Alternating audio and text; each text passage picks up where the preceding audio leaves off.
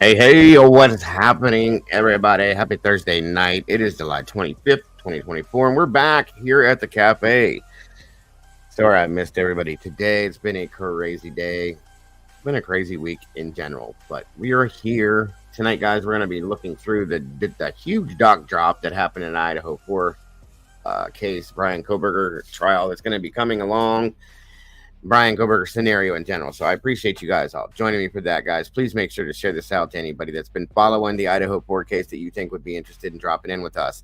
Please, most importantly, hit that like button so that we can get this up in the algorithm and make everybody happy, including and most importantly, YouTube. So once again, thank you all for joining me tonight. You are appreciated.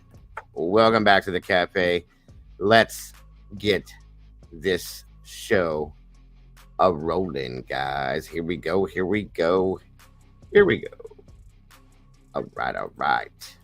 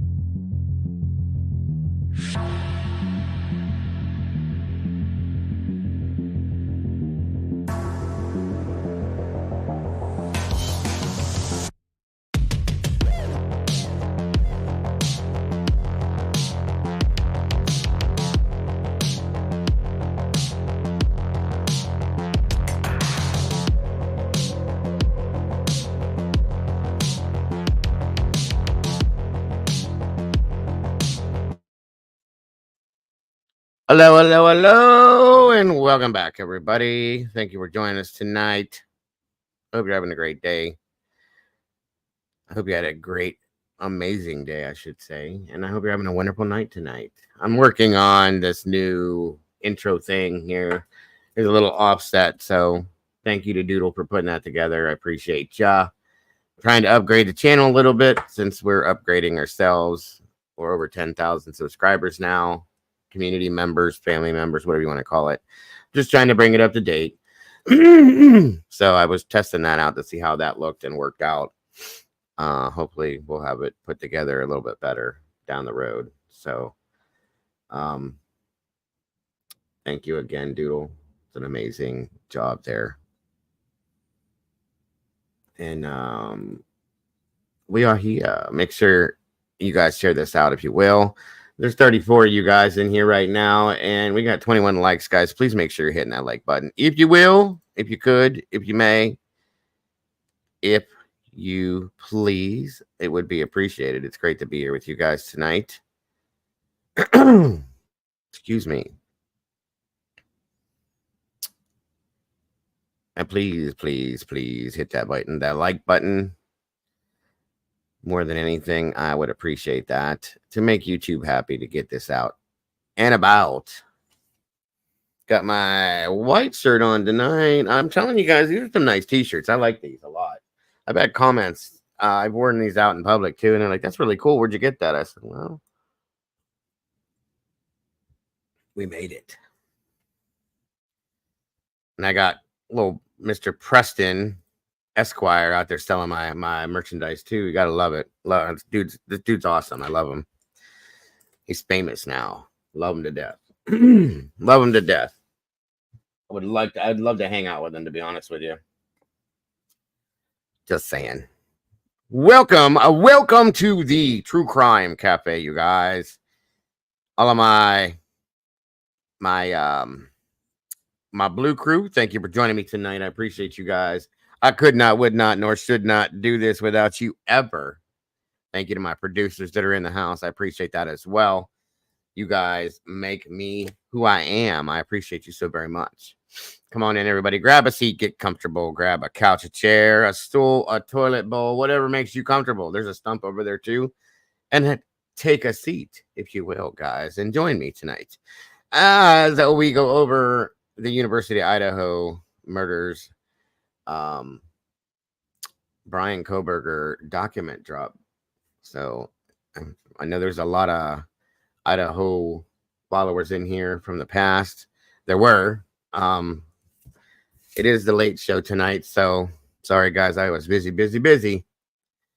Speaking of the merchandise, there's the link to it. Anybody that would like to have a little piece of the cafe to wear, drink your coffee out of. One of these awesome little things here. We got tumblers, we got cups, we got all sorts of things, you guys. Please go check out that link right there. Miss Sherry threw up and Doodlebug threw up as well. Check it out. And again, share this out if you will to anybody you think would be interested in hanging with us. Speaking of, who is in here tonight so far? It looks like Leslie's in the house. Miss Brandy B, the OG, thank you for joining us. Doodlebug, what is happening, girl? In Stitches, welcome back to you. Definitely not Wayne. Well, I am definitely Dago. It's good to meet you. Definitely not Wayne. Thank you for joining us. How's it going with you? DS, welcome back to you. Great to have you here. Kim North, 54th. What's going on? Good to have you here. Thank you so much for joining us. Let me see. Show. Of course, Wisdom Speaks. Miss Sherry's in the house. Thank you for joining us, Miss Sherry. Appreciate you so very much. Cassie, hello, girl. What's going on with you? Good to see you tonight. Genealogies, Miss Cynthia. Thank you for joining us tonight. Princess Pothead, welcome back to you. Always a pleasure to have you here. Plus ones, hello to you. Great to have you here. Great to see you. Thank you, Miss Cassie, for that. And again, thank you for anybody that will and does choose to donate to support the channel in that sense via the Cash App, Venmo, or PayPal. God knows it is so very much appreciated right now. It will be very helpful at this moment in my life. So thank you for that. And thank you to anybody that has previously. You are appreciated. Guys, we don't ever expect it from any of you in here. But we do appreciate it from the bottom of my heart. I can tell you that right now. Thank you again. Thomas Sharp, welcome back, my friend. Great to see ya. Great to have you here. Andy Rose, what's going on, sis? Thank you for joining us tonight. Great to see you. Josie West, I hope you're feeling better or you're doing better, Josie. You know my prayers are with you daily and you're in my thoughts. I hope things are getting better, hon. I really do. I'm so sorry to hear the things you've been going through. Miss B. Williams, welcome back to you. Great to see you. Thank you for joining us tonight. Niles Buckman, my friend, good to see you again. Thank you for joining us in here. DKM, good evening to you as well. Good to see you. Good to have you here.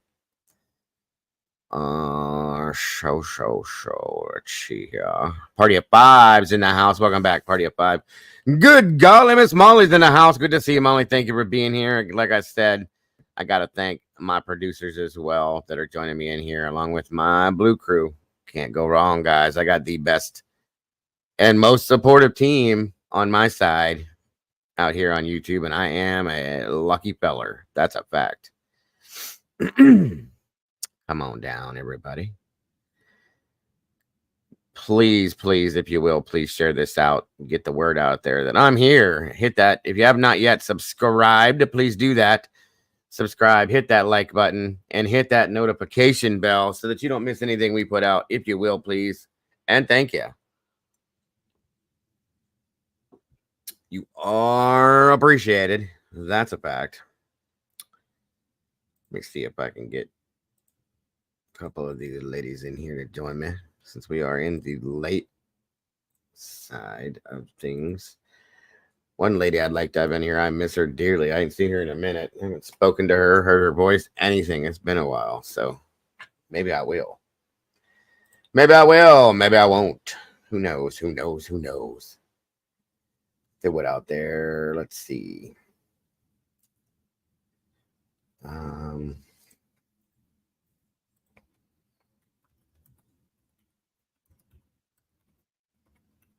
Guys, I promise you I'm trying to get back to doing the daily things. I've got a lot going on. A lot. And I'm really trying to work through some stuff that I've been struggling with. And it takes me throughout the day to do this stuff. So my apologies. But I promise you it's coming back to where I'll be back during the day. I know some people are missing out because of it. And I hate that. So, excuse me.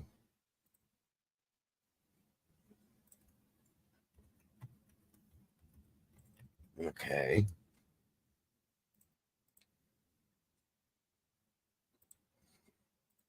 Sorry, everybody. What happened here? What is going on? What did I do? Come on in, come on in, come on in, if you will, guys. Please, please, please, please, please. Miss JC Ann, hello, dear. Good to see you tonight. In my opinion, hola, and welcome to you. Miss Paula's in the house. Welcome back, dear. Elizabeth Lander, wonderful to see you again. That's okay. No worries. No worries. No worries. Molly Yeti, Andy Squatch, Molly Yeti. Kimberfoot will be on her way soon. Why am I surrounded by female animals? It's weird. Very weird. No worries, JC. You're never late, dear. Never late, never late, never late. Did I see a Lisa in here somewhere? No, maybe not. Thank you, Elizabeth. I appreciate that. I really do.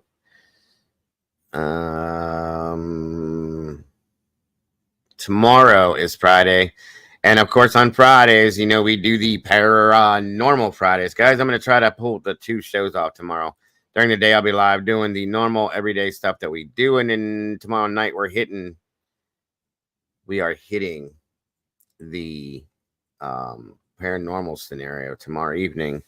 And I will be joined by the cryptic crew, as they call themselves, for the paranormal stuff tomorrow night.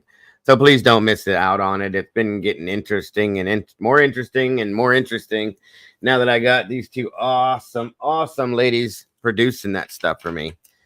They're amazing. I'm so grateful to have them on board. Miss Molly and Miss Andy are the 2 producers of the Paranormal Friday show. They will be the executive producers of the paranormal experience when I start that channel, get that channel running here, guys. So make sure that you'll tune in for that as well. Yes, Miss Molly. Tomorrow's Friday already. Gur meow. Meowger. Meowger. Hold on, everybody.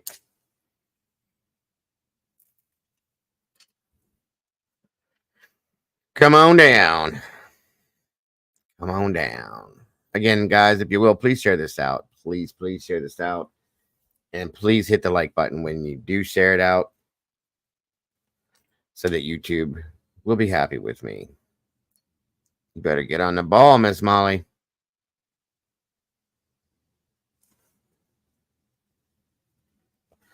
Absolutely, Party of 5. We've been doing it. It's been pretty interesting. I know a lot of you guys may not be getting noticed, but Miss Leslie and Miss Billy, Leslie at Billy. I always want to do that. I don't know why. That's crazy.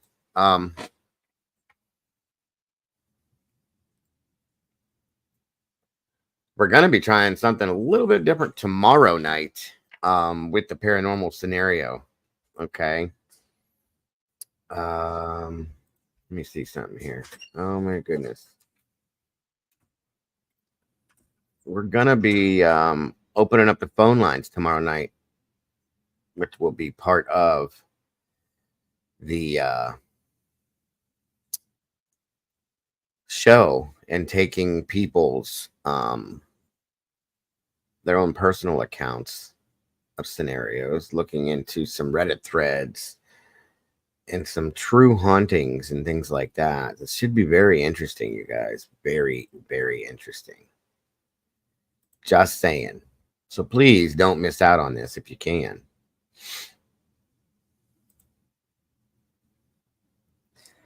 Please, please, please do not.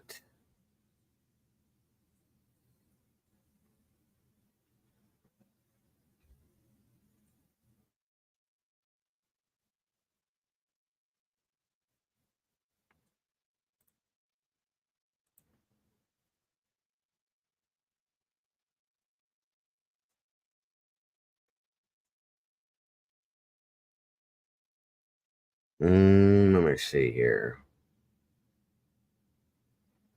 Come on in, everybody that's coming in. Please make sure to hit the like button as you come through the door. If you will, please, it would be greatly appreciated if you could share this out to everyone and anyone that you believe would be interested in coming in here and having this conversation with us about what we're talking about tonight, guys. You know, and I know it is so very much appreciated when you guys are here. Please, please, if you will. Excuse me.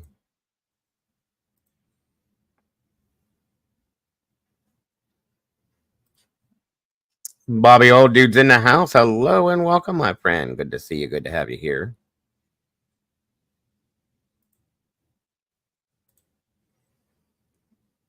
And I'd love to hear them, Miss Sherry. I sure would.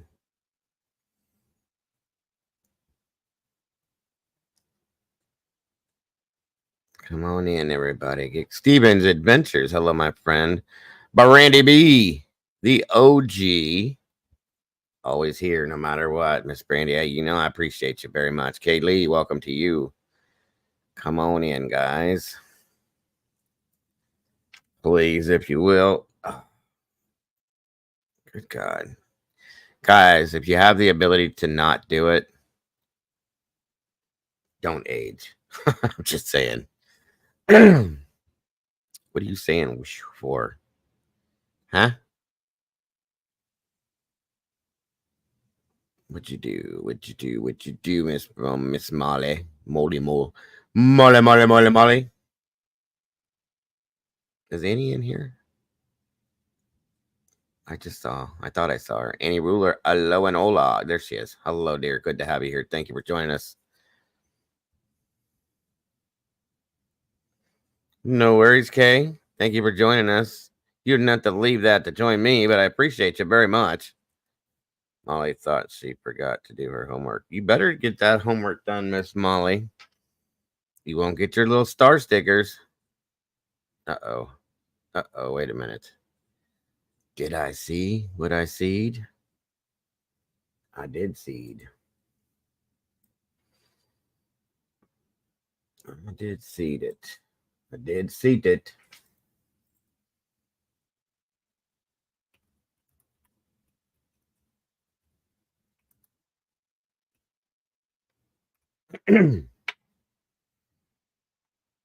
One moment, everybody.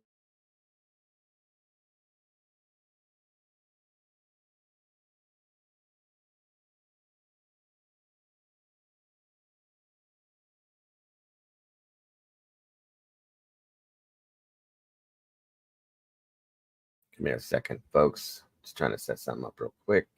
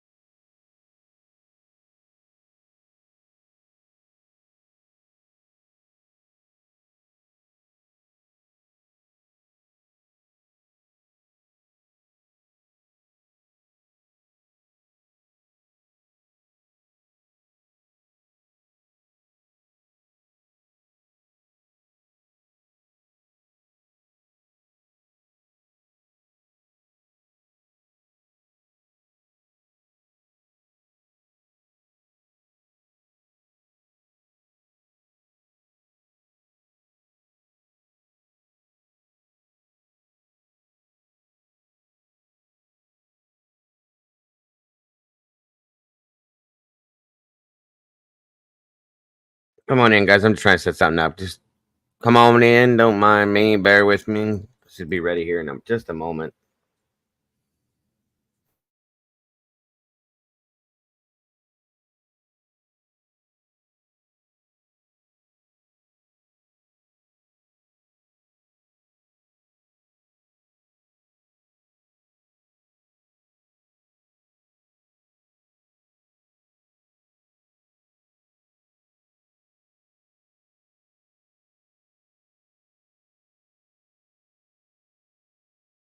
Welcome, Greg McNeely. How are you? How are ya?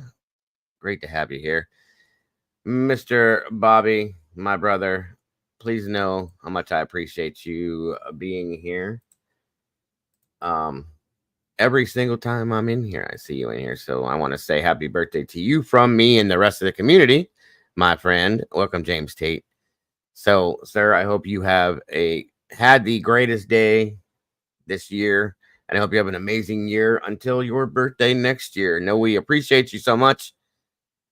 And again, I hope you had an absolute amazing day. Bobby, happy birthday, brother, for you.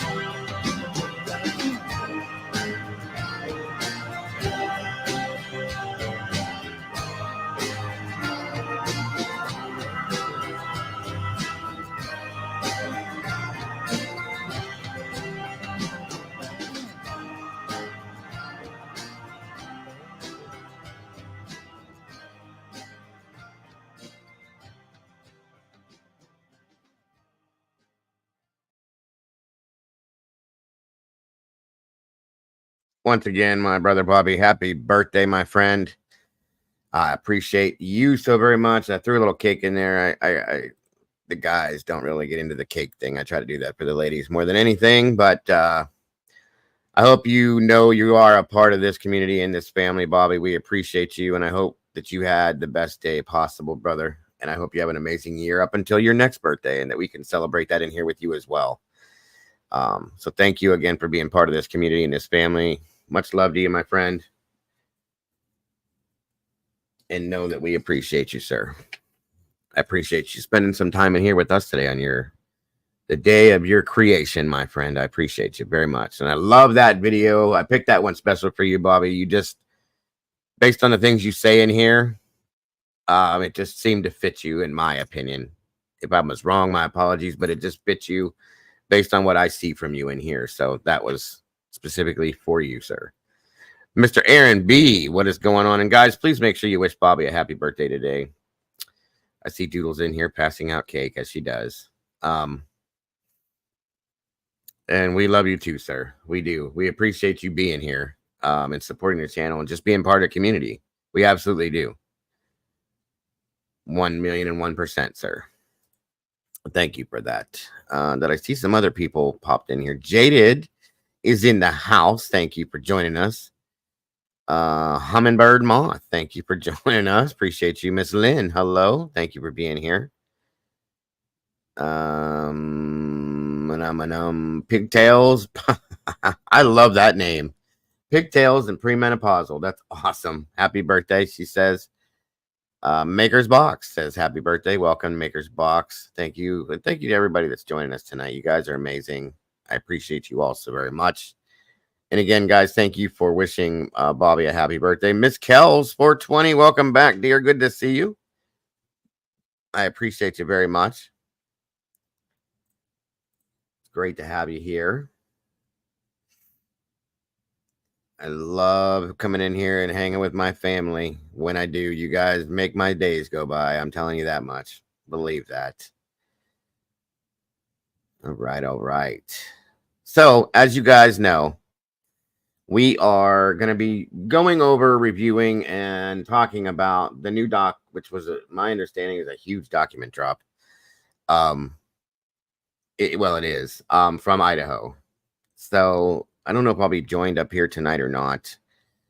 I'm trying to give Mom a link. I haven't seen her in a while. I'm like going through withdrawal from her. I love her to death, and I love having her here with us. So, and Miss Salty, if she's available and interested, I will see if they're gonna be joining us. I don't know. Maybe they'll surprise me and pop in here. Who knows? Let's see here.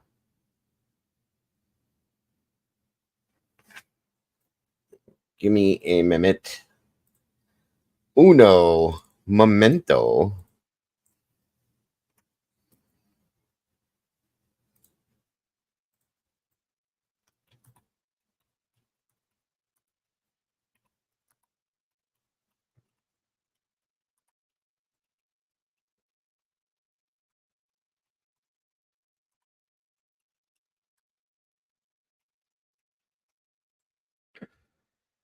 Okay. All right, all right, all right. Every fruitcake has nuts, and we're yours. Yes, you are. And I love every one of you guys equally. I really do.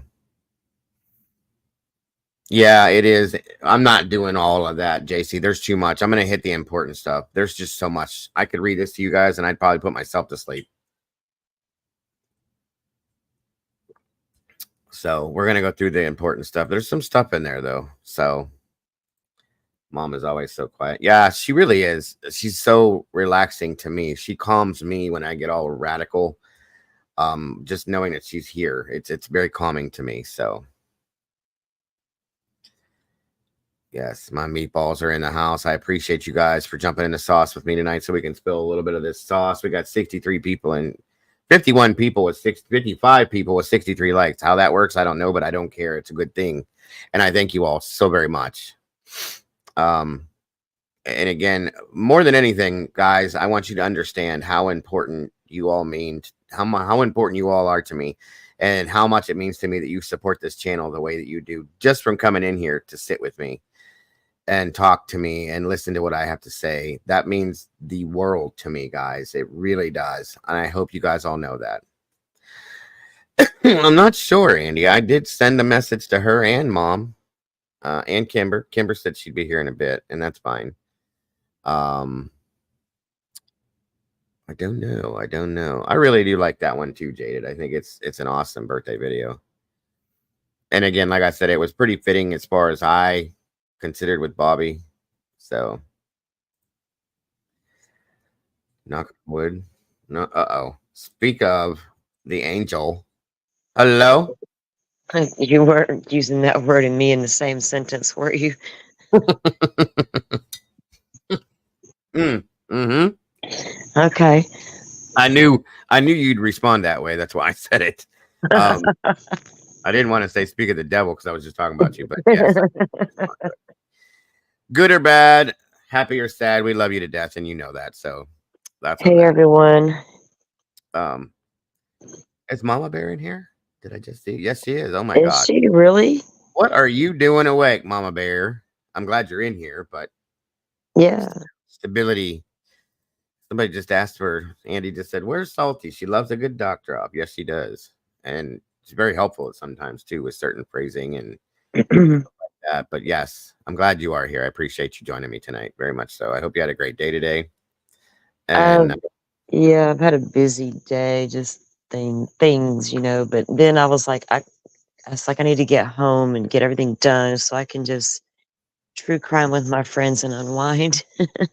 100%. And Yeah. I just came up from a little look, I've been deep diving stuff on Stearns for all week, so I've got some Gotcha. interesting things to talk about there, but that's a whole other show. So I'm Yeah. here for this. Yeah. I do want to have another one on that very soon here. I agree. Um, just because of that kind of stuff, and a lot of people, Salty, that's what she does, you guys. We've talked about all the basics within the, wait a minute. I see it. Yeah, Mama Bear's got a problem, folks. Believe it or not, as sweet as she is, you guys all think, this and that. And she is. She's the sweetest person I know, and I love her to death. But when she says she's going to bed, she can't do that. She's got an addiction to sweet stuff, and she has to have her chocolate every night. So she'll get out of bed, get her chocolate, take it back to bed with her, and then lay here till she passes out watching us. So Heck yeah. that's her. That's her. Mama Bear knows what's up. Right. That's her soft spot right there. Is her chocolate stuff. So I said that, Molly U-Haul. Thank you, Haul, for being here. Watch Molly have a fit now. It is great to have U-Haul here with me. That drives her insane. So yeah, I definitely want to cover that. Like I was saying, though, we've covered the basics on this case. Salty likes to do dives, guys, and I'm talking about not diving into the deep end of the pool, diving into the damn ocean to find what she can find within some of these cases. And that's what she's been doing with Stearns on the Maddie Soto case, which it's good to know more than just the basics of a case. Like what goes on in some of these criminals' lives in the past and in their life now, and what could make them who they are, and this and that, and so on and so forth. And that's why deep dives are really a good thing to do, in my opinion, because you find out who that person is or was. And maybe it can lead you to the reason, which is why I think you do it personally. That's my opinion. I don't know why you do That's it. exactly why I do it. You know me because Yeah. you're just the way you just explained it. I'm like sitting here smiling because, doing this dive and Yes. learning some of the things I learned, I started to have, it started to give merit to one of the things I was thinking about Jennifer possibly, right? Mhm. That doesn't count her as guilty of anything. Right. And I'll show why, but like I said, that'll be a different show. I'll get with you and Yeah, we maybe we can can just present split the that. show. We'll split the show and do it together. I'd love to do that. Yeah. Absolutely. Okay, cool. Absolutely. Because I am, you and I are a lot alike in that sense too. Once these crimes happen, guys, and we start talking about them, looking at them, I am the type of person that wants to know what is going on inside that person's head. What made you do this? What kind of a person are you? Why would you think to do something like this? Where did this come from? What happened to you? You know what I mean? So that's the person I am. I love to think about those things and find that stuff out and get inside that person's head if we can. To know. It kind of helps you understand how these guys do how they manipulate. It's not Yeah. like do what they do is too simple of a term, but it is do what they do. But they manipulate, right? Big And you time. can clearly see that in some of the stuff that I've seen and that I can present. And so it's Sure thing. it's an interesting some interesting stuff. Yep. Yep. I can imagine. And I'm really curious to find that out too. So welcome, Susbusters, Butterfly71. Good to have you here. Good to see you guys. Please make sure to hit the like button on your way through that door. I appreciate you. Welcome, Lori. Facts, not feelings. I want to make sure I didn't miss anybody. We are going to be picking up on a case too, guys, just so you know to tune in here. Susbusters pointed out to me that's actually a very interesting scenario, not system, that it needs to have some eyes on it again and brought some awareness to. So we're going to be looking into that again. So thank you, Sus, for that. Very much appreciated. And that goes for all of you guys that throw things in my direction or our direction. Please know it's very welcome. I will absolutely, if I can cover it, I will do that. So thank you. And that goes to all of you. Molly, what are you doing? Literally, like, are you having a mental malfunction or something? What the hell's going on? Is he still in jail? Are we talking about Stearns? Yes, he ain't going nowhere. Oh yeah, he's not. Yeah. No. No chance of a bond. None of that's happening. Yeah, He's that's a fact. he's sitting tight. Yeah, if he's lucky, he'll stay in jail. That's his thing. God forbid he were to get Oh, out. yeah, No. he's sitting in county jail in Central Florida, and that's where Yeah. he'll be until the end of the trial, and Right. hopefully off to prison, awaiting the DP. Yeah. Under Yeah. Florida's new law, the first person to be convicted. And guys, I would not expect any defense team that he could put together or they'll put together for him to take him the death penalty off the table for that. I wouldn't expect that to happen because of what she just said. The first person, I believe that they're going to make an example out of him, which he needs to be made. Oh, and by the way, it's just a sidebar update to that case. Remember when the Osceola sheriff accidentally released Maddie's crime scene photo? Well, Yeah. the Florida State Attorney Andrew Bain there has called for an investigation and wants to put that sheriff on the Brady list because Good. he has caught him in consistent lies about Ah. how that happened, right? Mm-hmm. And how he backtracked and this and that. So, like, I got like I may have put it on my TikTok because I'll be honest, I can put the same video on both platforms. It sits on YouTube and does nothing. TikTok, I have immediate engagement. And Yeah. my TikToks are not like that weird shit. So, I can't remember. I think it's on the TikTok, but anyway, but yeah, there's, so he launched an investigation, into that sheriff's office now, or the sheriff now, for lying, basically. So that will get him an automatic Brady violation. Good. You can't Yes. do that kind of thing. Lie and Yes. lie. If you do it and you do it accidentally, truly and wholeheartedly And admit how to it. Yeah. and Dago, and I'm with you. I own it, right? But Lord, it was a damn post about a senior citizen event. So how in the world did that child's picture get mixed up in that batch of photos and nobody It should. noticed? No Yeah. one noticed. Your PR people, whoever put that together for you, or you even didn't notice that photo was wow, It should. wow, That should never wow. happen. There's no I excuse. think several jobs should have been looked at that point, right? And you got to wonder who got fired when that happened. That's my question. He wasn't, but That's a good question. I don't know. Maybe I need to look at that mm-hmm. and see. Yeah, But because yeah, that there's an investigation now, and they've asked Florida Department of Law. I think FDLE was already investigating, but yeah. yeah, he's yeah. So that'll be ongoing, and they'll get that settled. But that needs to be, because that's Oh just one God, more yeah. thing. We got the laws passed to protect these kids, and then that happens right in the middle of Yeah, that. we can't have that kind of stuff. Like it's bad enough what happened to Madeline.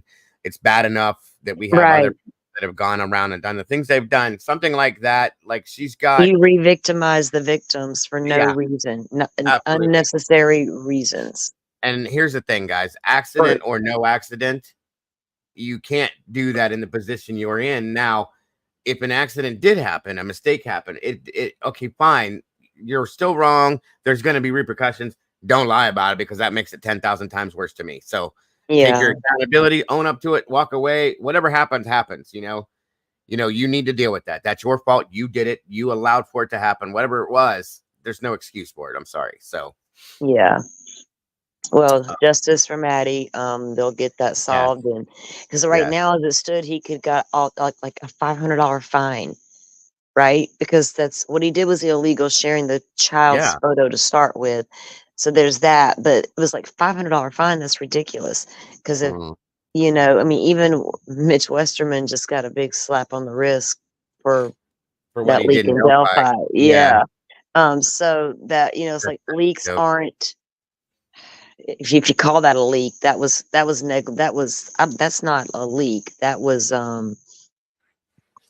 gosh, That was done on purpose. That was a whole that it was was like incompetence or some shit, I mean, something in that sense. Yeah, yeah. So at least very much they'll so. figure it out and address it accordingly. And if he lied like they say he did, Right. then he absolutely deserves that Brady violation. He does. Yeah, I thought you were still referring to Westerman. Westerman's scenario Oh was yeah. that was Well, done on purpose, in my opinion. yeah. He was just a fall guy. And I'll be I honest with you, call and I'm not. BS too. I call BS too, Butterfly. I see you guys. Yes. I'm Where watching chat. I see you guys. I where's like Miss to. Barbara? That's we call BS, right? You guys are a trip. I love it. Um, but yeah, no, that's awesome. What was I gonna say? This case, there's some people that said when that first happened, in Madeline Soto's case, they tried to, and I'm not saying it's not true. I'm not saying it is true, but they were throwing him into is he involved somehow within this stuff, and is that done on purpose? That and is it, guys? I don't know. Well, We don't know, but um, either way, it's unacceptable. unacceptable. Now, are you talking about is there like Stearns being involved in more or whatever? Well, kind of, yeah. People Yeah. had sent me stuff like that too. So yeah, Well, absolutely. there's just it's moved into the talk is, in the beginning, people were like, okay, so where's Jen's charges? And the conversation here in Florida is Mhm. moved to what's bigger here because Jen hasn't been arrested. Sure, sure. So is there a bigger ring? And I think that's the question you and I have kept wondering, especially with Santa just down the street, Oh Lord, around yes, the yeah, corner. yes. I Uh, do agree, and I will not be shocked or surprised we'll the keep day. following for Yeah, sure. you guys will be the first to know. After once me and her know, I promise you, I'll be right here telling you. I told you so. And if not, then it just won't happen. That's all. So, Either uh, way, getting this man, you can't even call. I don't even know what to call he's him not. He's a monster. nicely. I when I was reading those documents, about, and we were touching on what he did, it's Hmm. real hard to remember I was on YouTube talking and not just Yeah, sitting in yeah. a room chatting with some friends and like You could just. wanna you wanna say some things that we Yeah, can't say, yeah. right? I said shit. You know me, but at the Hmm. same time, you got to go. Oh, Yes, oh, cringe. yes. Very cringe. Absolutely. Absolutely. That's a Sus Buster said, how did that photo even end up on a device that he could make a mistake like that on? I thought it was illegal to have crime scene investigation photos on a personal device. I Wait, don't yeah, know. he said, okay, he claims it was on, like, okay, it was why he uploaded it himself to social media, not the That's person that handles the social media, is thank the you. first question. So, because that's why it shouldn't have never happened. Their job is to upload to the social media sites. And it Yep. was literally supposed to be a post about the senior citizens. So, how did it get there? How Right. did you get that in there? Right. Yeah. And who didn't see that before it was uploaded? Come on. Who didn't And proof that? Who didn't proof that before it that went up is there? illegal to share that photo because Yeah. of the content of the photo. Yes. So in Florida. So yeah, that's why there's Absolutely. an investigation to Yep. figure this out. And Because hopefully Florida they ain't will. having it. Florida's Yeah. not having it. Yeah. No, well, and that's what Florida has stepped up a lot, guys, in the past year, I'm gonna have to say. And changed a lot of things.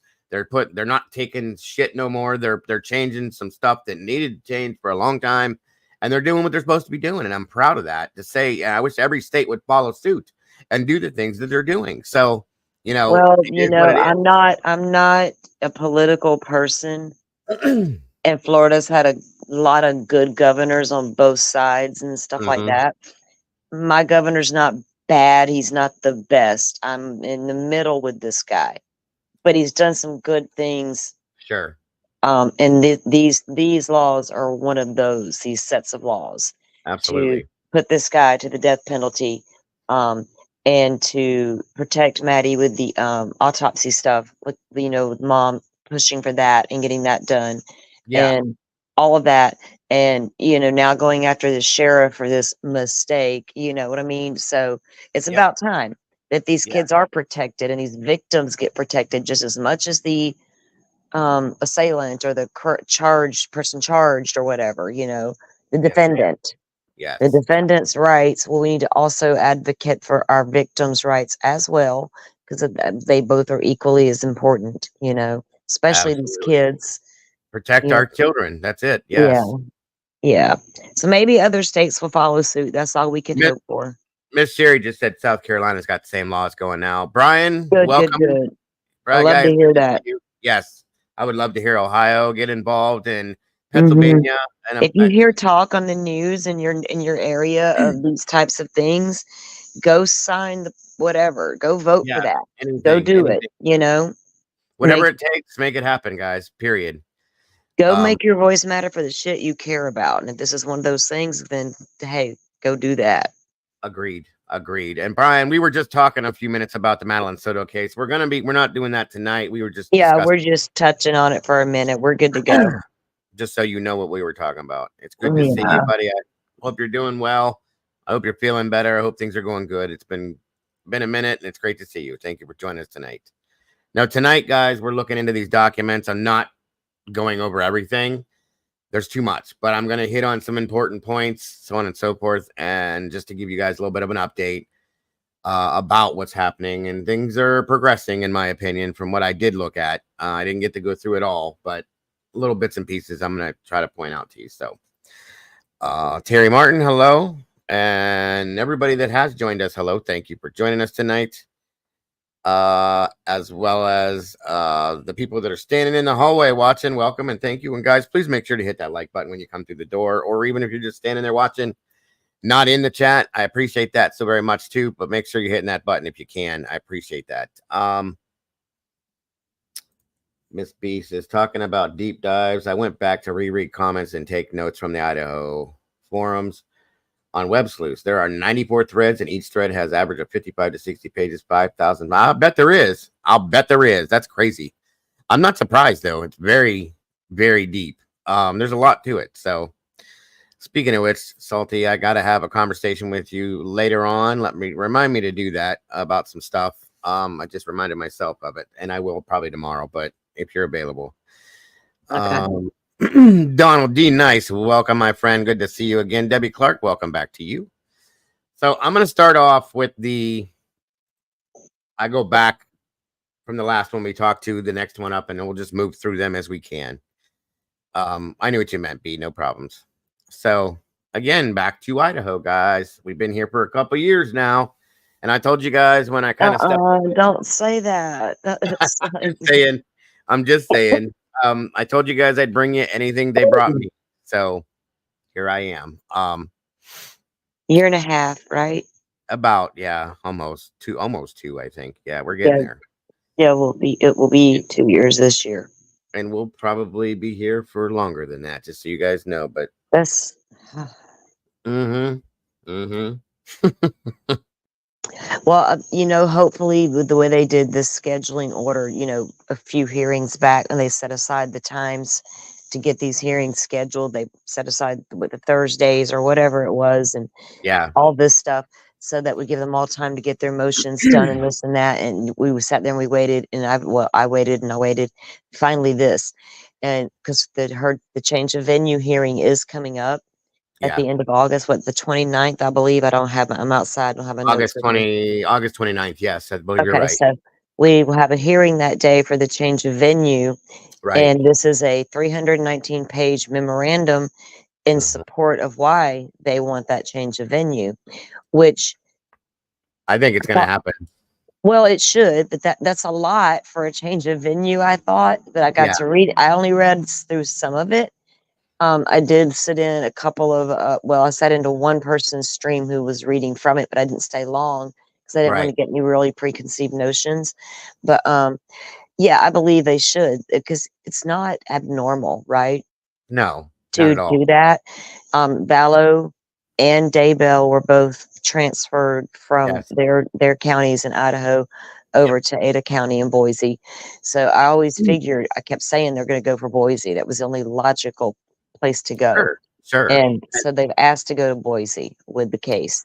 And Now, I that unless think the judge goes with it though, right? He will have to, I believe because he's yeah. assigned to the case, he would travel with it. Now, I know we had talked about when this first got brought up, because we tossed it back and forth. People were talking about why or why not, whatever, and of course we heard prosecution, they're screaming it. They don't want it to be moved. They want it there. They gave the reasons, so on and so forth. Well, that's We threw, normal. yeah, of course it should be. That's where they're their county, that's their facet, that's what they want. I get Well, that, you're supposed to be tried by a juror of your peers yes, and where you committed your crimes. yes, So, yeah, but when you got a high profile case and saturation of all the things Anne's going to talk about, just move it. well, and that's why we even said, even if they were to bring a jury in from out of the area and do it Yeah, that way, that would be okay because he's getting a fair shake at an unbiased jury, in my opinion. yeah, But that would have been fine too. But let's be honest, they already griping about their little tiny courthouse, and they got to do it in right, summer to yes, accommodate the school because the high school is right across the street. They need that parking lot. They don't want to right, mess up the high school kids, the exactly. college, da da da da da. We've heard it all. So, okay, well, it makes a lot of sense to go to Boise where there's a much bigger facility because damn Hmm. good and well you're going to have a media onslaught, Oh, of and course, yeah. Moscow's not going to be able to handle it. No, no, The it's whole tiny area would just be gonna inundated be with, locked down. Yeah, yeah. absolutely. So we will see what happens, but we're gonna go over that there, and it's kind of interesting to read of it in depth as to the reason why and stuff like that. So yeah, that's why I like to do this, to keep you guys up to date with what is going on, and so everybody understands how it works, why it's going on. So um we will see. Let me get my notebook ready here because I'm sure I'll be writing some things down here and there as we go. Okay. So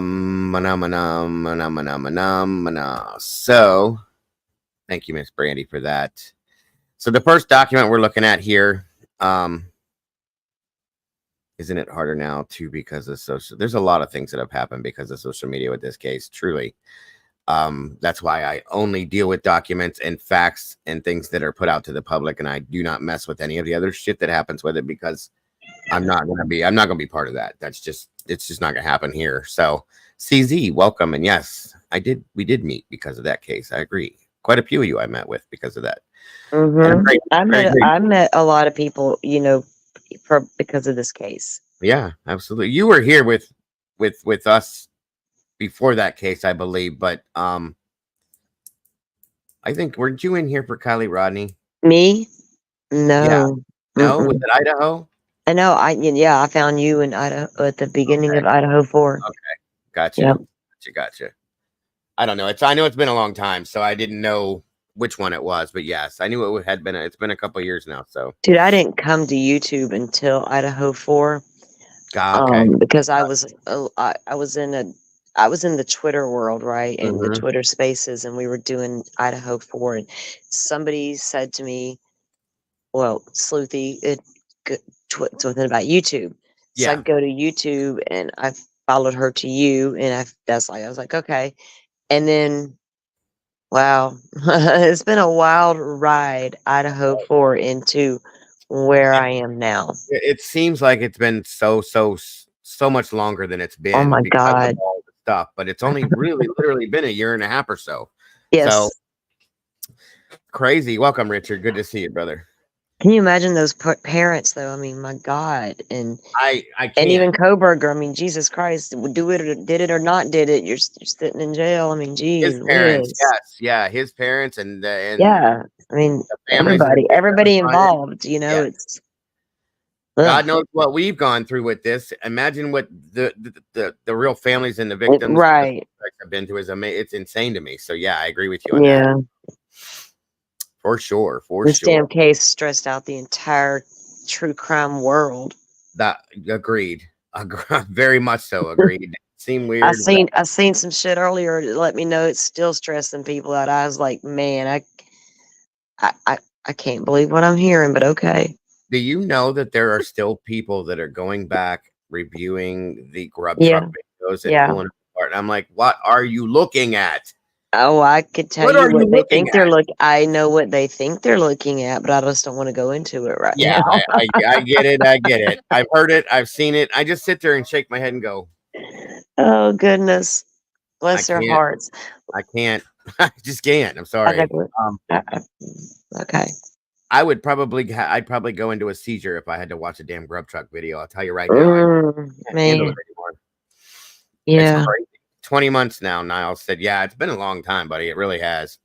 it's crazy because it's got November will be 2 years. November Yeah, 13th yep. will be 2 years. And I had I just just turned. I think mm, my birthday's November 23rd. So yeah, I had just turned 47. No, I turned mhm. 47. Yeah, I had just turned 47. I'm gonna be 50 this year, you guys. And all three of the girls have had their birthdays this year. And Yep, Xana's was last in July. Ethan's I think's October. So October. Yep.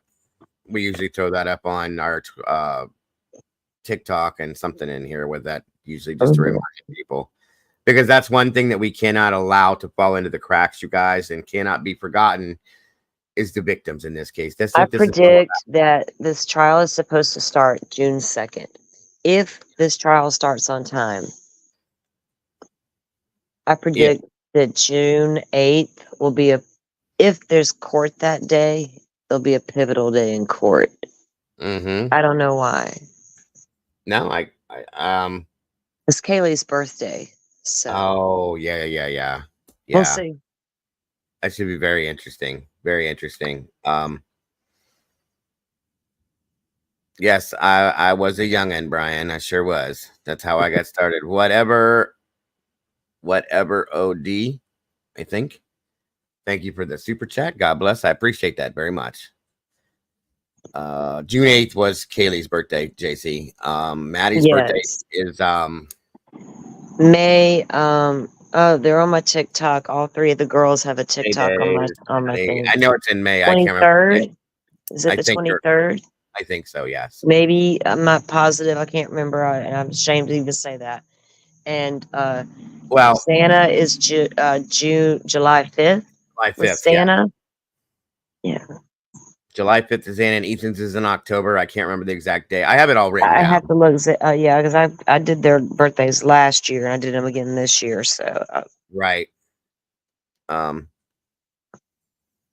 I just Um those four, just this case and everything that everybody's gone through with this case, those four, yeah, can't forget absolutely. those four ever. That's it right there. That's what this is all about. It's what it's always been about, you guys, and we never can allow for them to go away that way. We need to No, remember them always to, and to forever. get lost in so many things and, all the things. So Sure. Yes. Absolutely. Whatever it, says I forgot. I'm sorry, go ahead. no, 'cause it's not about Kohberger, right? When you think about them, it's like whatever justice is, they need it and they Yes. don't deserve to be drugged to get there. Agreed. They don't Agreed. deserve it because they just need the damn law to figure out what happened and then go prove it. Facts. And again, guys, I've said this before. No matter what the family does, has done, will do ever, leave them alone. Just let them be. Let Yeah. things. Just that's my opinion. Nobody has to agree with me, guys. I just say to leave them alone because they got enough.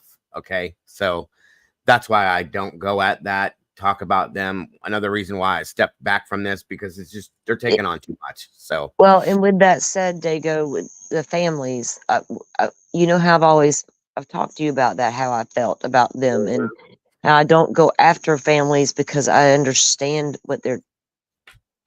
some of what they're feeling. So absolutely, I yes, know that sometimes they're talking out their asses, and sometimes I know for a fact that whole first year you're not going to remember half of what you did say. right. You're going to be Emotion. easily provoked into saying shit you probably shouldn't have said. That's it right Um, there. And emotions been there, done sometimes that. for them. Yeah.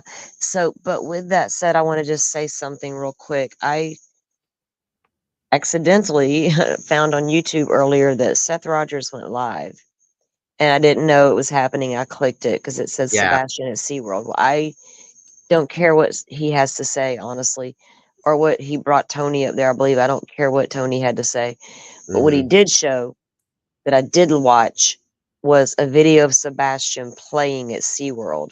I heard And about when that. I watched that video, guys, I cried a little and I laughed because that little boy deserved so much better than what Yes.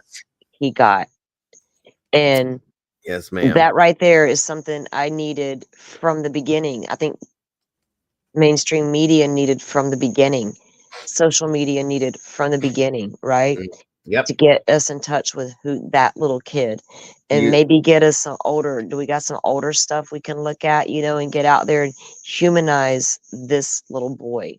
because it didn't happen in the beginning. I agree with you. No, You it said that didn't. said It that still way, hasn't. way back there. Yes. It still hasn't, and it still made me know that no matter what, I still want him found, no matter Mhm. what that looks like in the end, and whoever's held accountable for it. So, Agree. I do just agree. love for Sebastian. That's all. Yes, ma'am. 100%.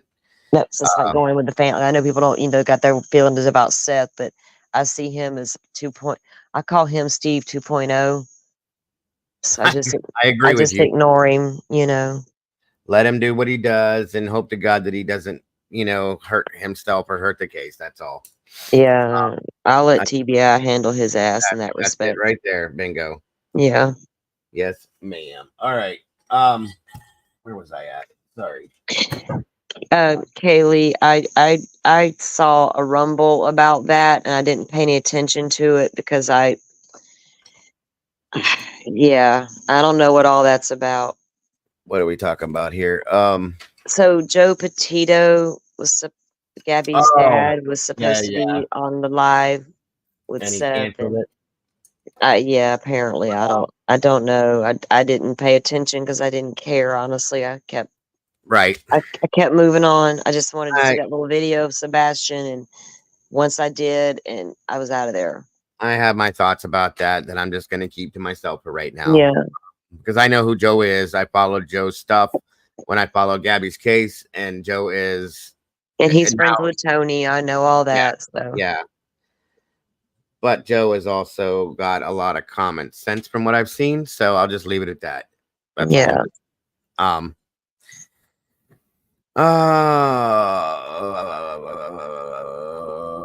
All right, you got the document up. I do. I know Justin's full of shit, but did anyone see what he put out about Bethany was actually CIA? Her name was I didn't, and Terry, not, and I get what you're saying. I don't follow along with any stuff like that until I see something like that come from a source that is rock solid, in my opinion, because there's so much of that crap we've seen now. I haven't seen it. I just there's just too much of that shit. So Excuse absolutely me. too much of it. Thank you though for pointing that out, Terry. I appreciate it. I might have to look at it or look into it to see what it is, but I don't follow along with any of it. So this first document is the defendant's witness and exhibit list for motion for change of venue. Again, comes now. Brian C. Kohberger. Brian, can you see that on the screen? Okay, Salty. Yeah, I'm on my phone, so I zoomed in. I'm Okay. good.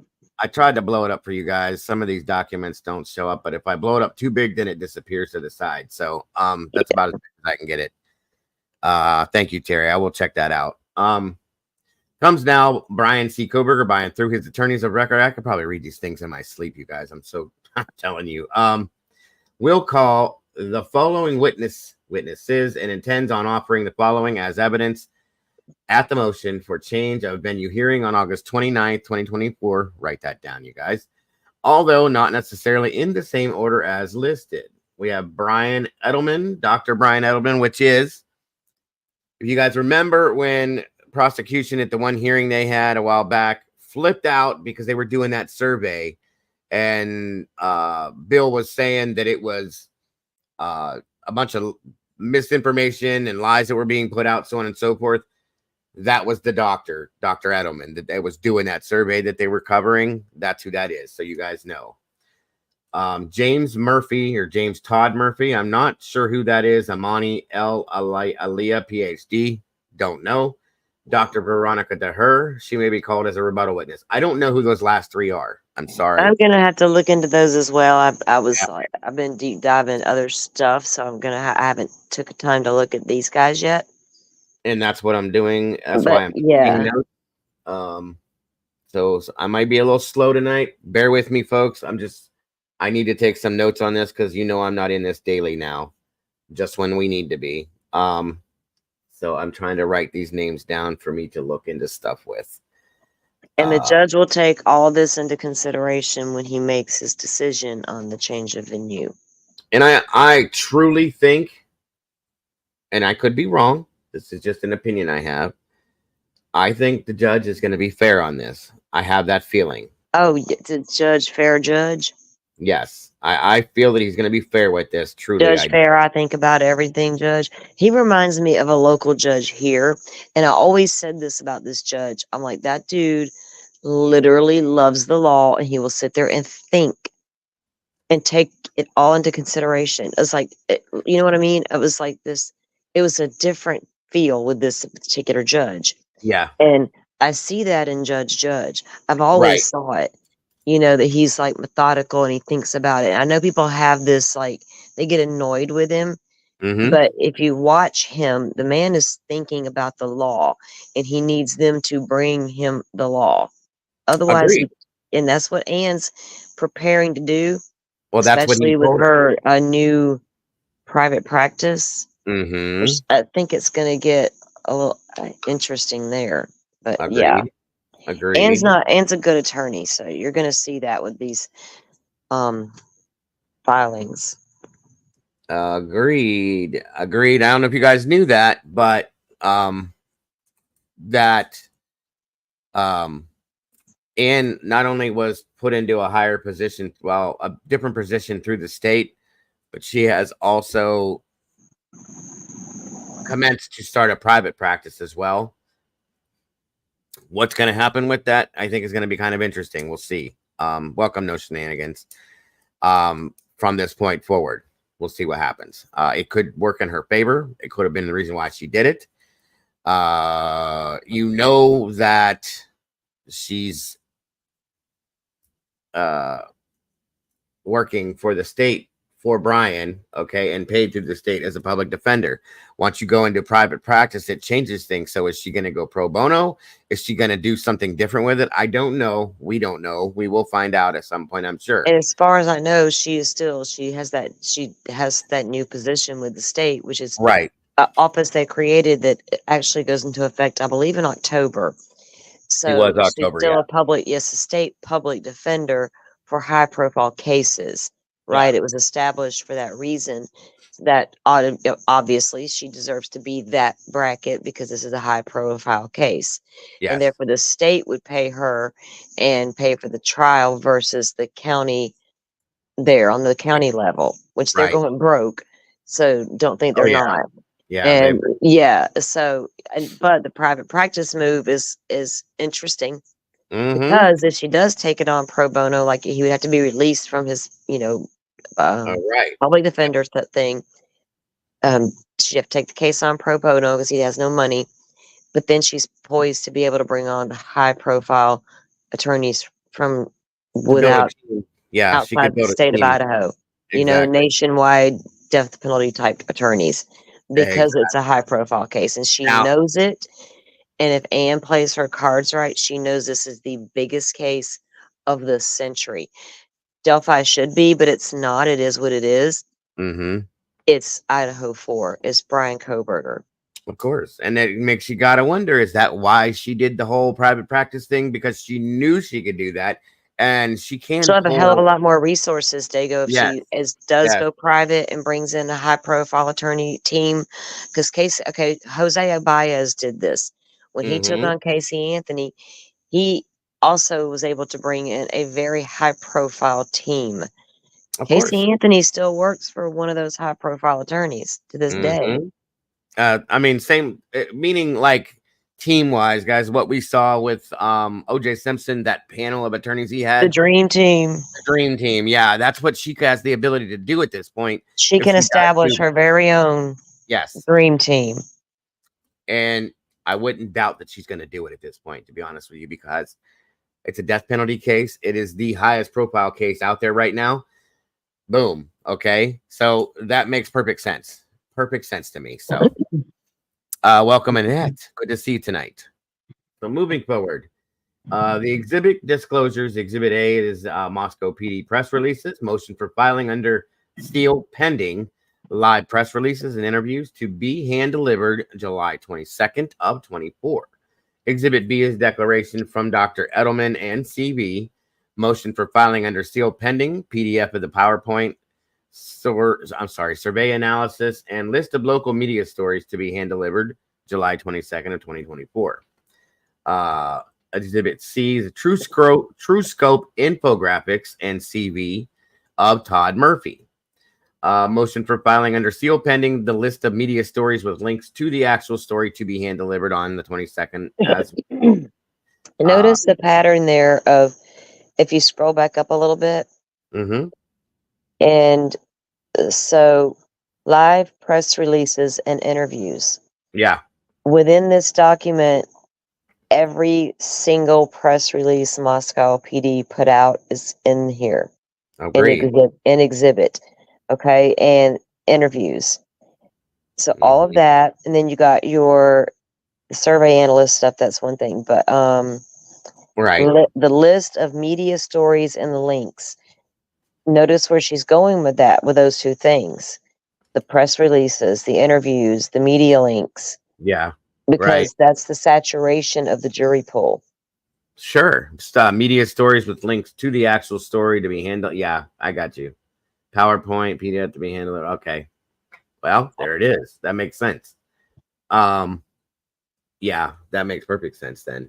So that's the direction she's going to take it with that to bring. And then there's going to be exhibits and reports from the witnesses that are going to be testifying for the defense, and they'll point out the heavy media saturation, how it can affect the case, and things. All that's what their jobs are at this point, because that's the whole purpose of getting, this is why we need to get a change out of this county. Look at all this they've been bombarded with that doesn't look good for our client. We need to move, right? And they should. I do agree. That is what's got me more interested in who Todd Murphy, Dr. Veronica DeHeer, and the other doctor are and why. That's why I want to know. So I'm going to be looking them up for sure. I think they have a little declaration in here, maybe on them. I know Edelman does, but I'm not sure about those other people. We will figure it out. I'm sure. I'm sure it's in that 300 page somewhere. Yeah, agreed. Frank's filing type stuff right here. Absolutely. They have killed writing all this.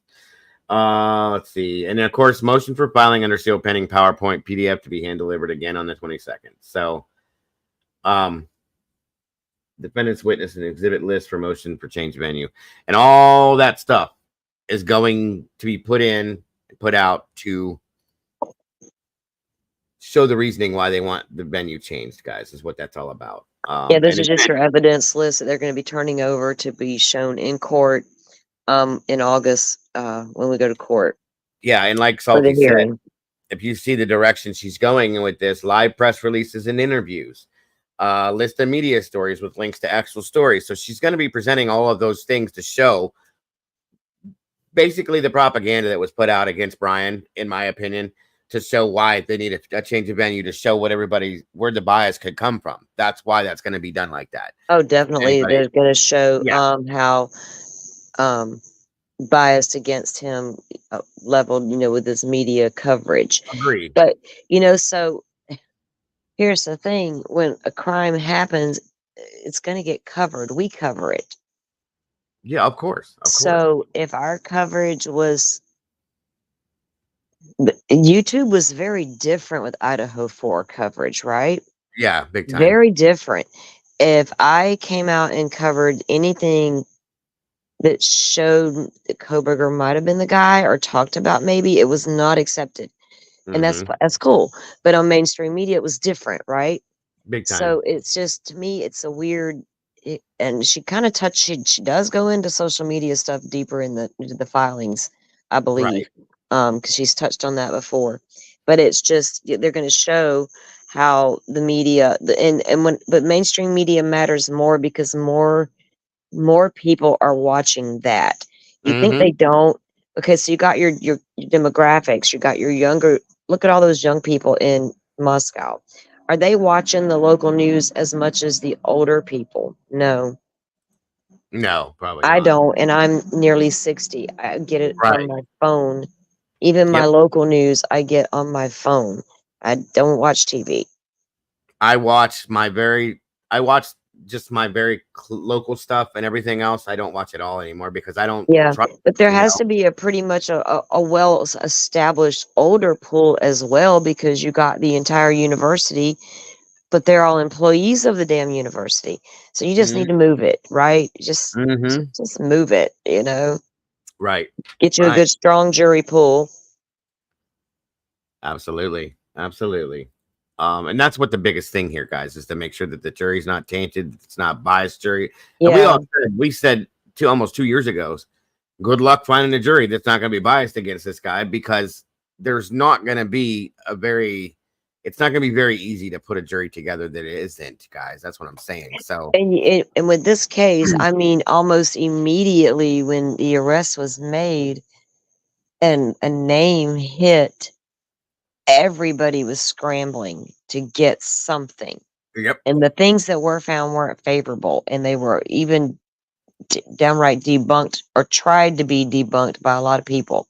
Mm-hmm. Um, some of it is what it is, you know, but that so people were going to talk about it, and that alone, even the media talking about it, could shed a negative light, right?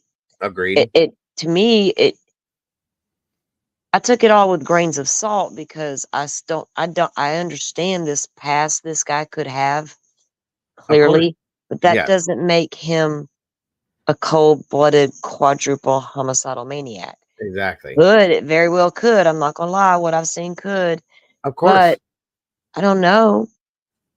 We don't know. That's the thing right there. We don't know. He very well could be, or he very well could not be at all. And I that's the think thing. they got probable cause, but that's as far as I'm willing to go. That's really it. That's really it. Yes, I do agree.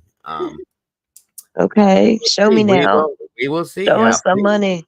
show us, show us, show us. That's it. But yeah, I think she's gonna win this little fight.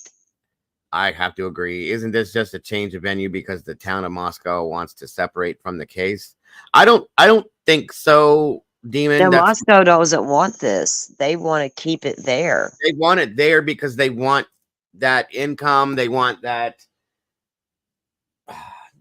It's not about the ability. money. It's about getting it tried right there in the It county where the crime was committed to them. It's personal. all of it. Yeah, yeah. And That's I the don't biggest mean it thing. that, and I don't mean that like, because I am not like gonna sit here and tell you this dude's innocent. I'm not your girl. I'm not gonna tell you he's guilty either.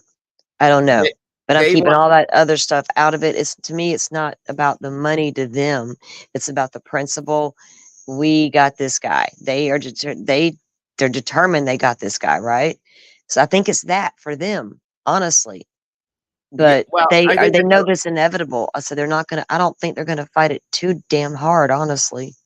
yeah, and that's the thing is that's another thing. Prosecution, I think prosecution feels that if it stays there in Moscow, that it will ensure a guilty conviction. Yeah. You know what Yeah, I they mean? got a right. They have a better chance of getting Yeah, the guilty verdict, keeping it right there within the county of the people who are maybe biased already. agreed. Yes, Yeah. that's in my opinion with that. So I couldn't As agree with much as I want to protect my victims, I also want to see that. Kohberger's Justice. rights Yeah, protected, right? right. So let's move it. Absolutely, absolutely. So this next one is the memorandum in support of the motion to change the venue. It says, comes now Brian C. Kohberger by and through his attorneys of record and hereby submits this memorandum in support of motion to change venue. This motion is based on the 5th, 6th, 7th, 5th, 6th, 8th, and 14th Amendment to the United States Constitution and Articles 1, I'm sorry. Oh, here we go. It's 11:22. I'll be right back. Damn it.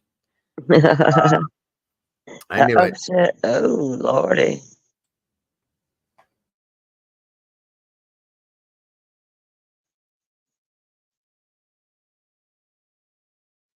I hear sounds of thunder. Ooh, how far off I sat and wondered. All right. Okay. Good God. Every single, I got to figure out why this does this. Sorry guys. Thank God it only takes a second, but again, moving forward. JC, do you mean appeals for Kohberger? Of course there's going to be appeal. If that's what you're saying, there'll be Ann's appeals been setting up for appeals from day one. from day one. Yeah. Because And I've even talked with Dago, wondering if her latest moves with the law firm and everything, is she's when you move to the state level like she just did, they normally were handling appeals cases. Now she can become more involved in appeals cases. Is she willing to follow this case all the way to the appeals level, where she fights those battles as well? Because normally she wouldn't. Once it goes to the appellate court for any kind of appeals, different attorneys take it on. Sure. I don't know, man. If this girl's that damn gung ho, because literally they have digital evidence, which is the phone in the car videos, the phone pings, and then they have their DNA sheath. That's it. That literally appears to be all they have. Mm-hmm. Even once they go to court, they can piece a lot of things together, I think. But now, if you could place, I'm on the fence about that car, because I can't tell what kind of car that is in that leaked footage that I looked at. Now, do they have better? I hope. Did you hear, by the way, I'm glad you brought that up. And I'm just asking if you've heard that there's new Linda Lane footage that came out. Have you seen or heard about that? No. I just heard that. Review, oh, good Lord. I heard today from somebody that there was new Linda Lane footage that came out that's clearer. It's from the same time, but it's a different version of it. And I'm like, oh God. Different camera, or I don't know. It wasn't exact, clarified, but cleaned up.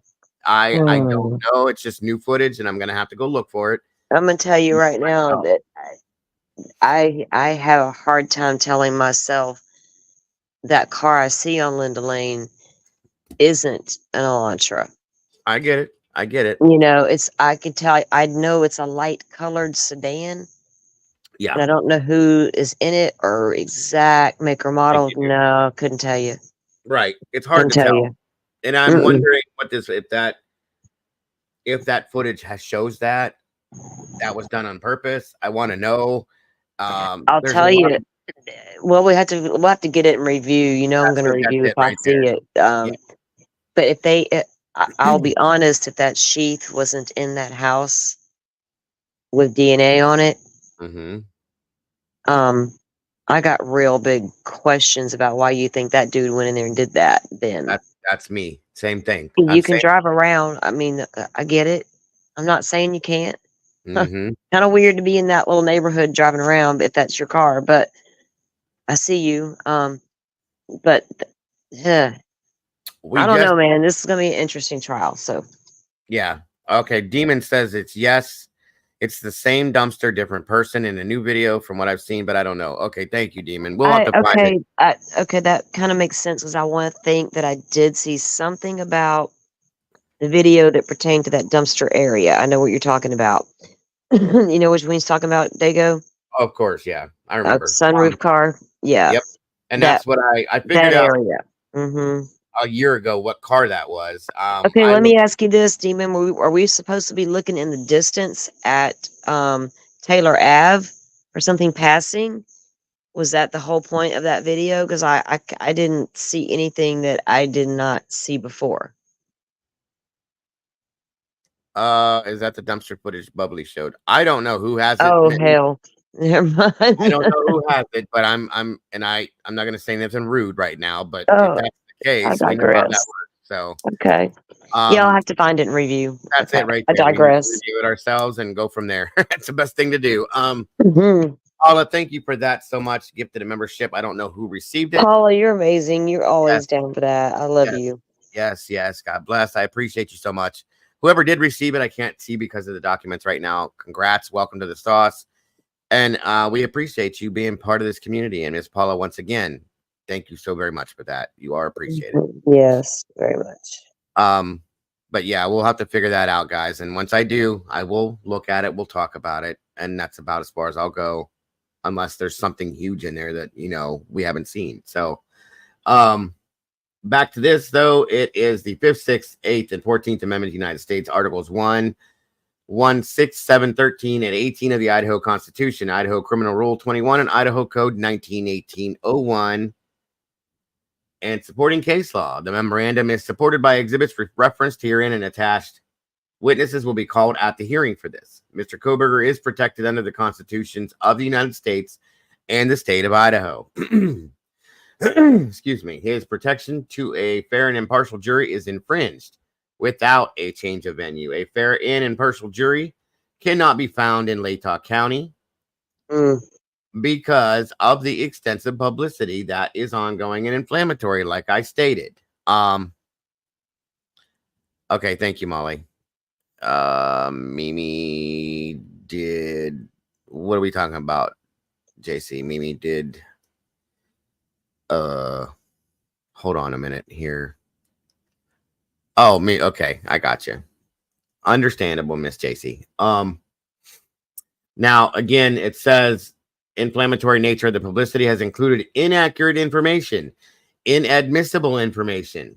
The publicity has been extremely pervasive in the small community of Latah County, and I gotta agree with that. It's true. Remediation, such as enlarging the jury pool, will not cure the problem. Facts again.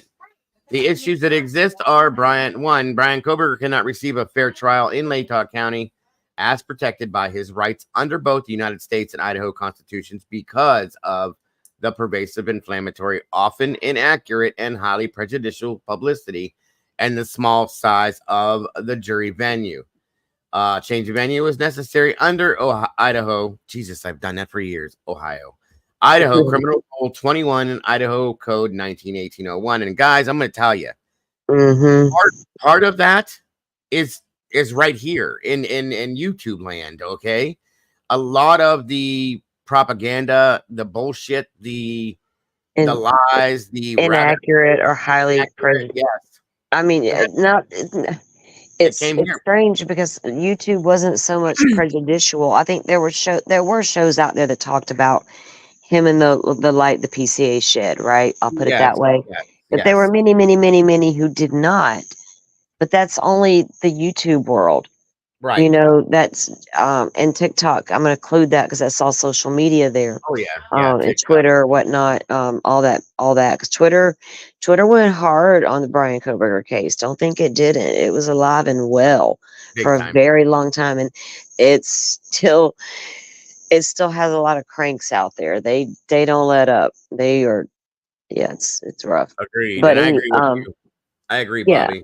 I do agree that'll happen, and she should, because that's again part of the problem because of the misinformation that's been exploited. Based on stuff like that, and that's why they're watching now, and people are being held accountable for what they've done. Right. Well, people can't, like potential jurors. We all are, right? But can you walk into a case like if you were called to sit on this jury, knowing everything you've heard? Now, I've heard all the things about Brian Kohberger that could tell me he absolutely could be what they are describing. Yeah. And I'm being honest. I agree with you. Based on what I've seen. Also, based on everything else I saw and was willing to give a wholehearted listen to and a chance. Looked into myself multiple times. Things I didn't want to look into that I did. People, all the things, everything I know. I could honestly still walk in there and put all that aside. Right. And look at that evidence. But not everybody can do that. They're going to take all those things I described that could make him the bad guy. If they heard that, they're going to think, oh, he's definitely the guy. But then you got the ones that have heard all the opposite things. They're going to walk in there and think, no, he can't be. And that's the problem with jury pools. You know what I mean? Agreed. Yeah. So when they're talking about this media stuff, it's there's the mainstream media put out way more of the negative toward Brian Kohberger versus the stuff we've all seen. Do you know what I Yeah. mean? Definitely. Definitely. Yeah. I agree. Molly, thank you. I got what you sent. And JC, check Discord, hun, if you want to, of course. And Mimi, yes, you're not Well, I dumb. must be about to get a storm. The wind's picking up now. Uh-oh. Well, I be safe. know. Please be safe. It'd be a Florida thunderstorm. It'll hit and pass. I always loved storms down in Florida when I was down there. The air changes and it's kind of nice as long as it's not knocking your house down. It's nice to kind of sit out there and enjoy it. Dude, I I love live in a wind tunnel, so every time we have a thunderstorm pop up, like shit happens here. It's Well, just it I is see. what it is. I lived across the street from the ocean and in New Smyrna. Okay, and literally walked out my front door, out my front yard. You crossed the street and you were standing on the beach at the ocean at New Smyrna Beach, and I loved it. I mean, I would sit in my front yard in a chair, Oh yeah. watch the light sit over the ocean. It was so beautiful, you guys. But I'm you in the couldn't sit country now, and I'll sit out here under the pole barn. I sat out here earlier today, and it rained. It was sunny. It was nice and sunny, but it was just raining and right. hitting this tin roof. Sitting out here in heaven. Absolutely. Absolutely. It's beautiful down in Florida. I that's one thing I miss is that um being near the ocean with windows open, it was the Yeah. best sleep I ever had in my life. I'll tell you right now. I'm missing my beach time, the smell of the The ocean and smell, yes. And a lot of the people are like, that's gross, that's sand gross. beneath my feet. I need to go Yeah, there. Bad. beautiful. The only thing is living in New Smyrna Beach that was like shark bite central. So you had to be careful down there, especially by the breakwater. A lot of shark attacks down there. It's crazy. But other than that, loved it, guys. I did. I loved it when I was younger for sure. So welcome, Kimber. I'm glad to see you're here with us. JC, I don't know if you checked the Discord, hon, if you can hear me. But you're welcome to join us if you choose to. I see you asking and talking a lot, and I always love having your conversation. So if you would like to, please join us. Now, the abbreviated factual background, it says media coverage of this case that later became State versus Brian Kohberger began in the early afternoon of November 13th of 2022. These are facts. When news broke of 4 homicides in Latah County, Idaho, extensive media coverage ensued for 6 weeks during the police investigation prior to the arrest of Mr. Kohberger. And Daily, I will say that is true because yeah, the first time I heard of what happened was in the news, right? And that was back when I still was watching the TV. right. And it came on the news. I was like, oh, holy shit, that's bad. Yes. Mm-hmm. Yeah, I didn't know about no room. I knew nothing other than there was some college kids deceased in this home. Yeah. Whatever. Yeah. And I thought, well, that's going to be should be pretty easy to solve, should be pretty local. It definitely did not become that way. Right. But then it was like there was a lot of media coverage up to the arrest. Right. And then once that arrest happened, I didn't come to YouTube, I don't think, to look into the case until I want to say right at the time of the arrest. That's when I came to YouTube. I think my first video on it was the day after. Yeah, it was the 14th. And I just brought it as a news release. This is what happened, how horrible it was. And then I didn't do much with it until after the fact. And then I think about 4 or 5 days, we watched the press release, and then things looked a little funky because it was such a big deal. I started covering it regularly, and then once he was arrested, I went all hell broke loose, and that's when I went like wild with it.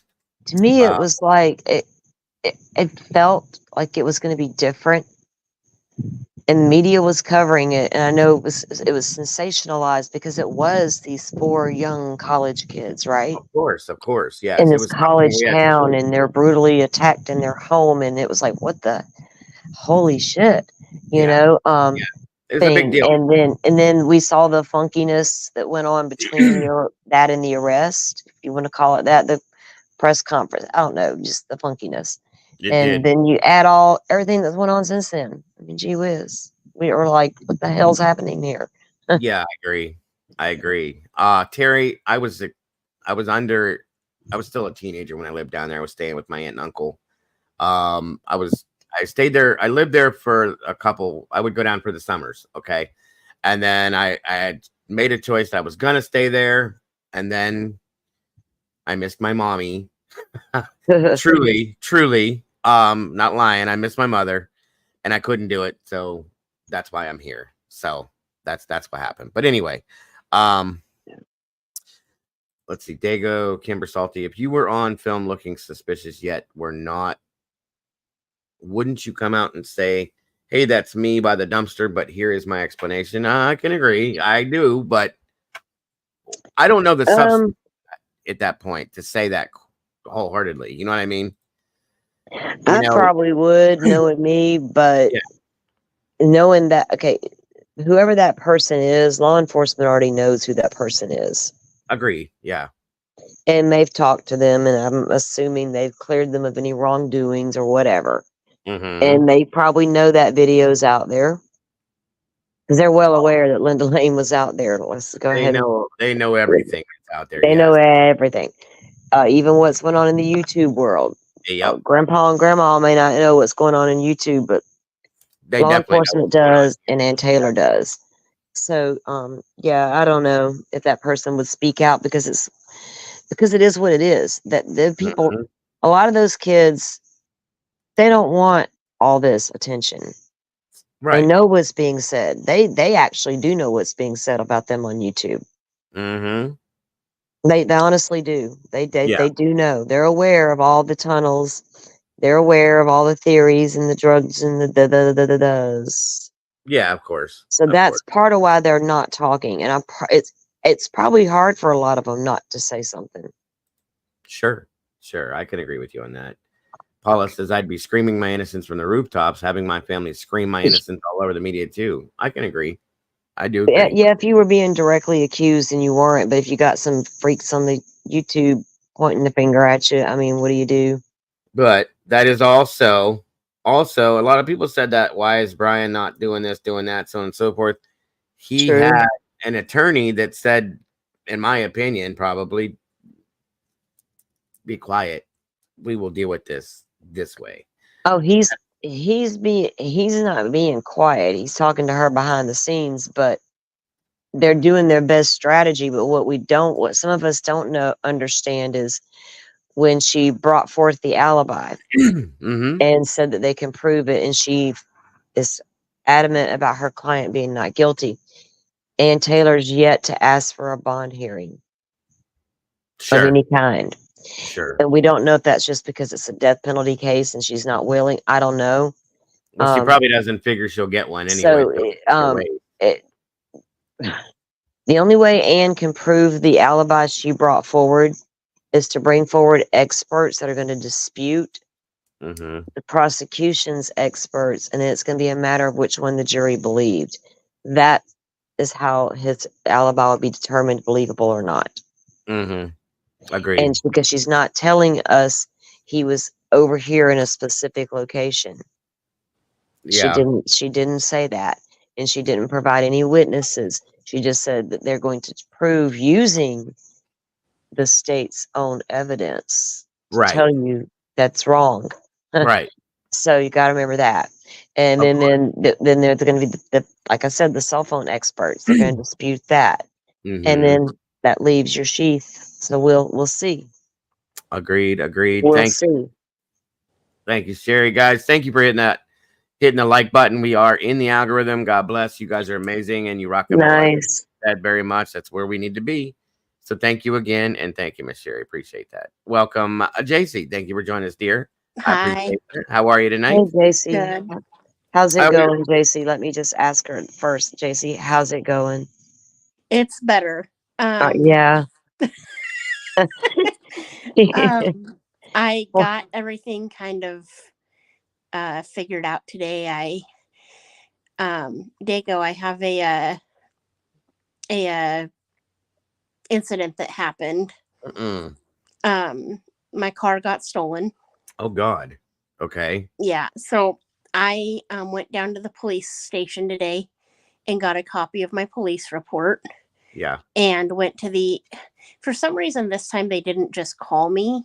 Notice, guys, she just said this time. It's the second time. I was Yeah. gonna say this happened to you once before, didn't it? Yes. Yeah. Thought so. Yes. However, last time my 2 windows weren't busted. The steering column was, and the console was busted last time, but this time they broke out 2 windows, and yeah. Do you live in a high crime area? That's what I No, asked her, Dago. actually, it's really weird. Like, where it happened is a safer area than I actually live. Okay. I did live in the area, so I lived in an apartment across the street from my work the first time it happened. So it both happened in the same area. Actually, like where I live now, I'd be more nervous about it happening because I moved over to Iowa, and it's in a trailer park. Okay. But the first time it happened was like I lived right across the street from work, and it happened at my apartment complex over there. Okay. Which it's a good area of town, but you know how there's like bad eggs in every basket. Of course. Yeah. It's a busy part of town though. Yeah, one person can make the whole town look Yeah, bad. there's a school, there's a gas stations, there's apartment complexes, so there's things around. But this time it happened right at my work parking lot, you guys. Mm-hmm. And the reason that I didn't club my car is because I can see my car right out the window. Oh, okay. Oh, dang. But I'm not always looking right out the window. That makes it even worse than it happened right in front of you. Like, yeah. Oh, man. And it literally happened like I went to break from 12:15 to 12:30 because my partner goes home at 12:30. And so I want to be done with my last break by the time he goes home. Of course. Well, he goes home at 12:30. And the car, so my supervisor watched the camera footage for like 2 hours and found it at 12:36. They come rolling in. Somebody gets out of a white 4-door sedan. You got to get us this footage now, JC. Right. So we can find these fuckers, these guys. So, well, you can't see the people. You can only see, because where I parked is just off of the camera footage. Uh-huh. So you can't see the people. You kidding me? Yeah, you can't see the people. So it looks like you see a shadow roll up, right?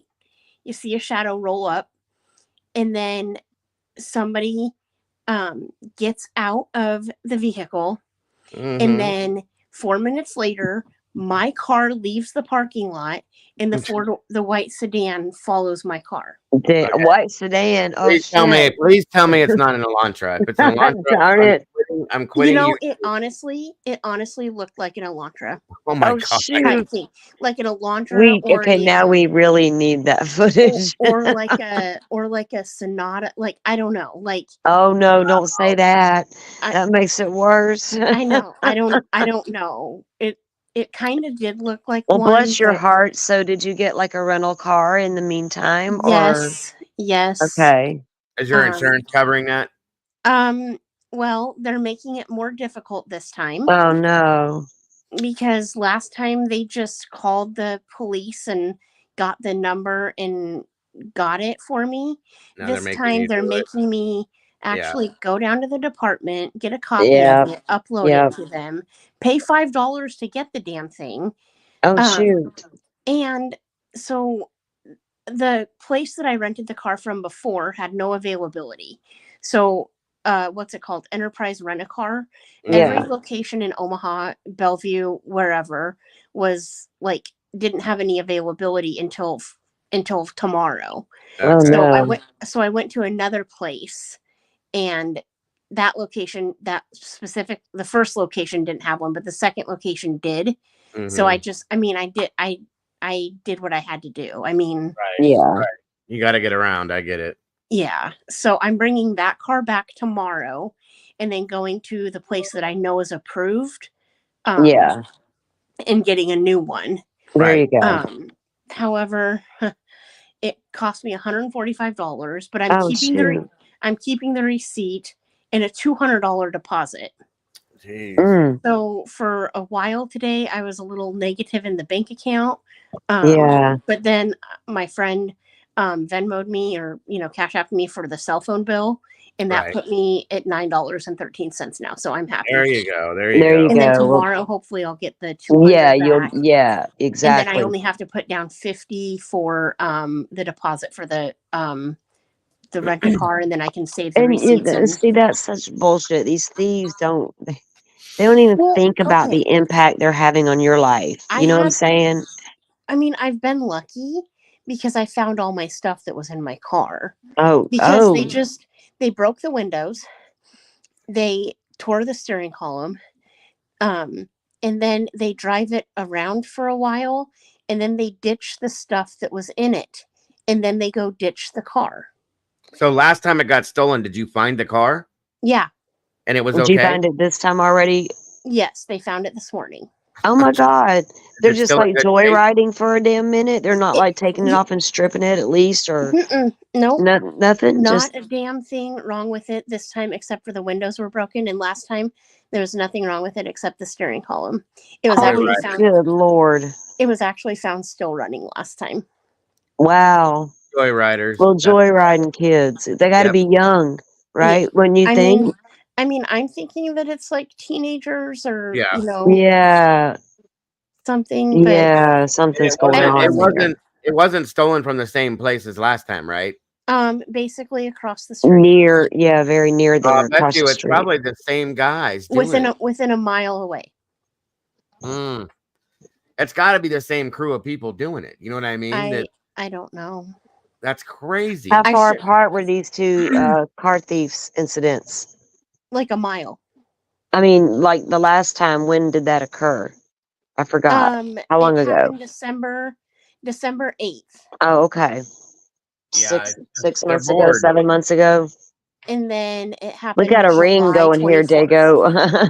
December 8th and July 24th. Yep, this is so did you so when you got your car back last time, did you just keep that car? Did you get another car? No, I was able to keep it because. So you had the same car got stolen again today? Yeah. Oh hell, girl. Yeah. And they found it already? Yeah. They found it within 36 hours last time, and then they found it within. Okay, so it happened at 12:40. I called the cops probably because I got off at 2:30 and I didn't realize it until 2:30. I finally called the cops around 3:10, and they found it this morning. I don't know when. So how far away? I don't know where they found it. I didn't ask. I don't know. I don't care. Right. Type of thing. I know where they found it last time because the cops found it and the cops called me and gave me a chance to go get it before they brought it to the impound. Yeah. Whereas this time, I think the auto theft department found it and they just, and because of the damage, because of the broken windows, they just took it to the impound.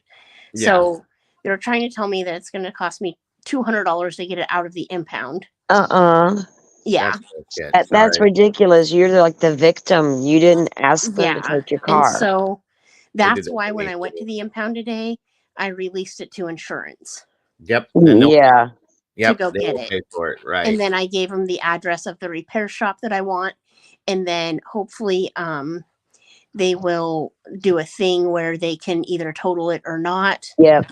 Exactly. I mean, if they don't total it, if they total it and you have to get a different car, don't get the same car. No, ma'am. Well, okay, here's the deal. It is a Kia. It is a Soul. However, it is a 2016. And since then, they have upgraded their security system. Is that the hamster car? The little square thing? Yeah, okay. They're cute. Yep. Yeah. They're adorable. And I love it. That's actually a fitting car for you in my mind. I can picture you driving that thing around. Yeah. Oh, yeah. Yeah. Like, I honestly, like, when I got it, you guys, I was upgrade, girl. Well, I was so over the moon, like, when I got it. Like, I knew I was, okay, I had a Pontiac G6, okay? Yeah. Oh, nice, yeah. And that was the first car I ever bought of my own, and I was a month away from paying it off. Mm-hmm. And I went down and I said, hey, I just want to come look at a car because, It and doesn't work that way. I just know that my next car is going to be a Kia and I want it to be a Soul. Sure. And I said, I'm just looking. I can't do anything today. I'm just looking. And I, but man, let me tell you, when I mentioned the word lease, they were all over me. I bet. Because leasing for me at the time was the best thing to do. Yeah, they will find a way to make that work. I know that for a fact. So, it's fact. If they can get you in a car today, they're going to get you in a car today. So, well, I'm glad it all worked out for you. I'm glad they found the car, and I hopefully the rest of this, now that you release it to insurance, that you don't have to get screwed on the other end of that. Do you know what I mean? So, hopefully the rest of it works out for you the right way. Because I just can't believe you've had that happen so often to you that most people don't ever have their car stolen in their life. You've had it happen within so. My son has a Kia Soul and they are very easy to steal. But his car is I think it's a 2020 and they have improved that some. But yes, they're easy to steal. Right. By the way, hello, Kimber. Welcome. Good to have you here. Hello, I was just waiting. That's okay. She dropped off somehow. I don't know what happened, but she'll be back, I'm sure. But yeah, they're easy to steal. So right. Welcome back, JC. Oh my gosh, I'm so sorry, guys. That's okay. But yeah, he's had his since March. It's probably the column because of the type of column they have. It's easy to pop that. Oh yeah, and jam for it. sure. That's what it is. So for sure, definitely, I get it. I do. Yeah. So they told me it was going to. They do have some recalls on the engines too. But yeah, they told me it was going to cost $200 to get it out of the impound, and so I released it to the insurance, and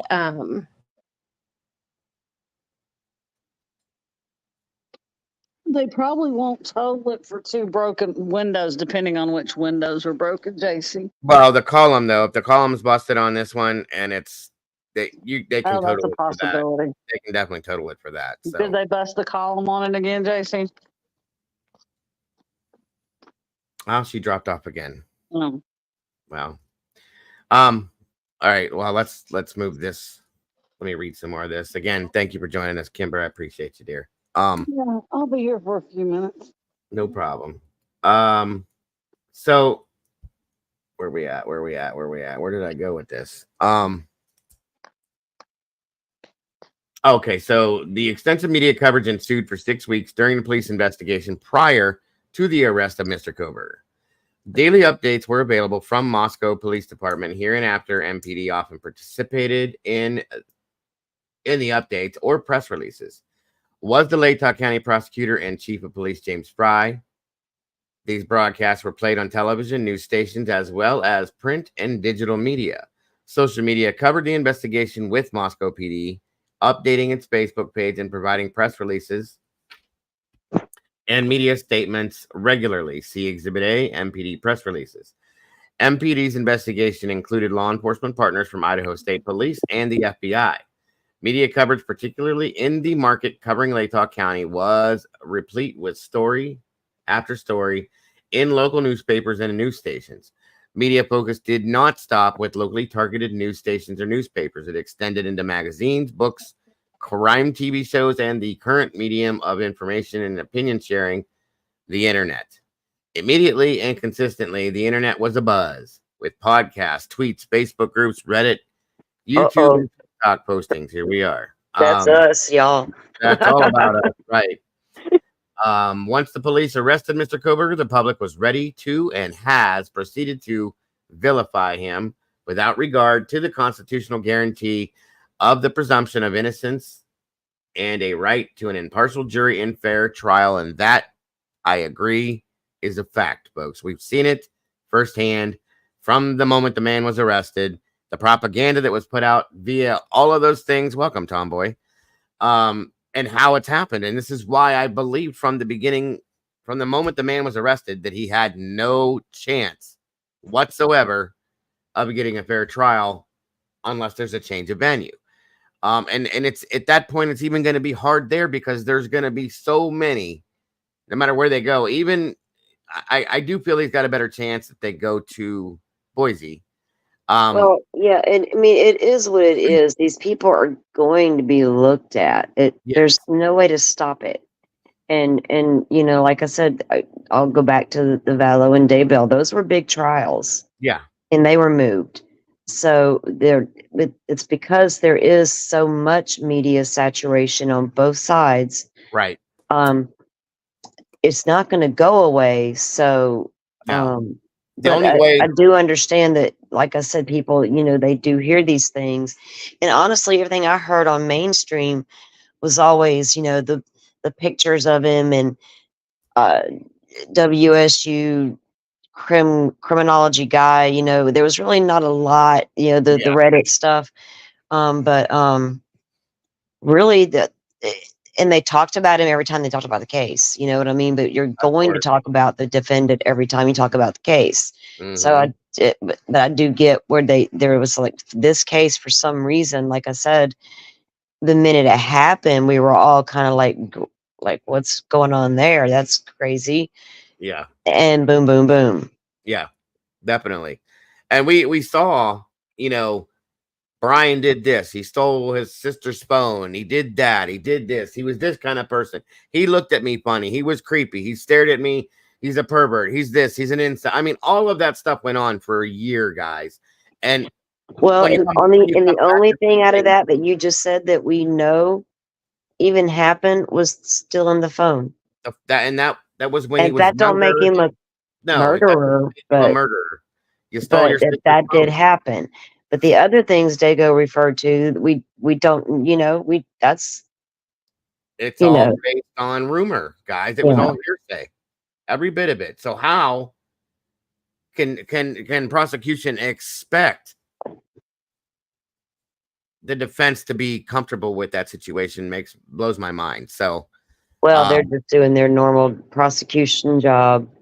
They expect this to come because it is a high profile case. It would be silly of Ann Taylor not to take this route, right?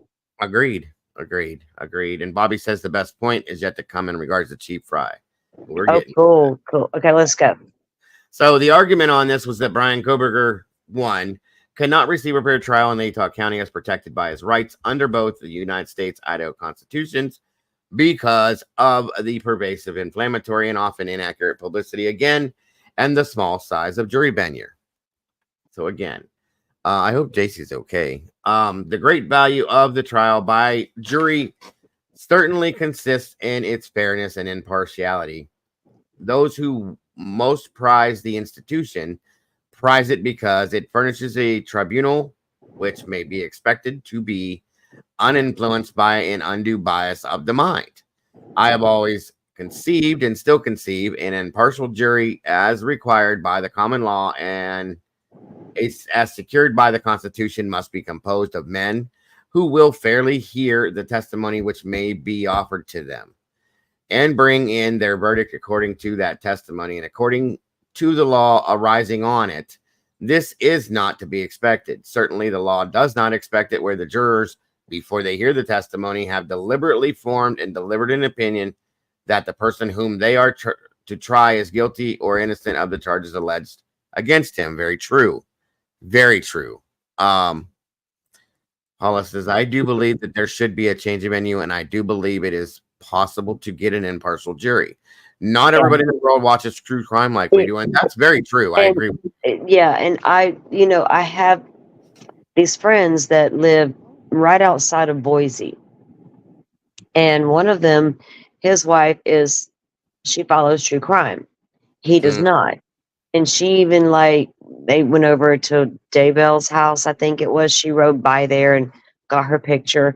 But the trial was there in Boise. But okay, that guy and the other two guys, and these were guys from the Web3 world. Yeah. When I was doing true crime over there, they hadn't even heard of the case. And I started laughing. And I'm like, really? And this was a way back, but it was enough that it had been out there, right? Everybody, Yeah. we thought everybody knew. So, so I'm talking to them, and they're like, because they were in the true crime thing we were doing, listening in, and I was like, so y'all don't know about this case? I found that very interesting that 3 people right there outside of Boise don't know this case, but it's right down the road, basically, right? You know what I mean? So no, that they don't all know. That's They the don't crazy consume. part. They don't consume it. Yeah. Somebody so close not knowing. Cause it's funny because I had an experience today. I went to the doctor's today, and by the way, I've lost 71 pounds in 7 months, you guys. It's pretty crazy. Damn. Yeah. So she drew my blood today, you know, it's like a checkup and all that stuff. And we just started talking, and she's talking about I was talking about she asked what I did for a living, blah blah blah. I told her I was a retired firefighter and all that kind of stuff. And I said I'd become a YouTuber in the past couple of years, and she's like, "Oh, that's wild. I love YouTube. I'm a true crimer." And I just laughed, and I went, "Oh wow, okay." And she was like, "What do you do this?" And I said, "That's what I do, you know." And she's like, "What's your channel?" Of course, so I got a new subscriber. But anyway, I asked her, I said, "You know, what do you think about this case?" She goes, "Which case is that?" And I said, "The University of Idaho murders, Idaho 4." She was like, "Oh, I don't know about that." I went, "What? You don't know about that, but you're into true crime?" She was like, "No, I haven't heard of that one." She was talking about Karen Reed and a couple other trials. I'm like, wow. So there are people that exist that don't know this case, even people that are involved, obviously, in this stuff. So, you know, it is what it is, you guys. I can see, like Salty said, I've heard of other people telling me that they've spoken to people that don't know about this case as well. And we are hearing that there's people that are actually in Idaho that don't know about this. Bill Thompson brought a situation up like that too. So it's possible. And I'm praying to God that they do get an impartial jury for this so that this can move along. The man gets a fair trial, found innocent or guilty based on whatever evidence there is, and we can move through this and be done with this case. And the families can get the justice that they deserve and get some kind of, at least a little bit of closure as to knowing who did this or who didn't. So that's my hope. But most everybody I know has heard of this. You know, my wife has patients where she works. She's a dialysis technician that they know about it. I gained a subscriber because of, well, he was in here and come to find out that he was a patient there at the same time. So there's a lot of people that do know. There's also a whole bunch that don't. So that is something that is true, you guys. Welcome, Alicia. Good to see you. What am I looking at this point? Cameras. Okay, gotcha. So moving forward. Again, there's some case law there. The United States Constitution through the 6th and 14th Amendment and the Constitution of the State of Idaho, Article 1, Section 7. Okay, Miss Kimber's down. Guarantee an accused with a fair trial and impartial jury. The constitutional mandate of a fair trial by an impartial jury. Welcome back, Kimber. StreamYard sucks. What, hon? StreamYard sucks. It can. You can't. If you're on your phone, you can't touch anything or you'll drop off. Well, no, I didn't touch anything. It just sometimes it just dumps people too. I know that. just Probably what happened to JC too. I'm on my phone.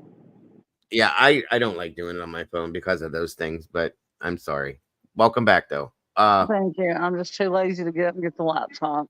That's okay. It's okay. I'll bring up every time you fall off. Thank you. Section to guarantee an accused with a fair trial and impartial jury. The constitutional mandate of a fair trial by impartial jury requires a change of venue where an impartial jury cannot be impaneled in the district where the indictment is returned. Again, case due process requires that the accused receive a trial by an impartial jury free from outside influences. Again, blah blah blah blah blah blah blah blah blah blah blah blah blah blah blah blah. In a community, where'd it go? Where there is a reasonable likelihood that prejudice in a community will prevent a fair trial. There she is. A change of venue should be granted. Consequently, the question posed by a motion to change venue is whether a reasonable likelihood exists that pretrial publicly has affected the impartiality of prospective jurors. Welcome back, JC. Oh my gosh, thank you. The phrase reasonable likelihood denotes a lesser standard of proof than more probable than not.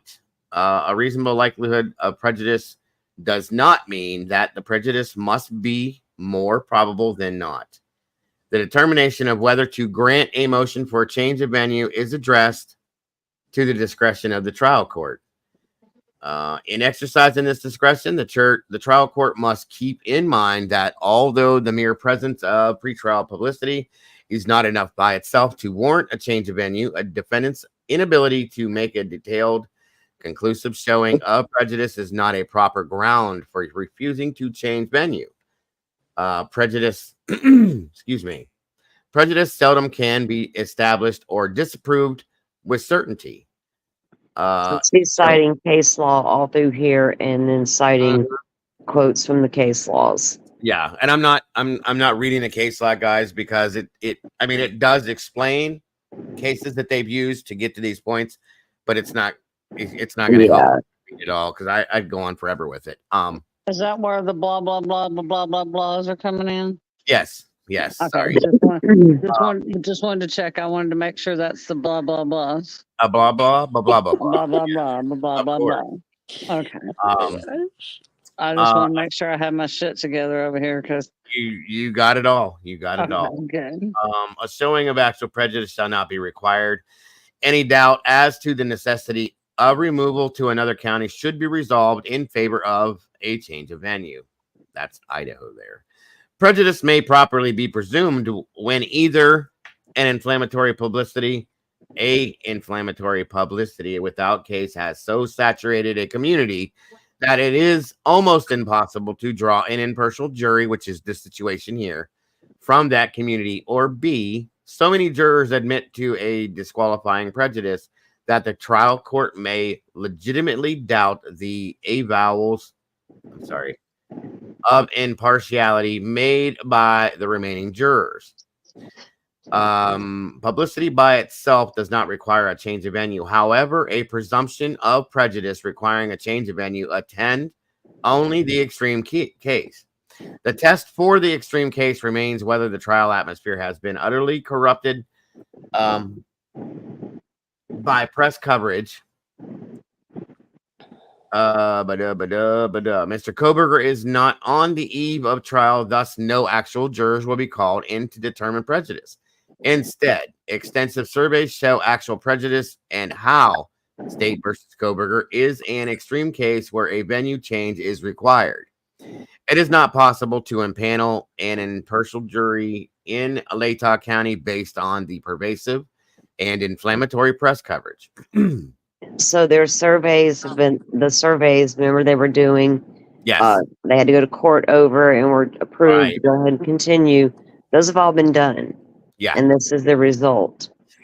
Right. And 319-page report. if you guys remember those surveys, that's when Bill Thompson stood up and flipped out and said that there's misinformation being put out via these surveys, blah, blah, blah. It's going to cause, he was saying that it's actually going to work against Mr. Kohberger, blah, blah, blah.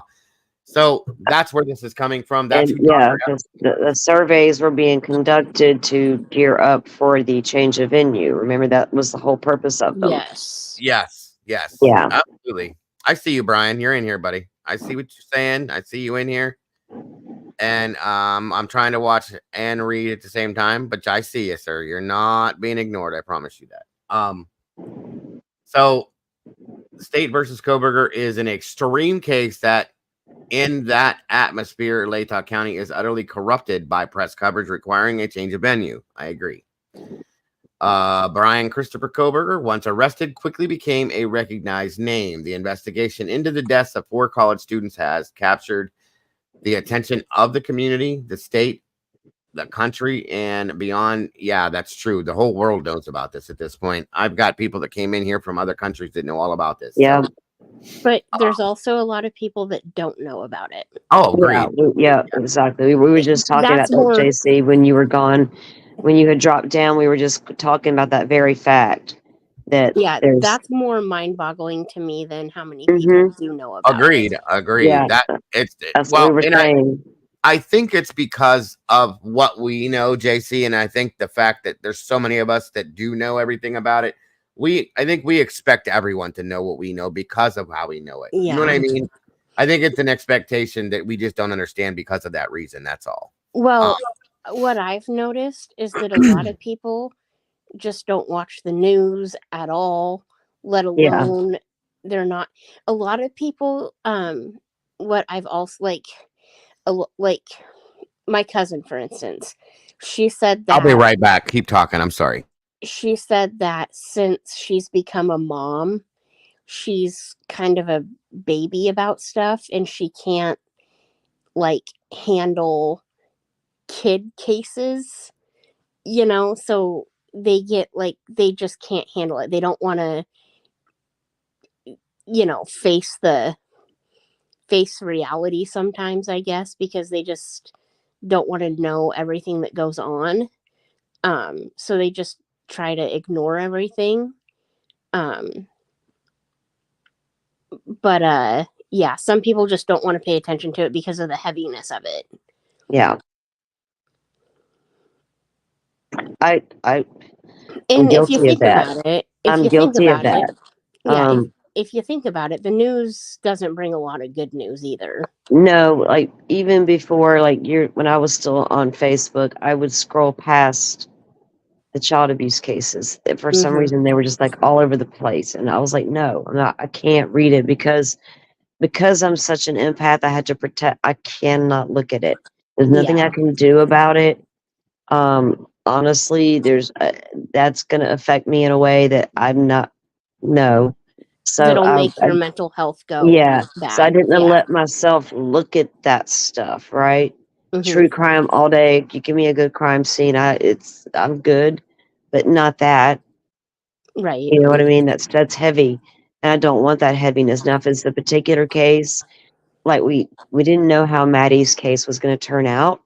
Maddie Soto, when she went missing, same day as Sebastian. We didn't know how either one would turn out. And look what's come about with Maddie's case, right? So that's not, I didn't like it, it's just, I don't seek it out, like, you know what I mean? Yeah.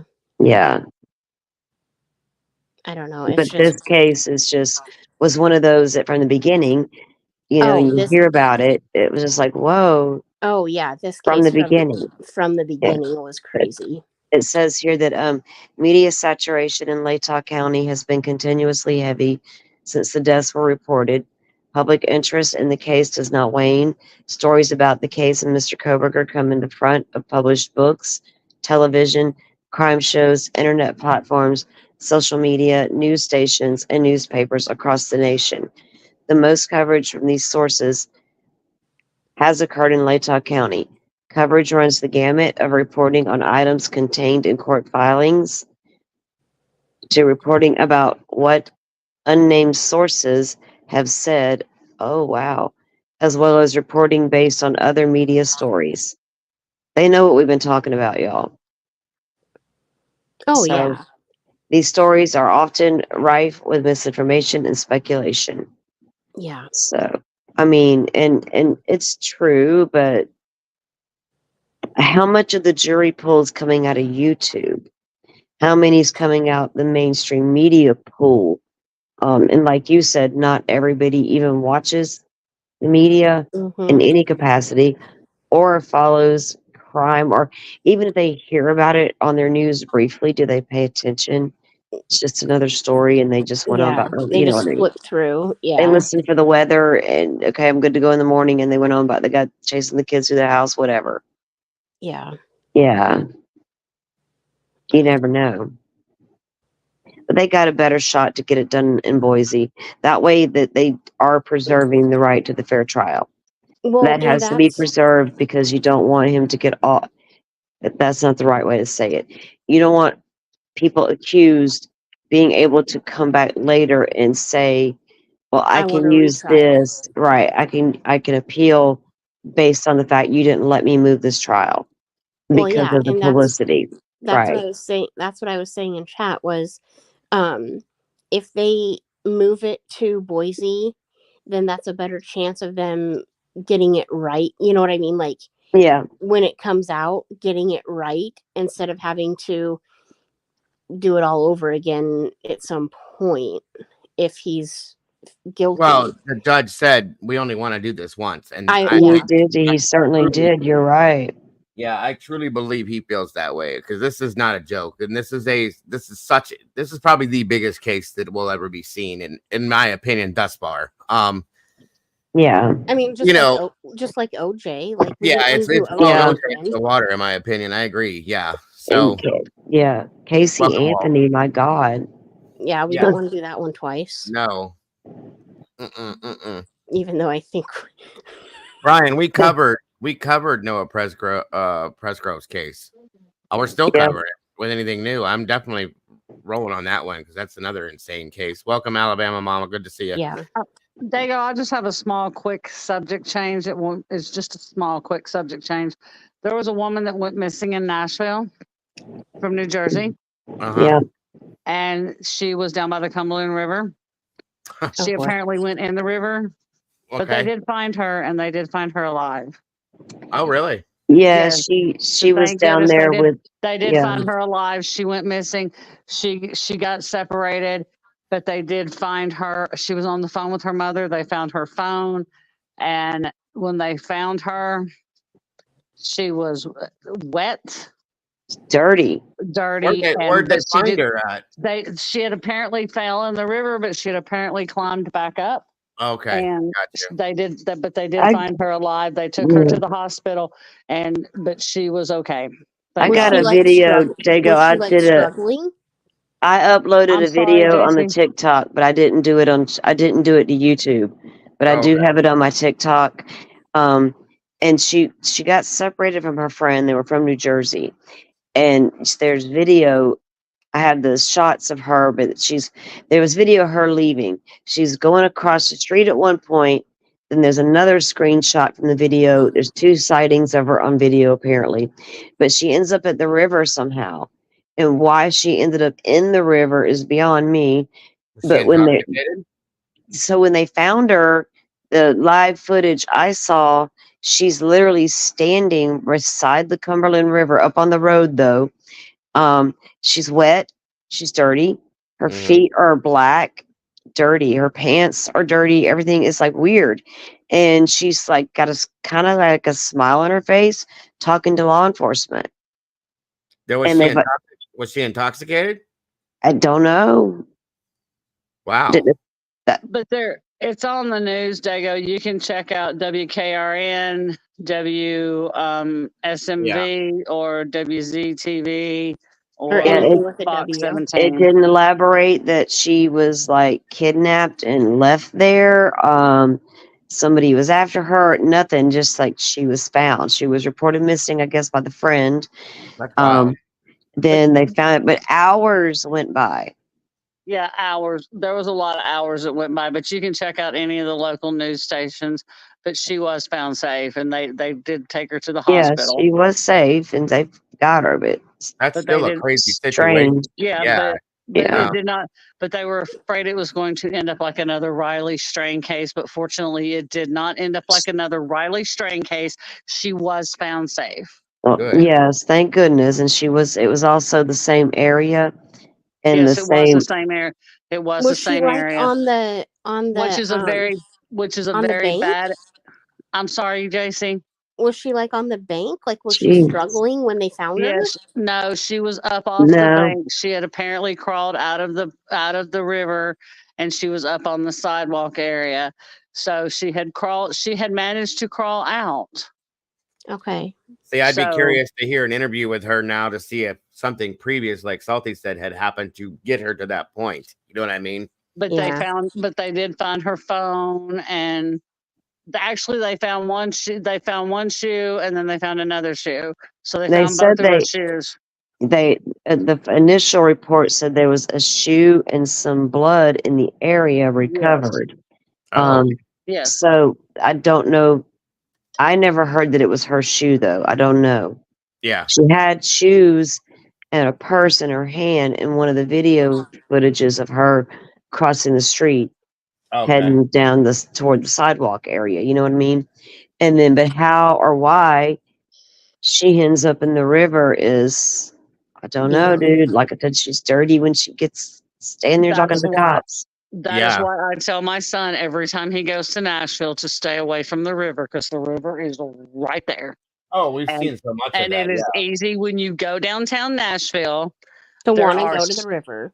There are so many areas downtown Nashville where there is no barrier between you and the river.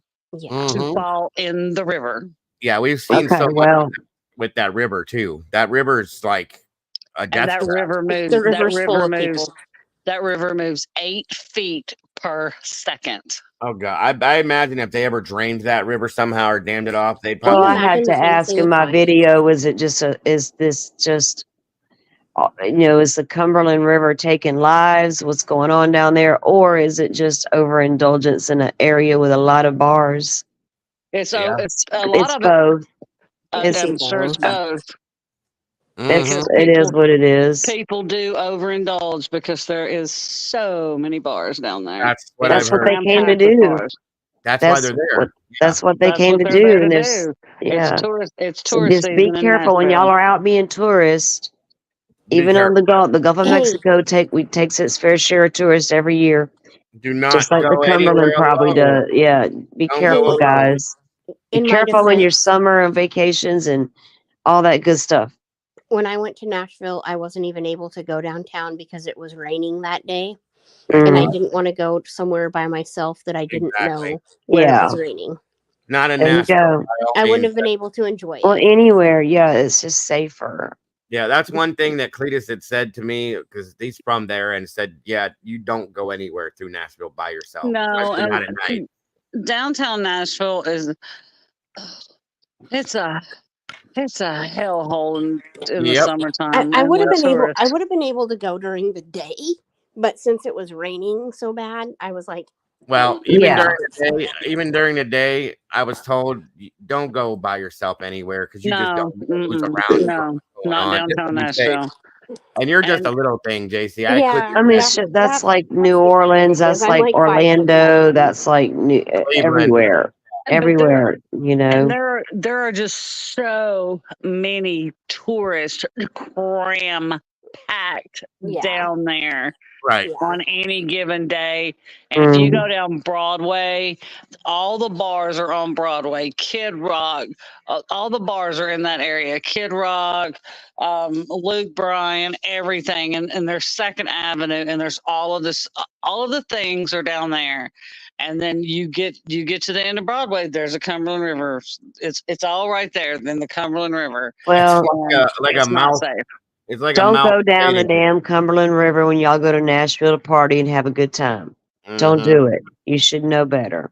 It's hard to get it's not hard to get turned around down there if you don't know where you're going either. It's not hard to get turned around. Dago, I read some of this one while you were away. Yeah, I heard you in the background. I was in the living. But thank you. And Bama Mama, thank you. I did read about the Bibb County situation in Bama. And I was planning on looking into that as well. So thank you for the reminder on that. It's another crazy situation. Elizabeth, I did not get a North Carolina Amber Alert. As always, I don't get any of them like I'm supposed to be getting nationally. So if you have it and you want to email it to me, please do. And I will be more than happy to post it. This is what pisses me off. I sign up for these things and I get none of them. It's bullshit to me. Because I want to be able to post them. Paul, I don't know if fencing would do any good, because I have a feeling that the homeless people would cut the fencing and go down in there, because there's a lot of homeless people that live on those riverbanks down there. Yeah. It is polluted with homeless people. Yeah, when they found Riley's his debit card, it was covered with shit down there, guys. So you can tell, you know what I mean? You'd think it would be that simple, huh, Paula? That you just some simple, damn green little fencing, and solve the problem. You would hope that it would be that simple, but like she just said, the homeless, they take over those areas because that's where they live. They cut through the fencing, they tear it down to make it their own, and blah blah blah. So what are you gonna do? You know? Well, then don't go down the. Just Sorry, stay away don't from the damn river. don't That's all. go to the river, man. Don't do Well, it. I mean, we even Not have intoxicated anyway. Yeah, We- stay sober. we even have signs on certain medians that says unlawful to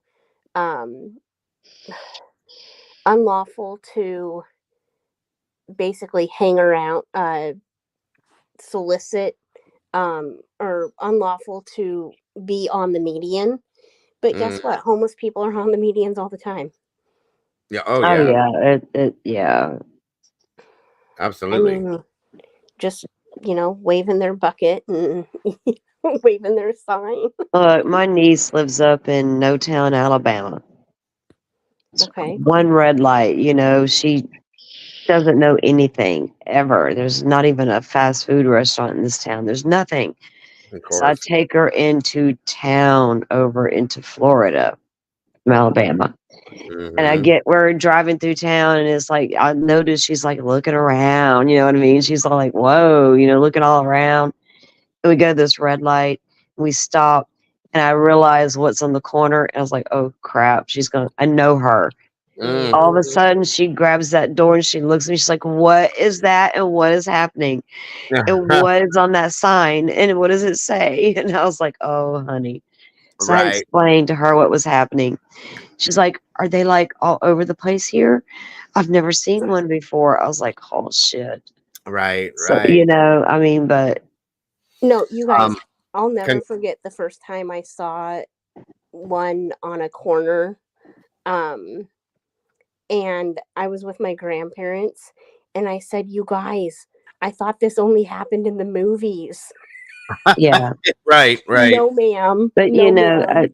She knows to be safe. I taught her how to be safe in those situations, but I've also taken my son, and we've taken clothes and different items down to the homeless guy on this corner, and so it is what it is. Like where I live now, it's very rare to see anybody homeless down here in town because they're over in the next town.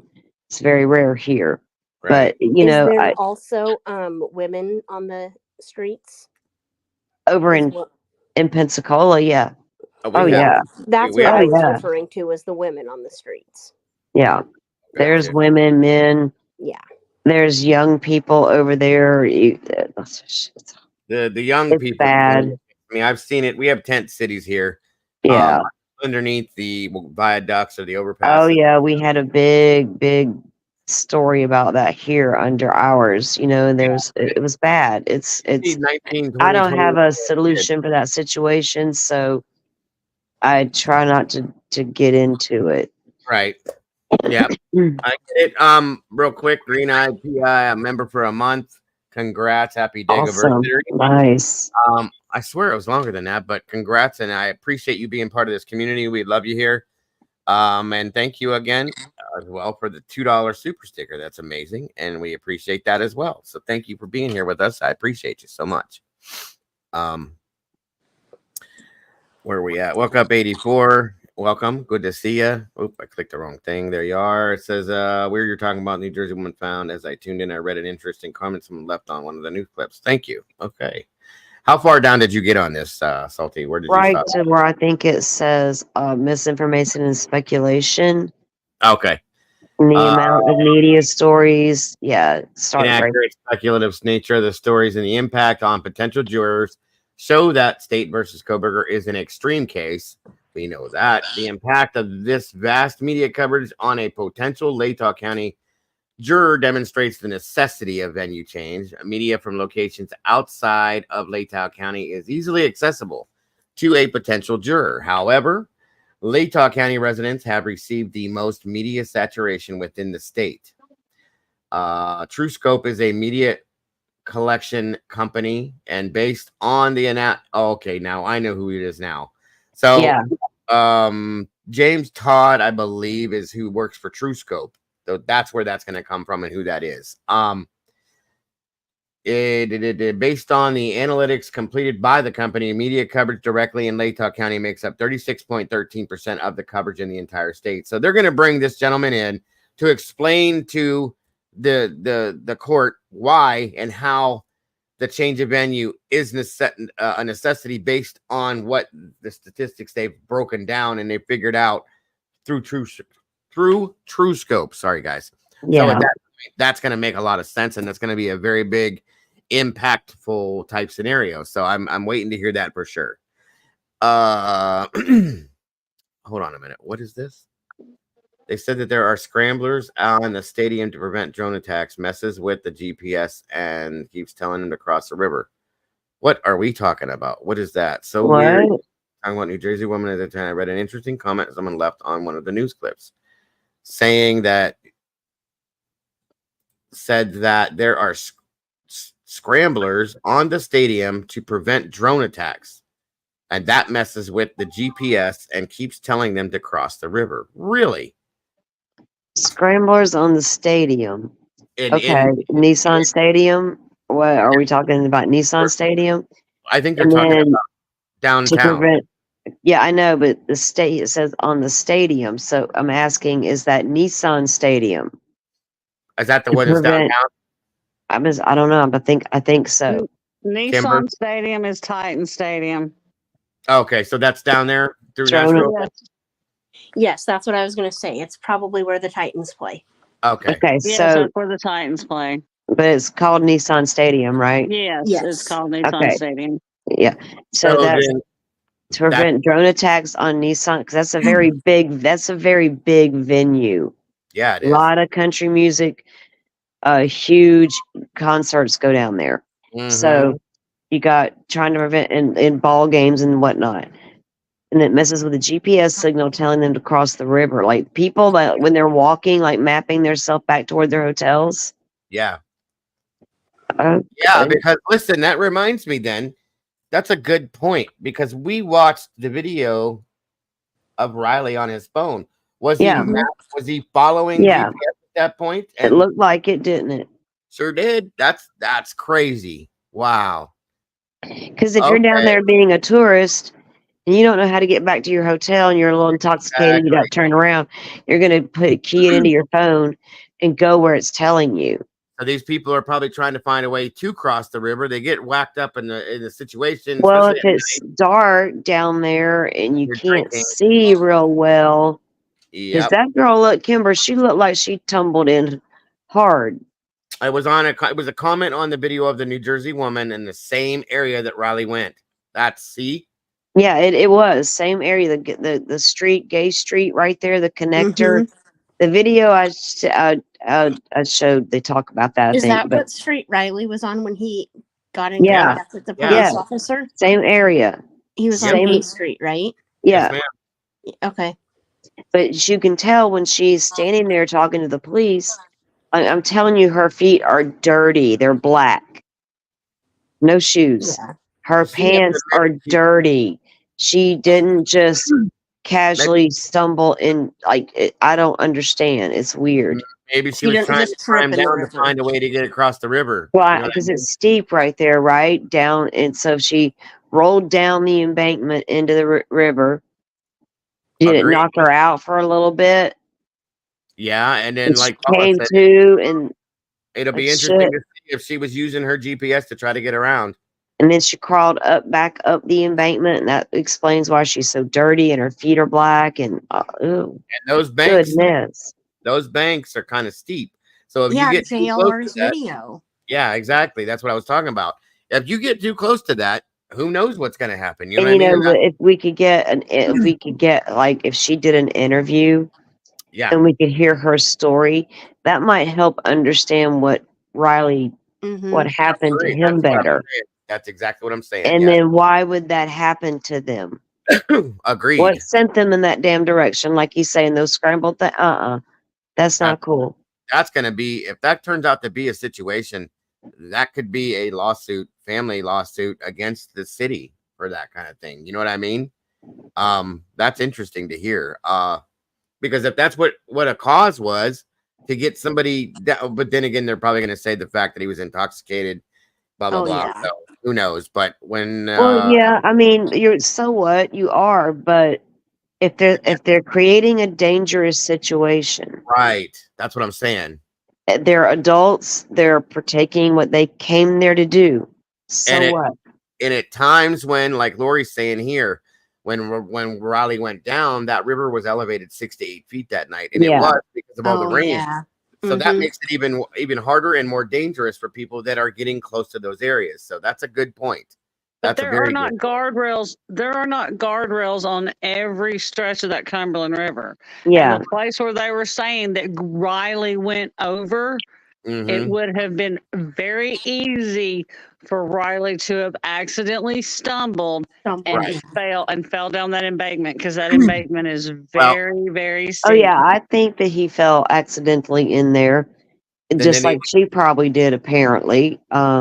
need to put guardrails up And all she around that then. Yeah. and she may not have. Hello. Okay, so back We're to the right. But yeah, document. they definitely need to put guardrails up all along that. Something, right? Something needs to be looked into now. Fencing, maybe not a good idea, but a guardrail at least to stop you if you go to fall. It'll catch Yeah. your body and push, keep you from going over that. Unless you Yeah, go. it'll get your attention, won't it? You'll stumble a little bit Agreed. there, or something. Agreed. Yeah. Yeah, that's exactly what we were talking about, Mimi. Thank you. Reflector signs, poles, they're warning. I don't know. Something lights, yeah, something there that catches your attention. Agreed. I do agree.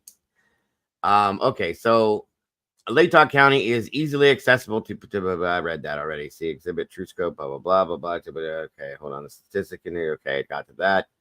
More than 1/3 of the total print news coverage is centered in Latah County.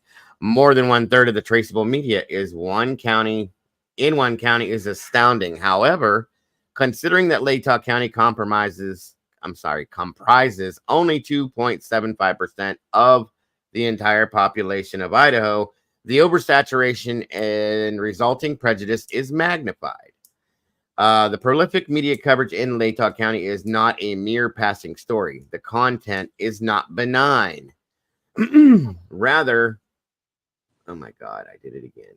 Where'd it go? Up a little bit. I found it. It's inflammatory. I did the same thing right there. Yeah, I hate when I do that. Emotion. I do it all the time. And often misleading, false, and poorly sourced. There is no reasonable belief that media coverage will slow, regardless of how long the case takes to prepare for trial. There will be no elapsed time between media coverage and jury trial. A factor considered by the Supreme Court in Skilling in Exhibit C, TrueScope depicts a visual of peaks and valleys in coverage rather than a continual decline. The valleys followed Peaks and valleys. Yes, like up and Yep. down, right? I know. That's interesting that she noted that. It is. Followed by a spike correlate with hearings or court filings in the case based on the pattern. Hey, I'm sorry. You're I don't okay. mean to interrupt you because this is key right here. Because this is what I told you every time there's a hearing, things happen, right? Oh yeah, The crank. So that there she goes right there. yeah. It And says peaks and back up. valleys in coverage rather than a continual decline. So instead of interest waning in the case, it's got its peaks and ups and downs, and the valleys followed by a spike correlated with the hearing. So every time there's a hearing, there's a spike in the media. Yeah, it goes up again, right? It goes in both ways: your social media and your mainstream media. Absolutely, absolutely. And then it also says, well, it says there, followed by a spike that correlate with hearings or court filings. In this case, every time there's a hearing, like she just said, or like right now with the documents, there's more people paying attention to it now because we're talking about it again. We're filing in the case and we're doing our thing. Absolutely, absolutely. So, based on the pattern depicted in Exhibit C, it is not reasonable to believe that a decline prior to trial will occur in Latah County. Very true. Media coverage, while extensive, may also be prejudicial. Prejudicial effect of the Latah County media coverage is shown based on survey work performed and analyzed by Dr. Brian Edelman, again, the guy that did the surveys. Trial innovations Dr. Edelman constructed a survey, which is this right here, to test the effect of publicity in this case. The survey consisted of questions related to case recognition in general, specific information, recollection, and impact for prejudgment. This type of tool is widely accepted within Dr. Edelman's scientific community. And it says, see Exhibit F by Dr. Veronica Dahir, report and CV. Analysis of the community attitude survey conducted by Trial Innovations demonstrates that Latah County citizens who are over the age of 18 are biased and have knowledge of information that is inflammatory, misleading, and or false about this case. The community attitude survey shows case recognition is 98%, guys. 70% of those recognizing the case have already formed an opinion regarding Mr. Kohberger. Their opinion is that he is guilty. The survey shows that of those that have the opinion Mr. Kohberger is guilty, 51% state they have a fixed opinion. Now, this is why, if you guys didn't understand, this is why Bill Thompson was kind of upset and flipping out that day in that hearing, because this is making a huge point as to why there needs to be a venue change, which he does not want. The prosecution does not want this to move. Go elsewhere. Exactly. So in turn, this here itself is why he flipped out, because this is basically going to say, have a good night, Kimber. Thanks for joining us, hon. Good night, Kimber. This is basically going to say that they're going to get their venue changed, because this right here proves it. Okay. 98% shows case recognition is 98%. 70% of those recognizing a case have already formed 70%, guys, okay, have already formed a guilty opinion about Brian Kohberger. That is complete and total bias. There's a problem with that, and that's not fair to him. In turn, why they deserve to have the venue change. That's why he don't like this, because No, 70% of those surveys are leaning toward they would vote for. No, that's not cool.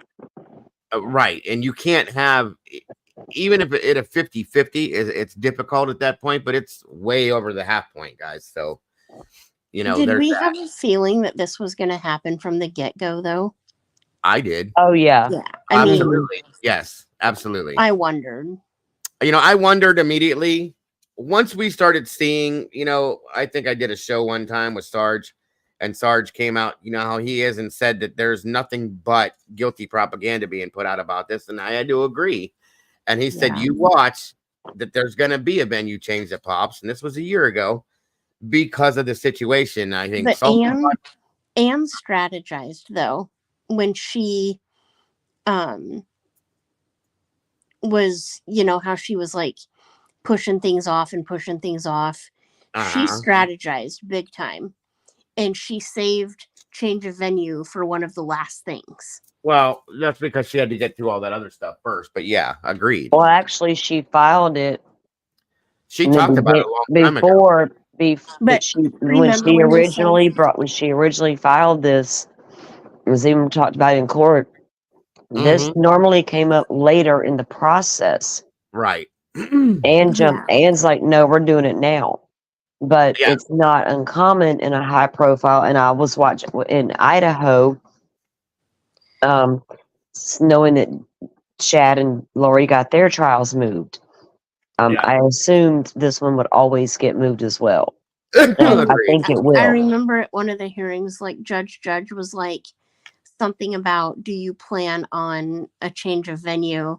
And she said, I'm not ready to discuss. I'm not ready for the court to hear that yet. Yep. Is how I remember that too.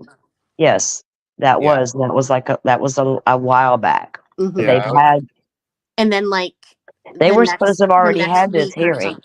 Yeah, this hearing was supposed to have already been held because Anne wanted it, but then the defense came back and said, no, we want a little bit more time, and then it was pushed back to August.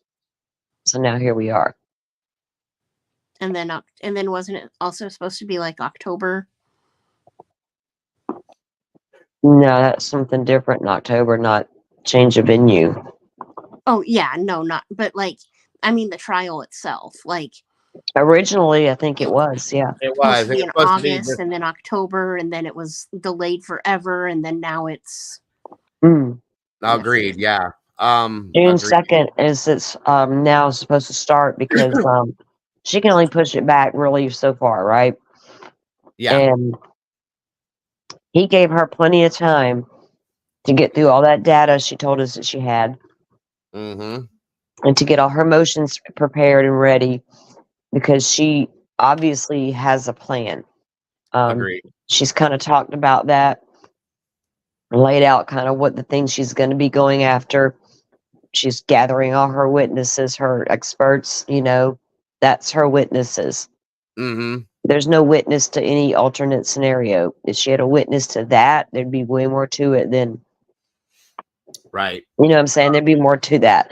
But her witnesses right now are really experts to dispute what all they do have Of or course. what they don't have. I don't know what little they have.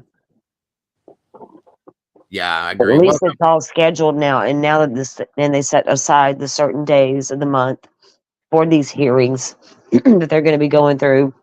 They yeah. all agreed to set aside the time to do these hearings to get them out of the way. so And a the lot of trial good can things are start. going to come out during these hearings. A lot Yeah. of things. There Yeah, has to be a lot of we're gonna things get a going lot on. of information, I think, out of these. I mean, thus far the hearings have been kind of interesting to me because every time there's a new hearing, there's something that I kind of feel that I'm learning from and about the case during these She's hearings. going to start filing motions to keep evidence out. Mm-hmm. Oh my God, I'm not DNA on that sheath. I mean, there's all I can't kinds of, wait to hear a That's motion gonna to come up throw out the soon. sheath. I feel Uh, that that's going to be something coming up here relatively soon. Is that there's sheet? going to be all of her things that she wants to keep out of the evidence out of court. All that will, come in. There's no Mhm. telling. So, Yeah, yeah. I mean, I know the standard of what she's going to do. She's going to try to get those things not to come in for whatever reason. Well, they're gonna. The big thing, she's gonna get that sheet thrown out. That's her biggest thing. She's gonna be trying for, in my opinion. Mhm. That's the smoking gun right there in this case, in my opinion. That needs to be tossed for the defense to have any kind of a chance. In my opinion, so Yeah. that's coming up relatively soon, in my opinion. Once she gets through all this other stuff, that will be the next hurdle that she's going to have to cover, I think. So, Just think about that. If nobody, okay, if your jurors don't know this case like we do, mm-hmm. and she can keep that sheath out of court, Yep, cannot be talked about, that jury's never going to know exactly. there was a sheath Exactly. found in that house with his DNA on it. Never going to know it. And if that doesn't exist, you guys, what the hell else is there? There's Okay? no fast. There's nothing. He'll be out. That's it. He's done. If that sheet gets tossed and it's never seen or heard by the jury, that's done, in my opinion. There's nothing left. There's no other way to prove that this guy was in this house by any means whatsoever if you have nothing like that to show them. So at that point, She's going to have a hard time getting that sheath tossed. I agree. Let's just I agree. don't It kid will be hard. ourselves. Yeah. I agree. That's gonna be a fight, that's for sure. But I'm telling you, that's something she's gonna be taking on head on. That's coming. So I don't know any updates in the Missy Beavers case, by the way. Yes, Mimi, this 319 pages is for the venue thing. Absolutely. It's a little excessive. I'll agree there. Well, we know how if Jay had anything to do with this, we all know how Jay Logston writes and what he Friday does. Filer. Did Yes. Friday Filer write this? I didn't even look. I'm telling you that if it's that many pages, we know. We guys remember when He we were probably back had a big about, hand in it. we were reading about things that happened in the 1800s because of Jay. Okay, so we know how this And we works. also heard some shade thrown at the prosecution on with Jay planting sheets and stuff. I was like, "Whoa, Jay, what is happening here?" Jay holds no bones with this. That man goes forward to the fire with no extinguisher, folks. He doesn't care. So, and I agree with you, Paula. If it does get tossed, I'll be highly surprised, honestly. Oh yeah. I will be. And if it does, look out, because prosecution is going to go insane at that point, and they'll be pulling left and right. Oh Guys. yeah, they need that sheath. They will As be bad pulling as she, left and as right. bad as she needs it not to be in court, they need it to be in court. Yes, very much so. If that is tossed, I will watch. We will watch Bill Thompson have a full-blown meltdown, and they will be Oh. going left and right to everything they can grab, because that right there, in my mind, that's it. That's the case. That's done. Right now. Yeah, at this point, that's it. Unless they pull something from the behind area out of nowhere that none of us are expecting, And that that there we is don't know about. right. That's what I'm saying. Yeah, Um, but there would have to be other evidence inside the home that tied him to that crime. agreed. Mimi says, in what world could it get tossed? Honestly, it could, because of how it came about, because of how he was arrested, all of that, Mimi. If you followed any of that stuff, Well, that could be a problem. The only way that she could probably, there's really two ways.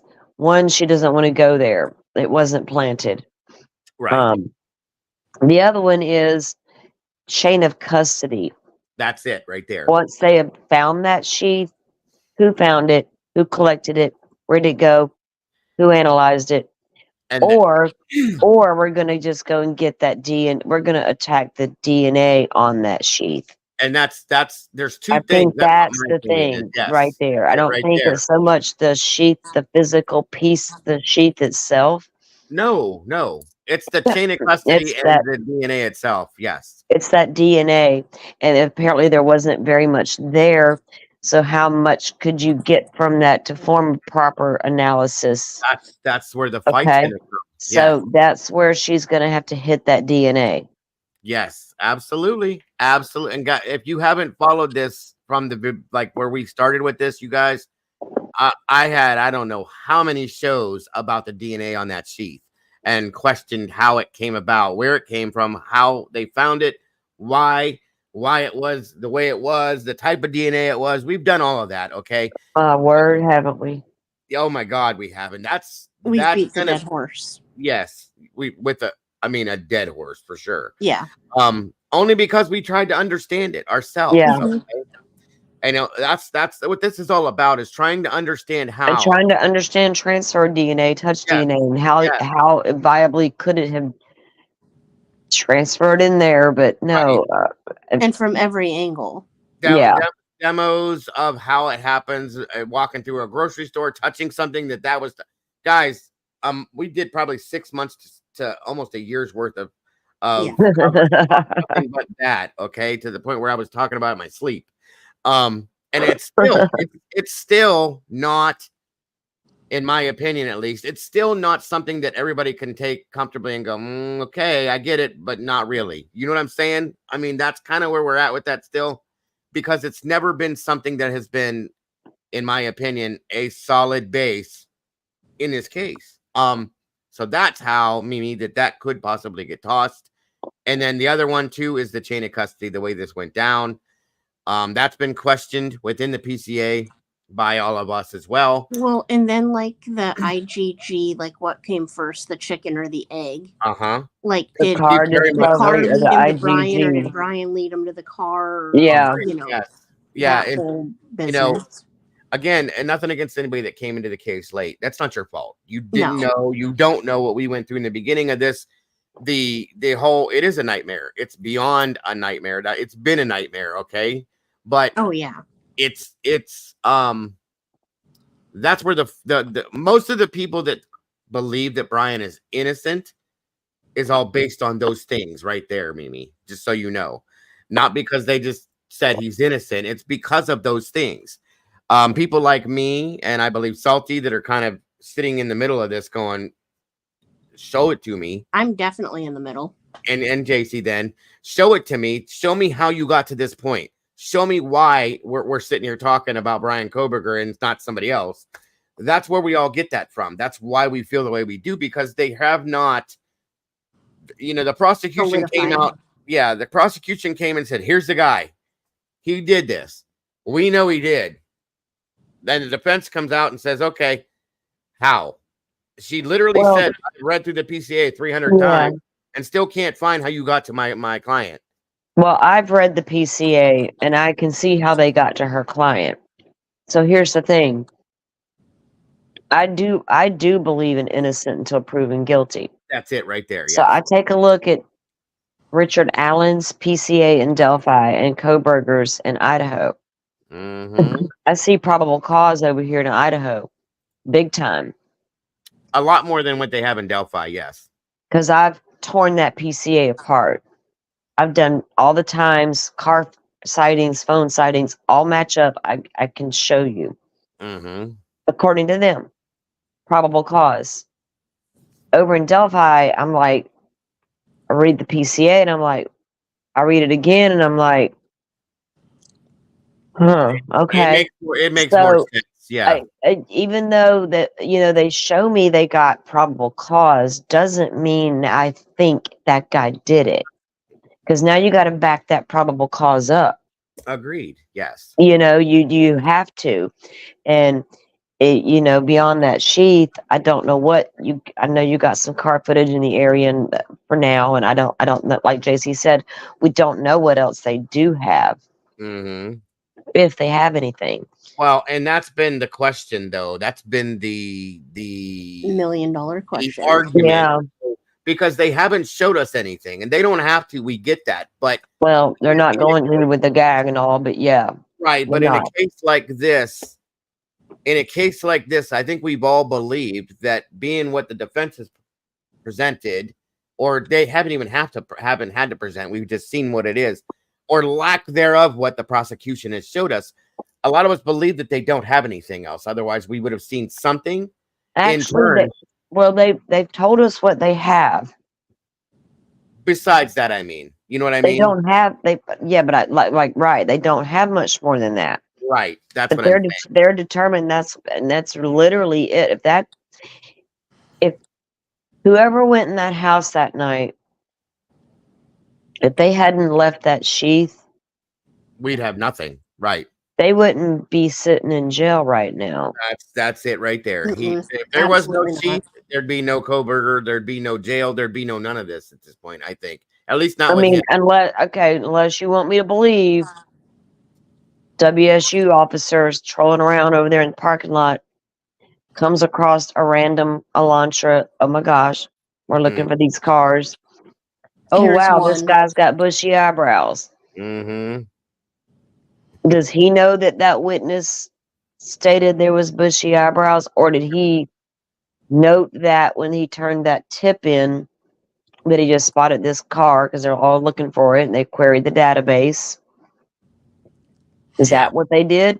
Yes. Minus, you know what I'm saying? Absolutely. I hear what you're saying. I mean, that's what we have to do, you guys, is we have to say, does this make sense or does that make sense? And the big question is, what is Bethany's exculpatory evidence?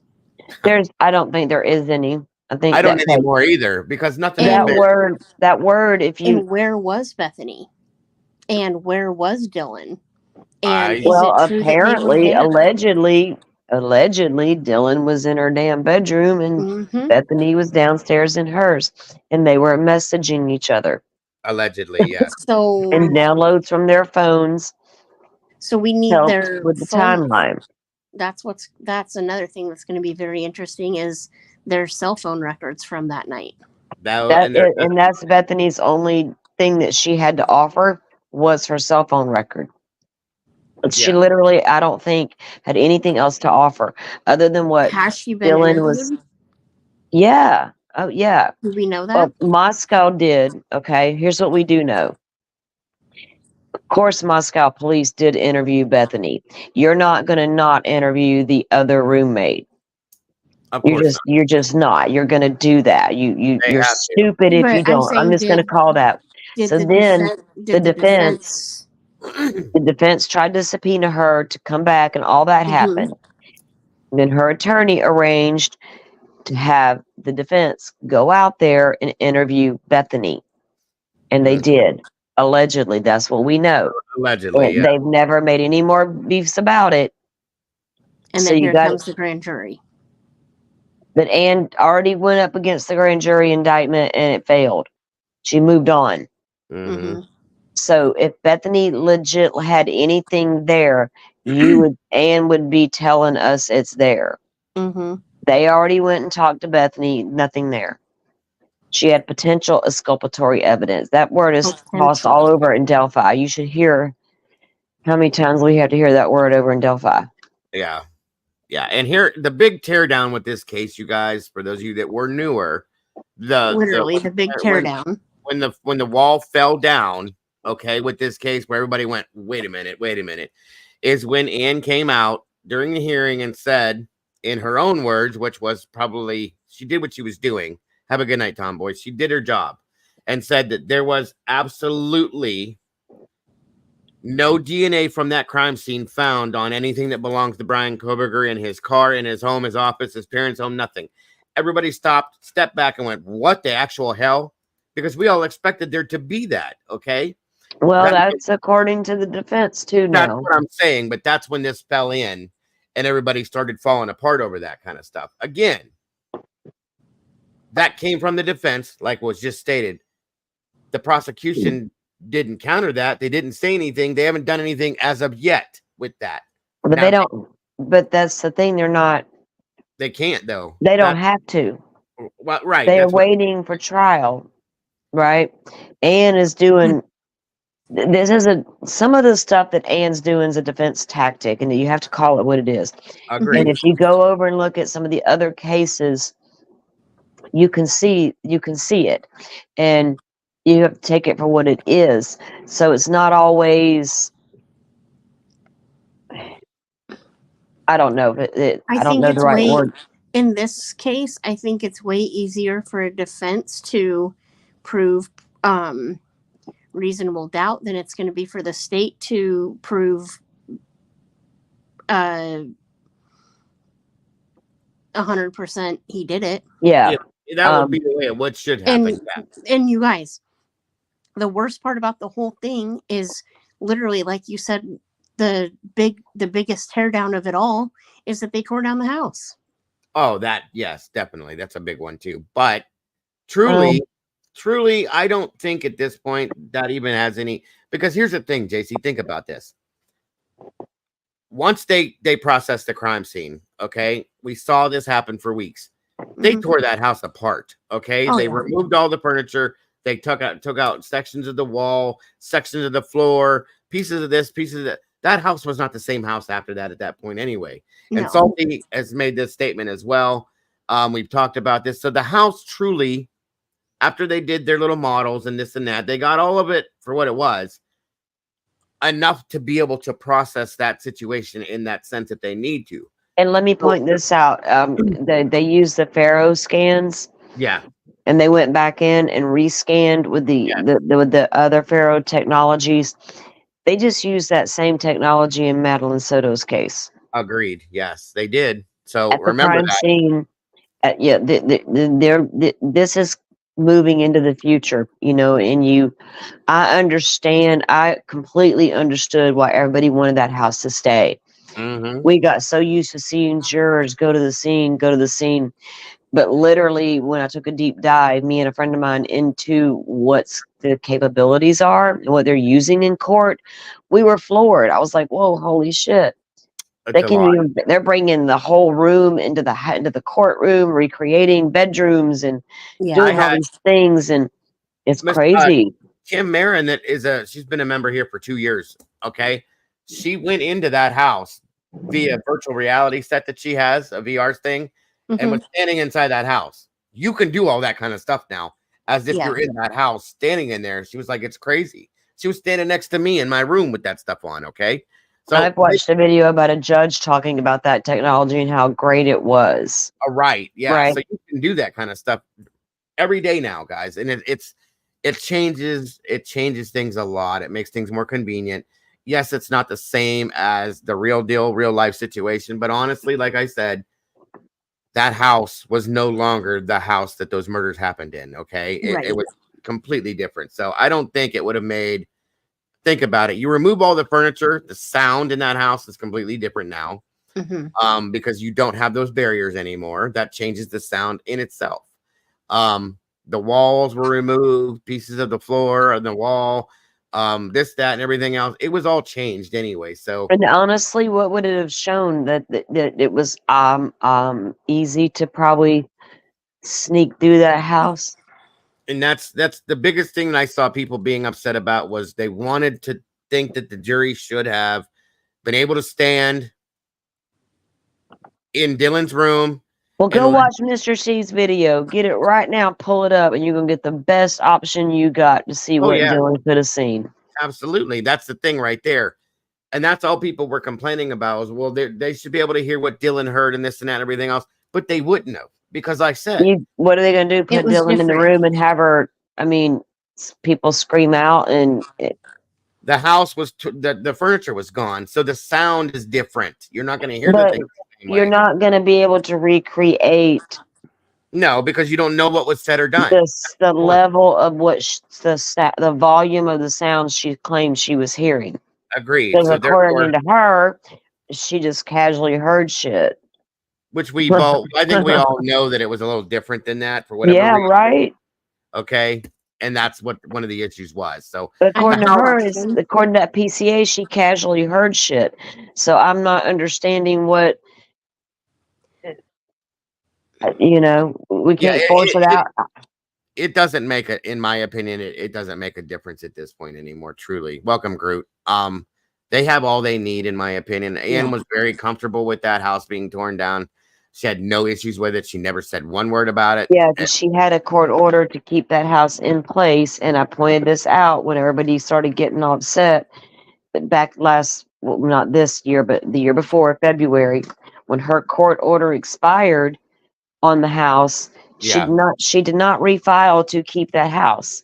She She didn't took need her it. team, she went down there, she went into King Road with her team, did her thing, and she was done. Oh, yeah. That house is not going to benefit. I got photos of her and her team there. I got, the documents right there in the case files. Yep, that's right. February of 23. But she didn't fight to keep the house up. It doesn't benefit the defense to have the No, house. it would have been worse for him. If Truly. it benefited Ann Taylor to keep that house, she would have fought to keep that house. Right? Yeah, My agreed. opinion, in my opinion anyway. I agree. And I think And she didn't. So I I was like, okay, I'm cool with it.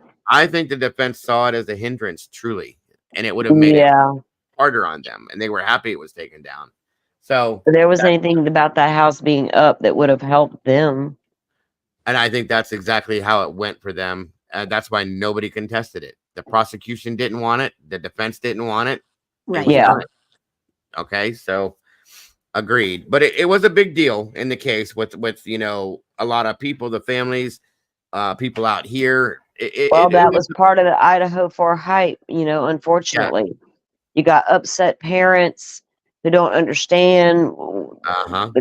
Nobody's really explaining it to them, and it sucks. I get it, and all the things. And you got the media throwing in their parts about the house.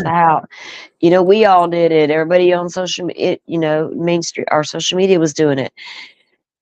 It was part of it, man. I was trying to have conversations for real about, Anne didn't want the house. The thing expired. She didn't fight it.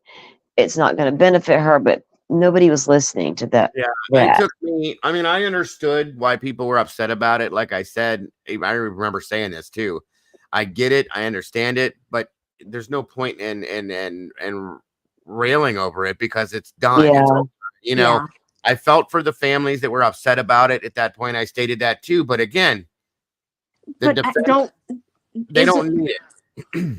Isn't there at least one family that was okay with the house being down?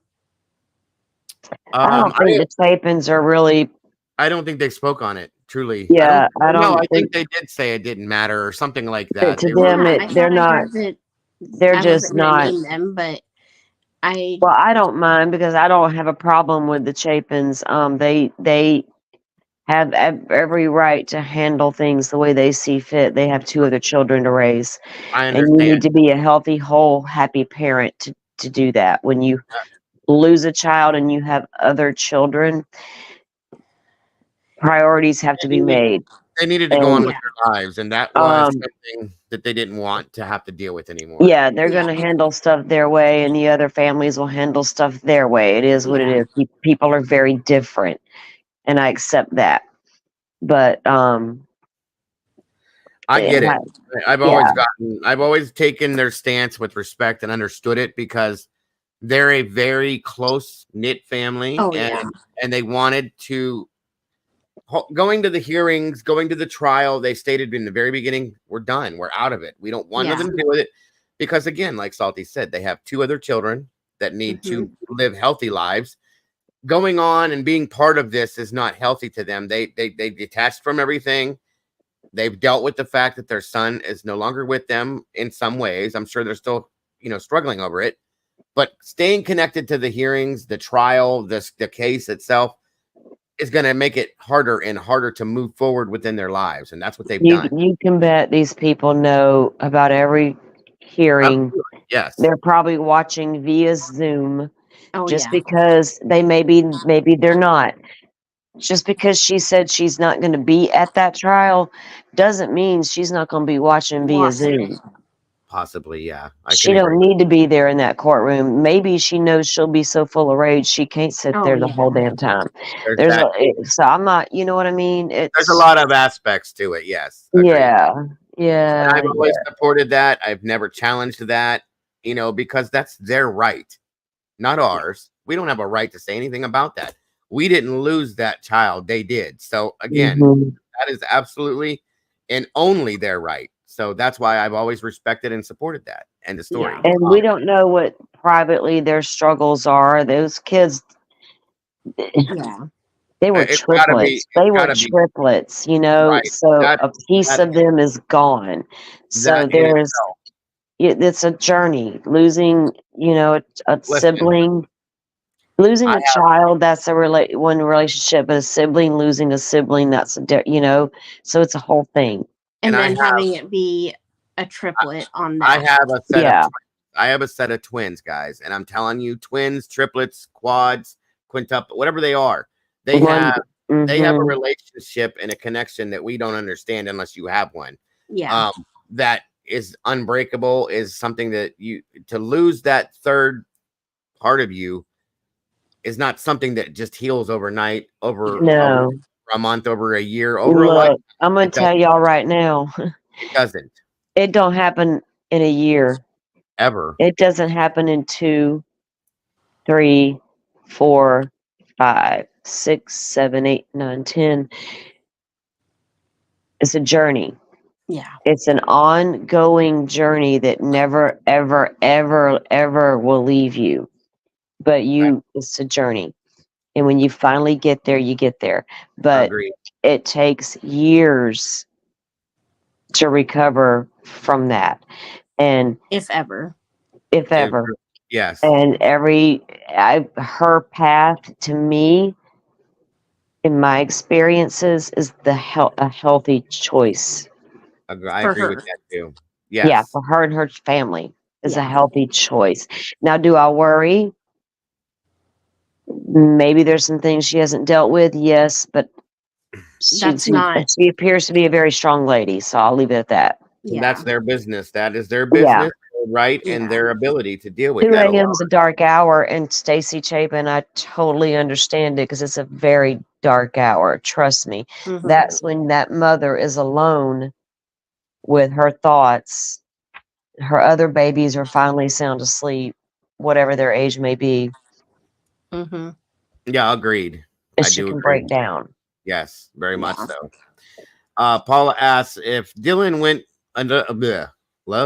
Okay, let's try English now. If Dylan originally went to sleep in her room, doesn't that imply that she eventually went to sleep elsewhere? Big question of the day. We did break that down within the PCA, Paula. I think we talked about that many a time.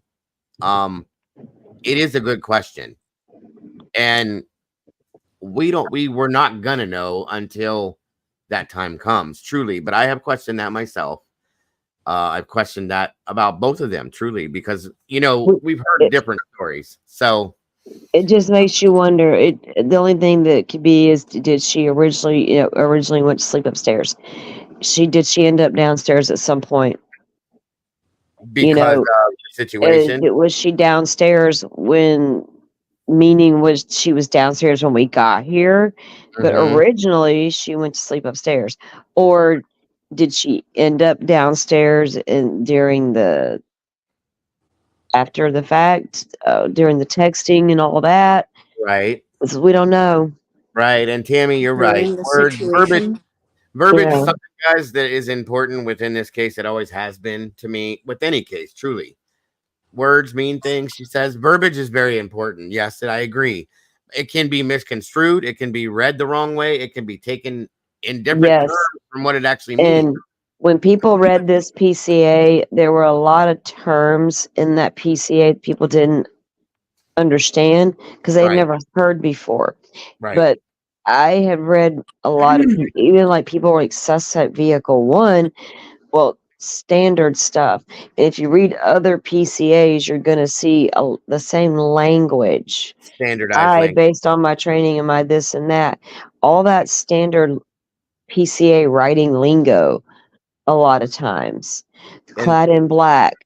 Where'd the hell that come from? Well, we don't know. Was it just a crazy cop and his crazy ass writing? It could have been.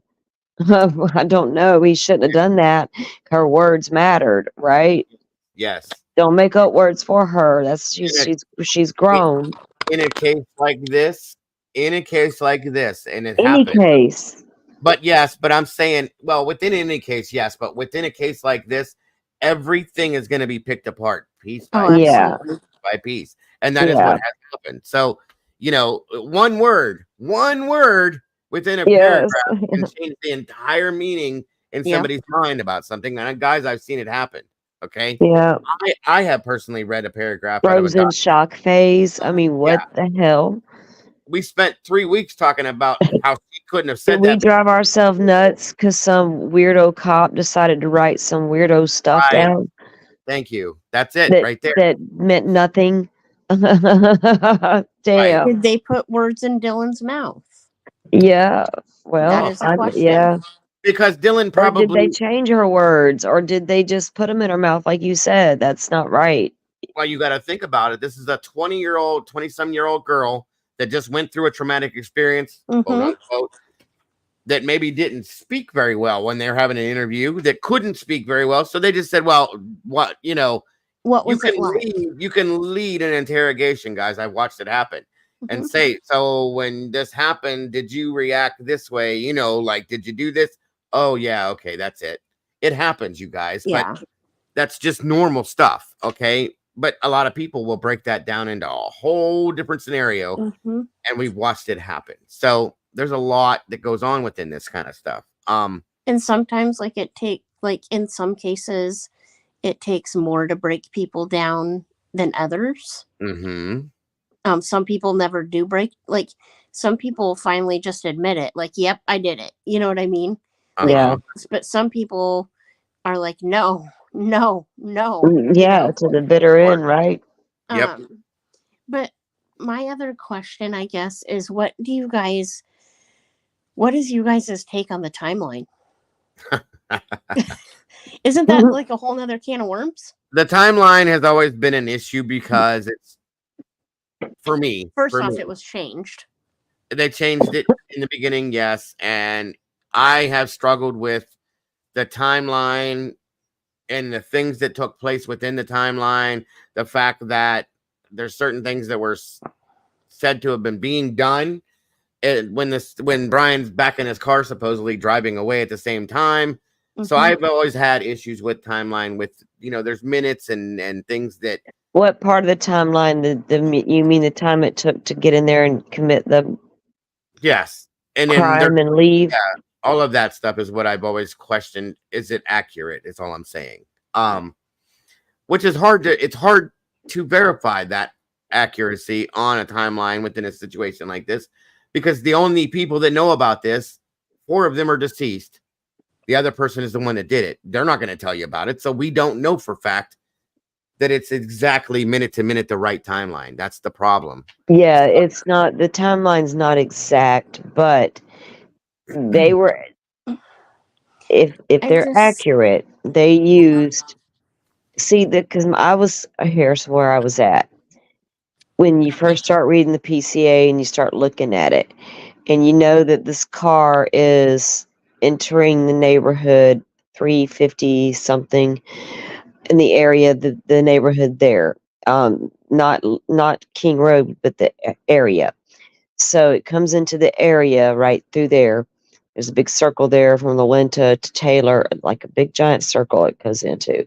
So it then they narrow it down a little bit more because they claim according to the PCA, we got that it makes 3 passes, but it's seen at 404 coming back into the neighborhood.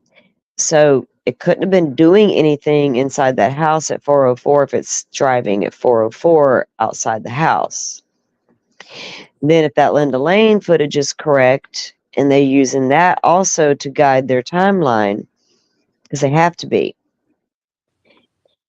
it's seen back there at 405, it goes back around, comes back, then at 407, it comes back, it goes behind the building, 408, the lights go dim on that car. I'm assuming at 407, when those lights went dim, if that's the car, that car rolled to a stop back there and parked where it wanted to with the lights out. Now, 408. What time are you going to enter that house? If you're in that white car, 409-ish. If you're going straight up those stairs because you know where your target's at, how long is it going to take you to get up there? Not long. 30 seconds. And once you're up there, your biggest encounter is Kaylee. Yep. How long would that take?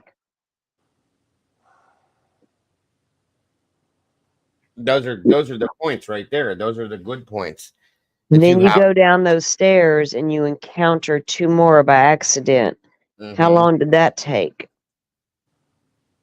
Car 3-4 minutes. Car speeds away at what, 420? Yep.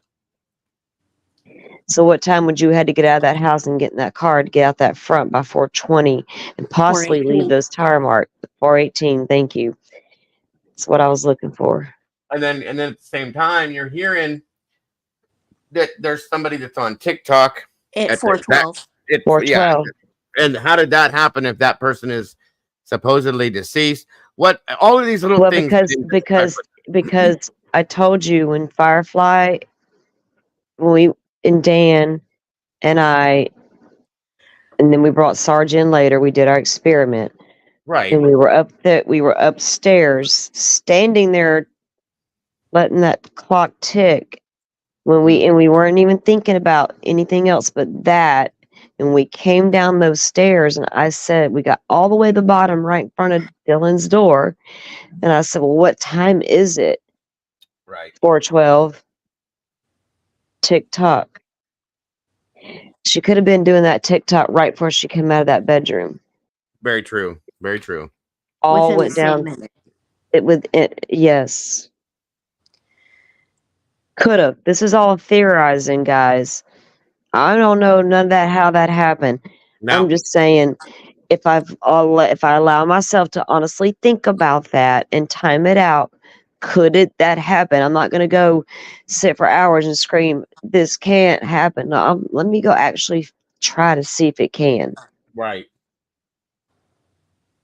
Absolutely. So I don't know if it can. I don't know. But I think it's possible. I have a question, you guys. I'm just thinking about this, and you guys can shut this down if you want, but okay. Dylan said, allegedly, well, it's in the thing, that she saw a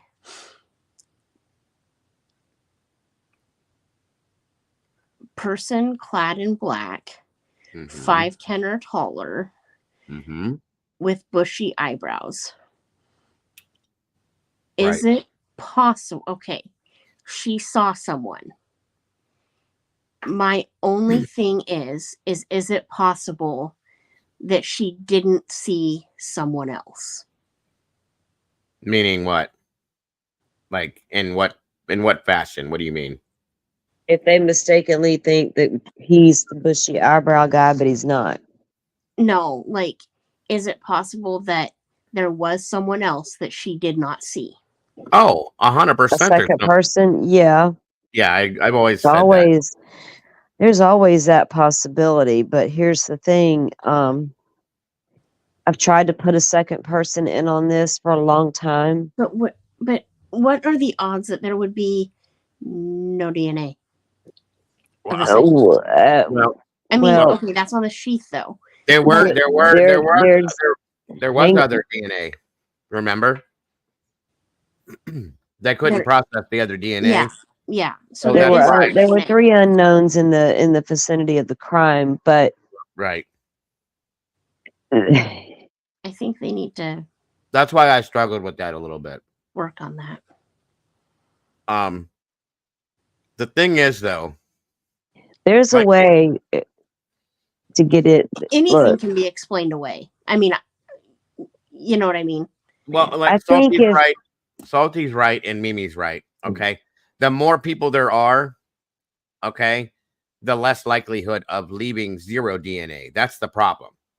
Okay, Yes. and I know I brought up those other DNA, but I think that they would have, obviously they have broke that down. They haven't arrested anybody else. They haven't mentioned anybody else. Mm-mm. They're not incompetent at that, completely incompetent when it comes to that kind of stuff. They know what they're doing. So I can't believe at this point that there's somebody else that could have covered that up that well. Yeah, I mean, I've often wondered it, but just because. But there's no. But here's the thing. It's just so bizarre to me. Like Well, it's bizarre to me because Brian Kohberger says he was alone. Mm-hmm. So if he's not the guy, he has no reason to say, "Well, I had a buddy with me." But and who if who's not if the guy, then who- prosecution thinks that he's the guy, then they think he's the only guy. But he says he's not the guy. So I don't know, if Dylan would have, if there was really 2 people in there, it could have been. She only seen one person according to the PCA. Mm-hmm. But there doesn't mean there wasn't someone she didn't see. Right. Right at the back There could have been door, somebody else in a standing bit- at the back door, standing guard. I Mhm. don't standing know. outside the door. Yeah, there could have been somebody else somewhere Sitting else. in the car in the driver's seat. Agreed. Yes, very possibly. because it did happen quickly. Oh, very quickly. No matter which way you cut it. No matter how you look at it, right? It was very It was quick. fast. And then again, that makes me wonder, how did he know the house? Like, because Lots of ways you could have. Mm-hmm. I guess he could have got on the computer. You're right. Same way we did it. We went into the house multiple times, and We went over, JC, could he looked it up, right? Studied a floor plan like we all did. Did he enter the house at one of those random parties at any point and troll around unnoticed? There were parties, we know the girls that lived there weren't even at home Yeah. during the parties. So who's to say a He wasn't perpetrator one of those. didn't go in there and have their way around that house for a while to learn the lay of the land a little better than what that computer showed. So I'm just But saying also- there's possibilities, But also the time he had to plan this was also a very short amount of time. If you think very about short. How did he He hold was on? only there since. Okay, was he so then there you in have to ask June? yourself, how do you go in on if you're that guy, how do you hone in on a victim so quickly? Like, And and boom, when you're like across learn state everything you need to line, know to get that shit done. Well, the state line don't bother me because I'm like It's so only close to 12 Alabama. miles. It ain't nothing but a thing for us to go back and forth. I mean, that's Mm-hmm. to me, that's what they're doing, going back But and he forth had, between like, Pullman and he only had like 4 months to pick a house, pick a person, yeah, Well, and yeah, it figure out doesn't how to take do long. it. or There's a whole rabbit hole there, but no, yeah, it wasn't long. Wasn't long. I mean, I don't feel like it was long. I It feel like it would wasn't. take. I No, feel like not it would at take all. me forever to plan something like that. But Well, he I'm could Well, have found the because I'm apartment before he also ever. He probably had the apartment set up before he ever went. Dad I'm went and also helped him not a get moved in and criminology get major, settled in. PhD criminology major either. Well, let me tell you this: if you're sitting, all right, so theorizing, Mhm. you're sitting across country and you know you're about to make this major move. You're probably going to get that apartment set up before you get there, especially if you're going to be teaching and have this, and that going on, the assistant job and all the stuff you get with the university. Mhm. That probably helped you get that apartment set right. up at least. So you're getting set up. You're looking at the lay of the land on your computer. Where all the Yeah. kids go? Where does everybody go? WSU? What's going on there? You see some chatter about Pullman, Moscow. You're Mhm. checking out Pullman, Moscow, with the restaurants. You're checking out this. What is that? That's a pretty Yeah. person. Yeah. Did that? I don't know. I don't know. I deep dive serial killers, so please don't attack me. I'm just theorizing. Right. It could Right. have been one of the Jacks. I don't fucking know. Right. Jesus. Yep. That is very true. Very true. It's crazy stuff. I'm just I agree. saying, I don't know. I need trial. Honest to God, I'm a dream juror. I need a trial. Well, tell me what you got. You might have. Damn it, I need to see it. Right. Mhm. I don't care about his But past. but then like the other thing is could Dago, I talked to you about this before. I said Mhm. this is going to come down to could a man of his body type move around that house at that speed that quickly and do all that? You know what I mean? Like, because somebody like him compared to somebody like me, totally different body builds. Well, he was a runner. He was fit. Yeah, he was fit. He was in good shape. He was, how did she describe him? Not muscular, but athletically built. Athletically Yeah. built. Yes, So and he, that's like Dago said, he was a runner. He was he was into the boxing. So he not like Yeah. he was athletic. I mean, not like The I martial didn't play arts, right? ball. he could Yeah, be very, very quick on his feet. Okay, being a runner, that's just it is what it is. If he knew what he wanted to do, okay, he had Yeah. stamina. yeah, and he could have Well, bounced through that house. Even though, in my opinion, I struggled in the beginning. I know a lot of you heard this about the timeline, the amount of time it said that it took him to do what he did.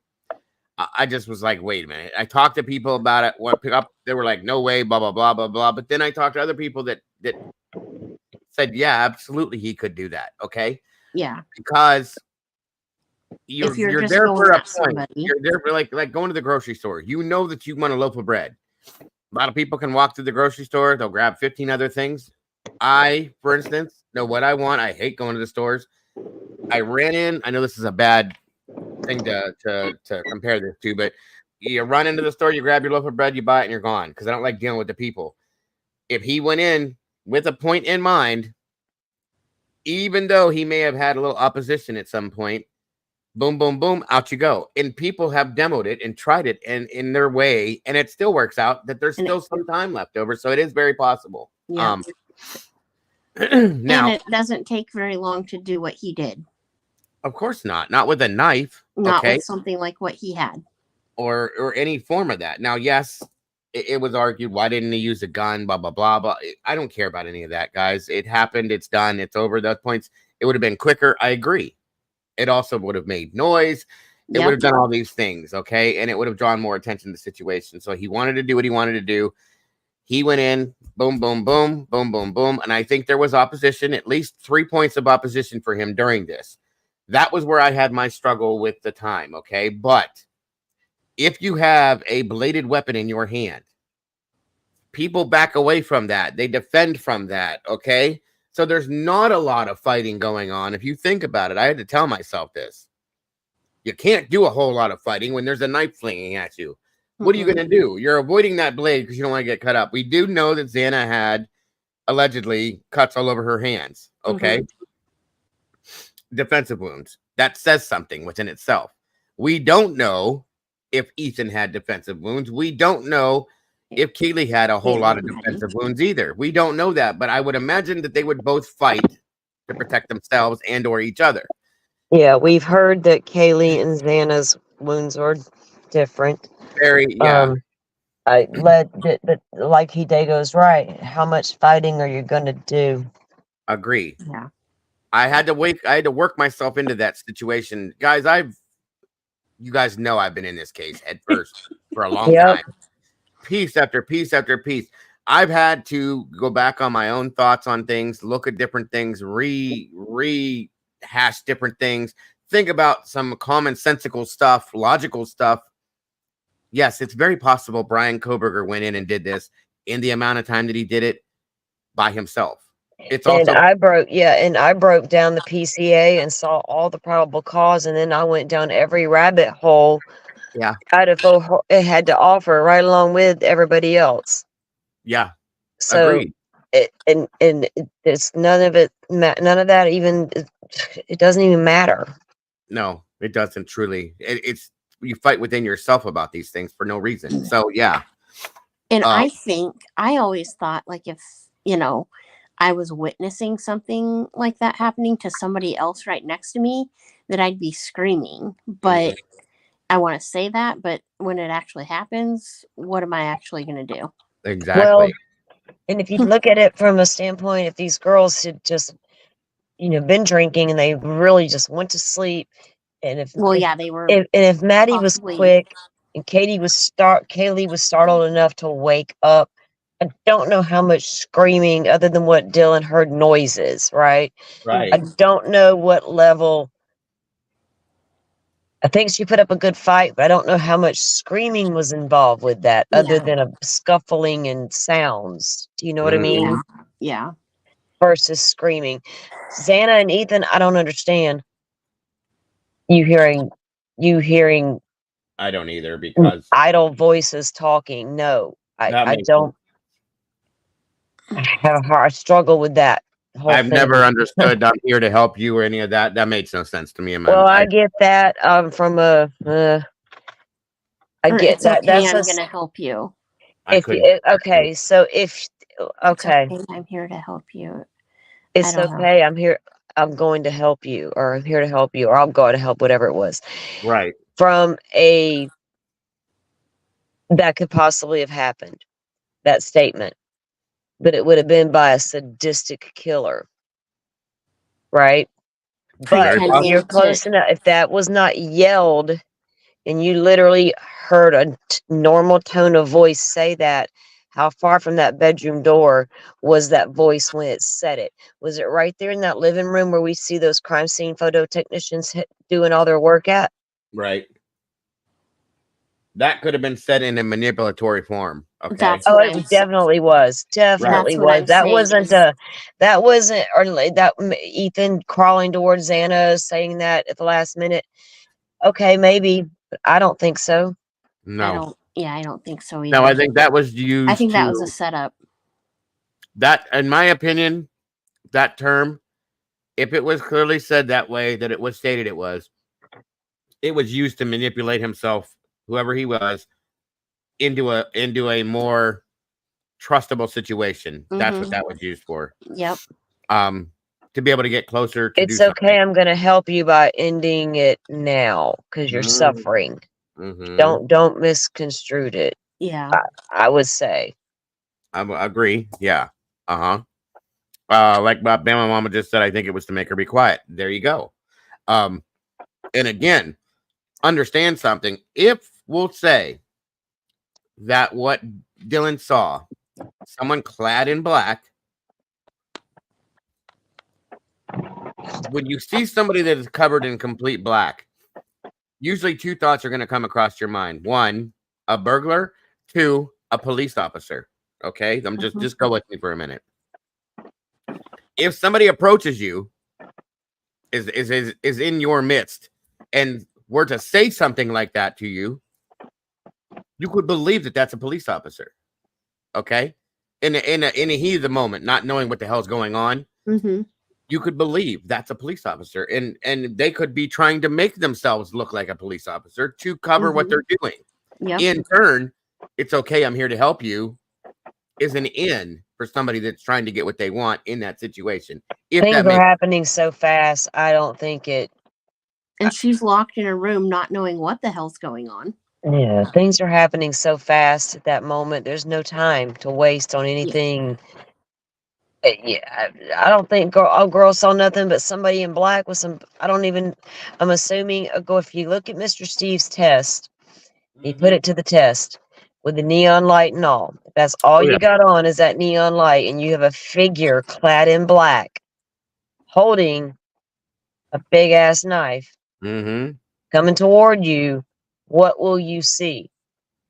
What we saw standing from her door would have been a figure clad in black, and you could just see those eyebrows as he come across that neon light, walking through the neon light, right? Right, It was casting. That's all you could see. It was like, whoa, it's like, damn, and Mr. C, we it's just a recreation, and he does I'll a have to really show that. good job. I mean, he doesn't mind. That's one of the ones I asked him about, and he's like, yes, he doesn't care. He doesn't do it to show you guilt or innocent. He's just trying to see if we can see what Dylan saw. Agreed. Yeah, he does a great job of it. He's done it with every case he's covered that kind of stuff on too. He's very good. Excellent little video to watch, because he literally slides. He's got a mannequin, the whole 9 yards. He tried to get one to the same build as what she described, right? Athletic build and all that. So, gotcha. Well, then, good point, Jeff. You guys, and then I heard someone the other night, or a while, not the other night, but recently. Yeah, I know what you mean. Oh my gosh, you guys! And this was the stupidest thing I've ever heard. There's a lot of that. I know, but this takes the cake, though, Dago. Someone said they believe that Ethan and Xana were killed somewhere else and brought back to the house. Yeah, I know. I've heard a lot of that. How Yes. is that even?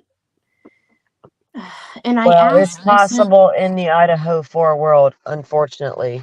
Anything is possible, apparently. There's been so much of that stuff stated. There's nothing that I can say that's going to I can debunk it, but those people who want to believe in that are not going to listen, unfortunately. No, they're beyond. Now, this case really irritates me when that stuff. I try to stay away from it. I'll be honest, because it makes me highly irritated, because you can't. None of that matters. It's very irritating. I'm what matters is what Ann Taylor's trying to do right now. I asked them, I said, how did you come to that conclusion? And they're like, because of all the Linda Lane footage with all the doors opening and closing, and it sounds like trunks, and I'm like, oh wow. Because, and here's the whole thing even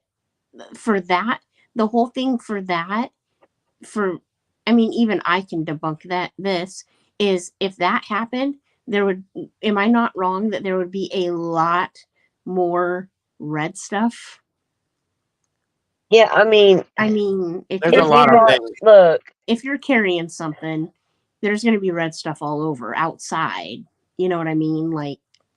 But look, it didn't happen. Yeah. I mean, you have to, at some point, we have to say, yeah. I have nothing to say, honestly. No, somebody can bring me a receipt. There's nothing to say about it. To show me that happened. Right. So I can go show it to Ann Taylor, who matters. Mm-hmm. Then we got nothing to discuss. Right. I was shook when I heard that. I know. Absolutely shook. Well, they shouldn't be doing that. Nope, and that's where a creator protecting their community, not bringing them bullshit, matters. That's where a lot of the problems came from. Like Paula just said, you cannot reason with someone who has convinced themselves of a giant conspiracy based on info by their favorite creator. Just saying. I love Paula. She's right. She's absolutely right. That is And 100%. listen, I even got I take accountability for it. I even allowed people to come in here to start saying things that, of course, I didn't know what they were going to say. But it was said. And that's when you got to go, wait, what the hell? No. Okay, we got to stay within reality, guys. And I had to start saying for quite a while at the beginning of every one of my shows that had anything to do with this damn case that you're allowed to make your comments. Everybody's allowed to have their own opinions. And we need to respect that as long as they're full of commonsensical information and logic, because it's sad we have to say that, but we had to, okay? Yeah. Because people were going in every direction they could with this. The things that just were like, what the hell is going on? Yeah, it got to a point where you want me to believe in one of these alternate theories, can we pick one? Because I can't run with 15. It was a free-for-all. Yeah, big Very time. much. I was waiting to start seeing videos about aliens dropping and doing. I mean, I was really at that point. I think they were accused at one point. They were, probably with within the tunnels, and I mean, come on, there was so much. That's what happened to this case, you guys. That's where the problems lie within this case. That's part of what this document right here. I've not seen Ann file one thing about no damn tunnels. Nothing. Because they don't exist. Not asking for the blueprints of the home, preserve this house. There's tunnels underneath it. I got to prove it. Nothing. Nope. That tells me Ann ain't concerned about no damn tunnels beneath that house. They have nothing to do with this. This is why. There's tunnels there, yes, but not under that house. There's not. And if Ann don't care, it ain't Ann's job to go find the real killer. But it's Ann's job to point out where, excuse me. So far, you know. Yeah, it's ridiculous, and it had gotten so bad. Believe it or not, there's some places where it still is like that. So if you stick to the basics, the facts, the PCA, even whether we like it or not, okay, and look at the case for what it is, stop watching cartoons with it and comic books. And in having it writing down your dreams that turn into something. I mean, come on, guys. Yeah, we just got to be realistic. You just got to be realistic. It's just factual information. This case, I watched this case physically change people. Okay. Yes, it literally physically changed people into other people, and I know that sounds ridiculous, but it's a fact. Salty saw it. I know she did. I saw it. I saw it leave people that I cared about confused beyond about what they were hearing and questioning things that just, oh man. And I had to do, a lot of talking and just not, I'm not here to change people's minds, but think about what you're saying, like really think about it, and it was like it's the harm it does to the communities that bothers me the most. Right. And the victims, I'll be honest, because they were drugged in this case. Oh, bad. They have to see. And just like, no more, I don't want to throw shade at Brian Kohberger any more than, I'm not going to be on the jury pool. I don't live in Idaho, so I'm not really worried about that. I don't think anybody from Idaho who may be a potential juror is in this stream right now chilling. Right. They could lie and say they've never heard of the case when it comes time to go do your little jury questionnaires. You can lie your ass off and say you've never watched a thing about it. But you could have watched all this. I don't know. Absolutely. So, I do agree. Well, let me finish reading this document, and I think that'll do it for tonight. We've been in here for almost 4 hours, so there's a lot to this. There's a lot of talking that goes on with this too, and it's all part of it. I get it. So, well, there's good pages to highlight to go over. You know what I mean? Yeah, I'll do more of it. Yeah, definitely do more of it. But I just kind of wanted to get it going tonight. Yeah, and it was my fault because it was a late show, and we got sidetracked with the conversation. So, but it's all good. Which is always going to happen. That's part of this case. It's part of any case. We're going to talk about it. That's what it's all about. That's why we're here. So it's no big deal. So let me finish this part up here. It says that Latah County citizen, or where was I at? Analysis of community attitude survey conducted by Trial Innovations demonstrates that Latah County citizens who are over the age of 18 are biased and have knowledge of information that's inflammatory, misleading, and or false about this case.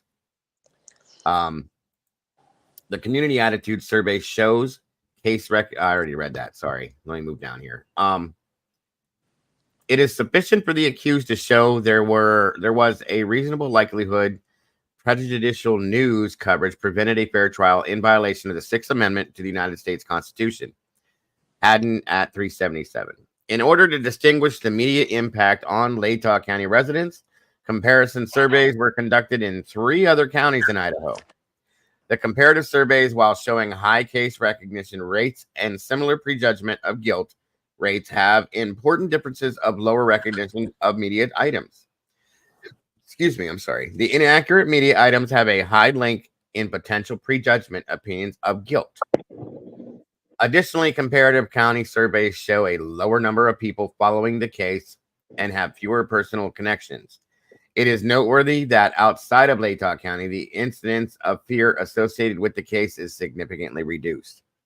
The United States Supreme Court also distinguished between jurors' mere familiarity with the defendant and an actual predisposition against him. Dr. Edelman's survey work shows actual predisposition against Mr. Kohberger in Latah County. Fact-based information, folks. Okay. Now, one of the primary considerations in determining the pretrial publicity of corruption of a community for venue is the size and characteristics of the community in which the crime occurred. Latah County, Idaho is a small, tightly knit community based on survey results. It is a community with a prejudgment for conviction and death sentence. The population of Moscow is only 41,000, and at that, 19% are under the age of 18, making them ineligible to be a juror. 19% are over the age of 65, but approximately 2,000 of whom may request to be excused on the basis of age. Very big point. Those over 70, the census statistics reduce the eligible population on age alone by 38% for a total 25,000 available population. Before any juror qualification are asked, Ada County, 12 times larger than Latah County, provides a greater hope of seating an impartial jury. So there's that to remember, as well as the size and population of that area. So the small size of Latah County is further challenged by connections to the case that do not exist in other counties.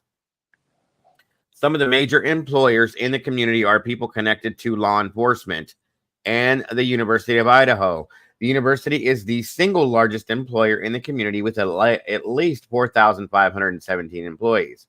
The county and city who employ law enforcement, court staff, and jail staff have more than 300 employees.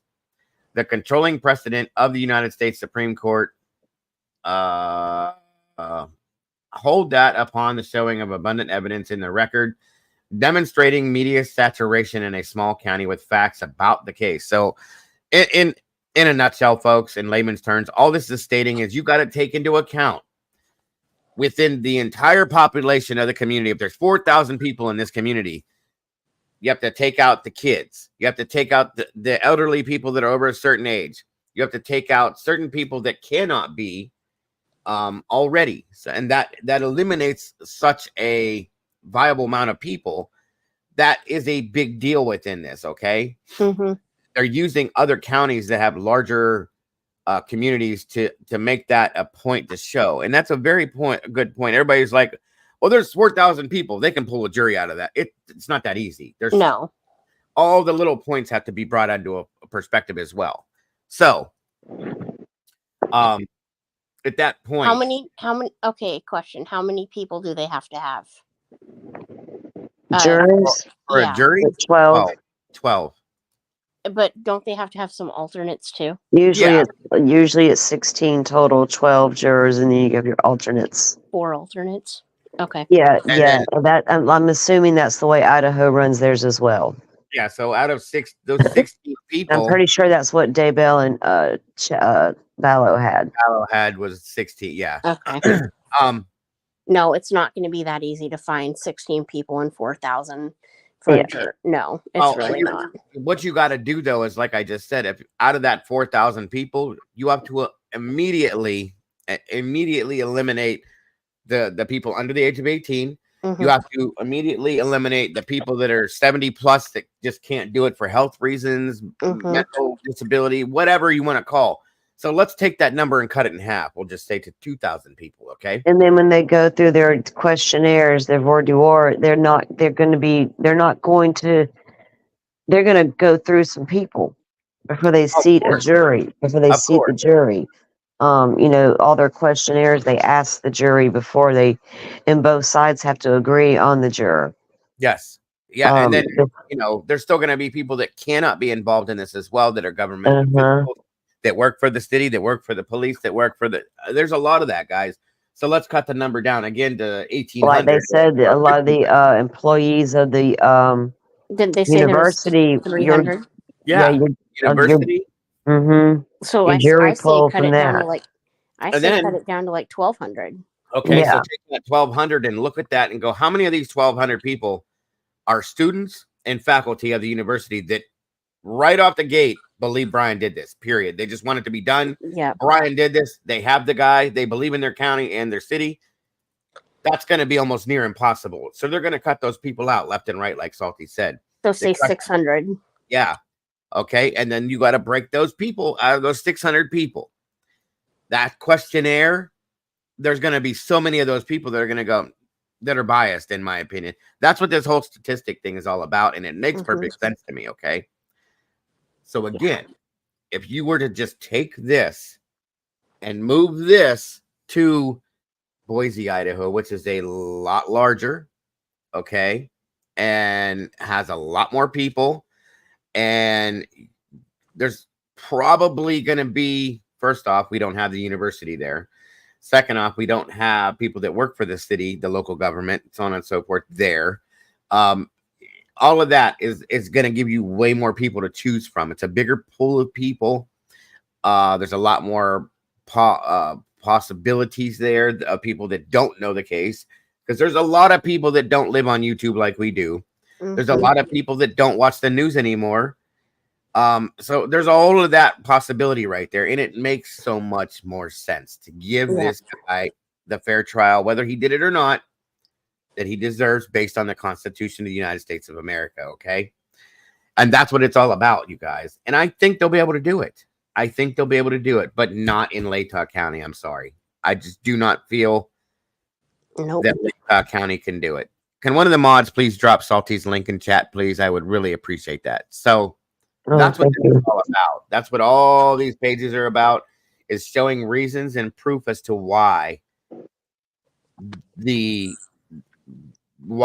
venue change is such a big deal. It makes sense. When you get into some of the documents later on in the next day or two, as you're looking through stuff, you'll see I think she gets into a lot more detail about things, and it's just interesting from a legal. I haven't even went through all of them yet. I've been busy, like I said, the last couple of days. Have had a lot going on here, so I've kind of skimmed through them. So I was reading them along with you guys. Absolutely. And we will, guys. We'll do the rest of this. There's a lot. But I promised everybody I would do it and that we'll look at it. Oh, wait a minute. There is one right there. Okay, I see that now. I will pull this up before we end the show and show it for sure. Forensic Frenzy. Have you seen them? I've not seen the last one, but I have seen it before, Leslie. Thank you. I will check it out. I think that's the bottom of that one. Okay, let me get through this and then we'll be out of here, guys. The controlling president of the United States Supreme Court, blah, blah, blah, blah, blah, blah. I'm not reading all those. I told you guys, change of venue is appropriate. Supreme Court held that due process requires a change of venue or a continuance when the defendant can show a reasonable likelihood that prejudicial news prior to trial will prevent a fair trial. Very true, and we've seen that happen here.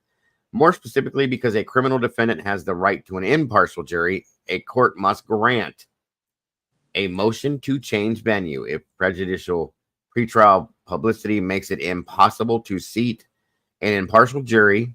The United States Supreme Court distinguishes between publicity that is largely factual publicity and that which is insidious or inflammatory.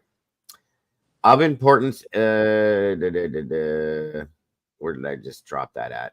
Okay. Of importance is the small community impact on the juror. Jurors sitting on the trial in Latah County will have no anonymity in a town where calls by a surveyor result in reports to the prosecution. See? And police, there is no doubt that everyone will know who the seated jurors are if this trial is not moved. Jurors will be under immeasurable pressure to reach a guilty verdict and then a death verdict. And I'm going to tell you guys right now, something else that would happen in this town, and I'm not saying because it's specifically this town, but Any town of this caliber. the jurors would be threatened. They would have threats put out against them. They would be harassed. It's happened in other cases I've seen. Oh, absolutely. And as small as this area is and how high profile this is and how sensitive this case is, it's gonna happen. So if they don't go with their narrative, okay, Leslie, thank you. Go ahead and email it. Right, that's absolutely fact. then they're gonna get There will be somebody. If there's somebody, okay, so say everyone says, "Oh, he's guilty. Oh, he's guilty," and then there's a juror that says, "Oh, no, he's not." That juror is gonna get totally slammed. Yes, that, and it will happen. I don't care what anybody tells me. You're lying to me if you tell me. It's small town. You're lying to yourself as well if you don't think that will happen, because it will. Okay, because it's small town. Agreed. So again, that's a big deal, and it needs to be protected. The jurors need to be protected just as much as anybody else does in any other case, guys. It's huge. Yeah, that's a heavy job to have. Absolutely. And these people have to deal with after the fact. Okay, they can't be afraid to make a decision based on what's going to happen after the trial. That's not fair. Okay, No. It's in his best interest to have a jury, right?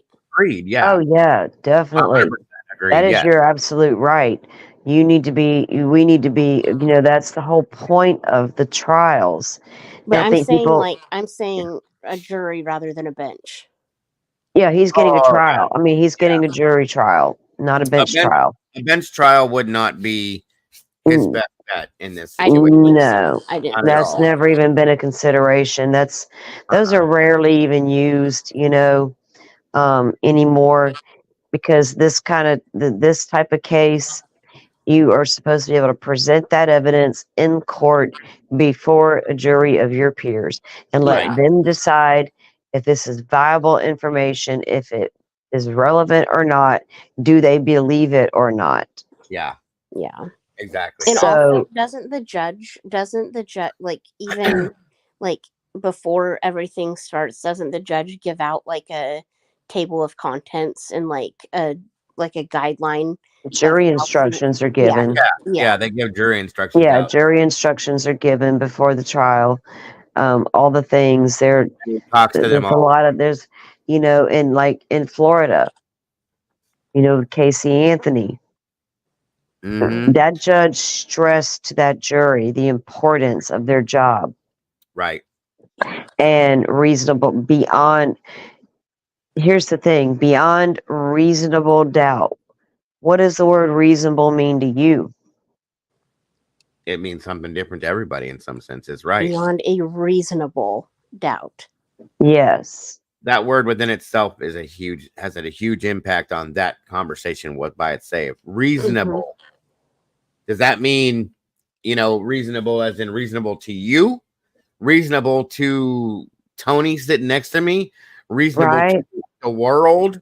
Reasonable to the judge? It's how you process that whole bit of information right Isn't there. it? It's kind of basically just saying that you need to be logical. Yes. Uh-huh. There you go. Absolutely. You That's- have to go in there with logic and nothing more, And common sense. and can't- common sense. I mean, that should be basic, but you you can't Yeah. feel never know. bad for this. You can't feel bad for that. You can't do this. You can't. There's a lot to it. Yeah, you can't. I couldn't walk in there and take my emotions with me, right? About No. how I feel bad for the families or the victims or or if I feel like this guy's getting the shaft, I feel bad for him, or if I hate him because he did it. I can't take any of that in there with me. You'll be Yeah. booted right away. Not to make an unbiased, sensible decision based on what they show me. If somebody has gone, I'll put it this way: if somebody has been through, and I don't mean to bring up anything bad for any reasons, but if somebody has been through the loss of a child, that's not going to work. Okay, if somebody has been through the loss of a loved one in a like a reasonably close to the same type of situation, it's not going to work. Anybody like that is not going to work. Okay. And they have there's even more people that that's what I mean. They have to break this down by all of those things and ask you all these questions, and the way you answer those questions is going to make a huge difference. Okay. Oh yeah, that makes let them know if you're going to be on there or not, and they'll ask you all kinds of different questions about your life, lifestyle. They don't get like all personal with you, but they'll ask you a bunch of different types of questions to gauge you and what you might. What's your views on the LGBT community? Yeah, what's your views on this and that? What are your views on the death penalty? Do you have this? Do you have any, all kinds of things they'll be asked. And so they'll do the best they can to pick a very fair and impartial jury. And like I said, both sides will have to agree and sign off on that juror, all 16 of them. It's not like Bill Thompson gets to go pick those jurors. This isn't the grand jury, right? No, and they watch jurors too. For those of you that don't know this, especially in a case like this, they will be watched. They will be sequestered. They will be, all of that. They can't associate with anybody outside of this. You can't talk about this. You can't do this. If they catch that person's gone. They're gone immediately. Yeah. And I've seen cases where they've had to repick a jury because of situations like this. They've had to remove jurors. That happened in Murdaugh? Murdaugh, there was stuff there that's going on down over there. It happens, but they will remove. That's why you have your alternates. In case someone has to leave, they can cover them. I can't remember what case it was. It's been a long time ago, but there was a case where they had, oh my God, it was multiple jurors that were being harassed by media, and they were selling answers to the media about things going on in the case, and the whole case got thrown. I can't remember what it was, but it's happened. Like that do happen. I'm not saying that's what's going to happen here. Yeah, this is the type of case that everybody wants to know about. And there's a lot of things that we're not going to get as the public with this case, and there's going to be people are going to pester the jurors too. Of course, they're going to try to, but the jurors they'll probably. I wouldn't be surprised if they don't get sequestered, but I don't know. I think they will. They might get to go home at the end of the day. I don't know. I don't see that, Salty. I don't know. I don't know either, unless they can trust them, that they're not going to go home and talk about it and all that. But they might sequester the jury. I forgot how many weeks they got this trial scheduled for. 8 weeks. Was it 8? Long. That's a long time. It is. To sequester a jury. 8 to 12? I think it was 8 to 12. Yeah. 8 to 12. Okay, that's a long time to sequester a jury. Mm-hmm. And does that just mean that that means they can't even go home at all after the trial? They stay at the hotel. They stay there on the weekend. Nothing. Now, there's been cases where they have been allowed to leave and go home, and are they basically secluded? Oh yes. They bring you your meals. They bring you your meals. They can't talk to each other. No. Now, Twiz just said, because he's been there at every hearing and whatnot, that it's an 8-week trial, 2 weeks to pick a jury. Don't remember what the last 2 weeks was for. That was for the deliberation and stuff like that, I thought, wasn't it, Twiz? Or they gave it. I think so. I forgot Twiz has been to the hearings. Yeah. I think the last 2 weeks are for deliberation, just to give it the time for them to deliberate over it. That seems like a long time, but I do believe that's what it was. Yeah, he's been at all the hearings that I can think of. Yeah, I mean, that's just a long time for a sequestered jury, so I don't know yet if they will. Yeah. I don't really see the need to. I don't think there's going to be like riots and threats going down. Like, this is not Karen Reed kind of crazy. I'm not going to put anything past anything at this point until I see it. Yeah. Honest to God. Well, the only reason they don't sequester the jury for the jury's safety. They do it for they keep it so that nobody else will get to them to talk to them. Privacy, for the integrity of the case. Yeah. Right. Absolutely. So I don't know if they will or won't. We will see. We will see. Good to see you, Twiz. So I think that's gonna be it. Go ahead. Twiz goes to the hearings. Oh yeah, he sits back there behind Ann. Yeah. Every hearing they've been, he's back there. Really? Yeah. Oh, he lives, I think, in the Pullman area. Lives there? Oh my gosh, you guys, I was so mad when I got a jury summoned to duty or whatever, and I got my little card in the mail and the number to call the night before, like after 5 p.m. to see if I report at 8 a.m. So you bet your bottom dollar I was calling at 5:01. I'm like, oh my gosh. And I was so hoping. And then it said, you do not have to report. And I'm like, damn it. I don't think I would ever get picked for jury duty because I pick things apart too much, and that's not going to work for me. Isn't that what you're supposed to do, though? That right? I would do it. I would love to do it, but I've never been called to it yet once. And I don't know. Maybe I don't know if they, knowing that I do this, if they'd allow me to do it. You know what I mean? Depending on what type of case it is. Oh yeah. And that would have to be. They'd have to know about it, and I could just see them like, "Oh, get the hell out of here! There ain't no way." I could see that happening. Truly. Either way. That's crazy. Oh yeah, Twiz is definitely going to be at the trial if he can be, for sure. As friends, you guys are a mess. But anyway, that's going to be doing it for tonight, guys. I'm burnt out. I can't sleep straight anymore, and I know you guys are probably tired of hearing my voice already.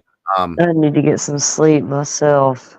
Yeah, but I will be back tomorrow, and I'll probably cover some more of this. I have some other stuff I want to put out too, so maybe I'll split it up. Either way, there's a lot to it, but that's, like I said, I told you guys I'd bring it to you, and I'm going to. So I'm sure you guys are getting it other places anyway. I just like to do it my way. So yeah, it's always good to like come back and refresh on things a little bit too. Yeah, with this case, since it's been so spread out. I'll be honest with you, I've forgotten about some of the things. Truly, yeah, I agree with you. I do. Yeah. But yeah, I appreciate you guys joining me. Thank you, Salty, for being up here. JC as well. Kimber. Thank you for having me. Yeah, thanks for having me. Always. You up, JC. It's better.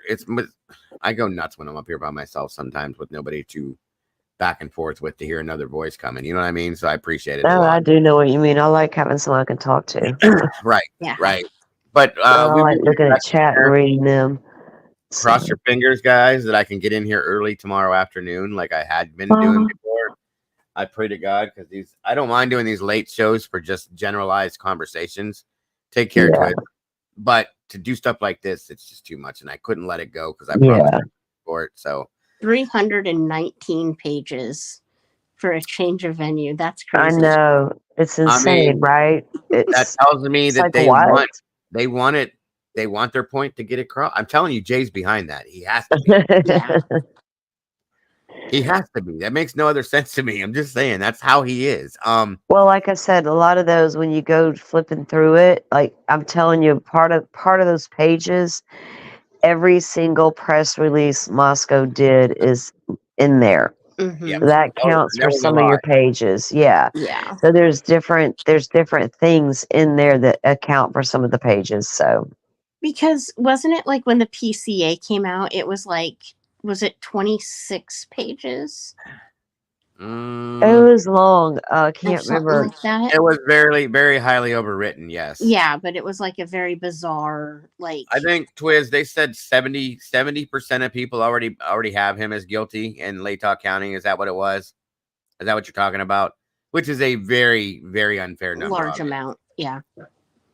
So yeah, that shit alone, that statistic alone should say, okay, Move then it.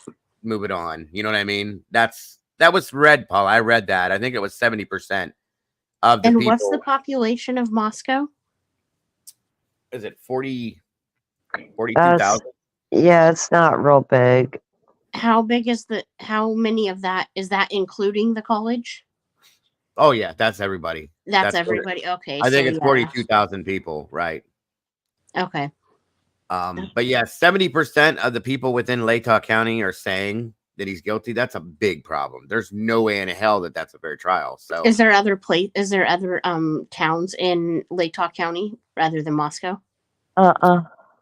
Just no, Moscow. that's No, and Boise is your largest city, and it's the closest. I think Coeur d'Alene and Boise were Coeur d'Alene would have been, yeah. right. But I think Boise is more cut out to handle the high profile everything about it. The even the media onslaught that's going to happen. The people coming in that's going to need accommodations, because you got to consider where are the people going to stay when they come to Moscow to cover this case? You know, everybody's going. All the major news networks are going. All these reporters will be there. The families will be there. Well, some of them. Different people, who knows? But then you got hotels to accommodate. There's true crimers have claimed they're all going to be there. Everybody. JLR. Yeah, right. It's going to got their be reservations a long time ago. They got to keep changing, but whatever. Yeah, Moscow probably has a Motel 6. Truly, right. And you're not going to have 10,000 people staying at a Motel 6. They don't have the parking. They've already talked about this. Okay, that was one thing the prosecution did where they screwed themselves, because when they talked about the fact of parking and the high school and all that, that kind of went against his case about keeping it there, because it proves that there is not that much room there. Yeah. And every media outlet, mainstream, is going to be there. We know that from everywhere, you guys. I'm telling you, like in places you wouldn't expect to see there. Okay. Out of the country, everywhere. Yeah, they're going to be having cameras from overseas. You know, media will be here as well. Don't be it'll be crazy for them. Yeah, it's going to be a big deal. It's going to be huge, and they need a huge place to do it. That's a big thing too. And Twizzle just said that they're going to change the venue simply because of how scared people were in Moscow before he was arrested. That's another huge point. They were, based on interviews that were given to news outlets and that we saw from other like governmental, like people were petrified. That alone in itself should be a reason. That's a good point, Twiz. I appreciate that. Yeah. So there's a lot that's going to go into this. So that's why I believe it's definitely going to happen. When the judge sees and hears all this, because he is, in my opinion, he's fair. He's been fair with the defense for sure. He's given Anne things that you would never expect her to be given. So I'll say that. I think he's going to do it because there's so much, 300 and some odd pages to tell it, that prove why there should be a change of venue. And I think he's just going to say, okay, here we go. Pack a bag and I'll see you guys there. That's how it's going to end up going, because he's going to go. He'll go with it. Did OJ's trial get to be in the same place? It did, didn't it? Yeah, it was. I was young when that happened. That was huge. That was in LA. Casey Anthony didn't get a change of venue either. Where was he at again? Right? What? Was she in Florida? What part of Florida was that in again? Orlando. See, again, that's a very large area. Large place. And LA County is huge too, so that's why OJ didn't get changed up. And that trial itself, I guarantee you that was a completely biased community. OJ, split right down the middle, because and look at Casey Anthony though. There was no gag order. No, there was no change of venue. Nothing. Casey Anthony was found not guilty. Yep. I hate that case. I hate it. I So know, but I can't. I. It is and what it is. my biggest issue with that case is I know her father. Okay, her I father know. worked. Good old Her George. attorney walked in that courtroom and cast reasonable doubt. Yep. Yep. Her And then father. he attacked the evidence, It was a and bad case. it was bad science. I'm just gonna Yep. say it. I agree. I watched the entire trial, so don't come at me. I know what I watched. Oh yeah. It I'm was not bad saying all the way she's around. not guilty. I'm not saying she's not guilty, but her attorney did his job just like Ann Taylor might do. Oh yeah, that's what they're supposed to do. So that's why it happened the way it did. He did a good job for his job. As far as we're concerned, maybe not, but um, You know her dad, Dago? unfortunately, yeah, Yeah. her father. I told you guys before that my father, my grandfather, my uncle they worked in the sheriff's department, right? Mm-hmm. George Anthony worked for Trumbull County Sheriff's Department with my uncle and my grandfather. They lived in Ohio before they came to Florida. And Oh, George, really? Yeah. that's Dago why knew him then. that's why they went to Florida. I'll put it that way, okay? Yeah. George retired because he needed to retire. He was not a good guy. I'll put it that way too. So anything that came out of George's mouth, I did not trust it. I was so pissed off during that trial. I'll tell you right now. It was just bad all the way around. Everything Salty said was true and then some. I thought at the time I thought it was a bombshell, but looking back, knowing and doing what I do now, I'm not surprised at the outcome. Why do you think that she's been so quiet? Okay. The most hated woman in America? Yeah, she knows. That's Everybody why. else knows. Yeah, she's She doesn't want to. She doesn't want She's to. not as quiet as you got. She's not.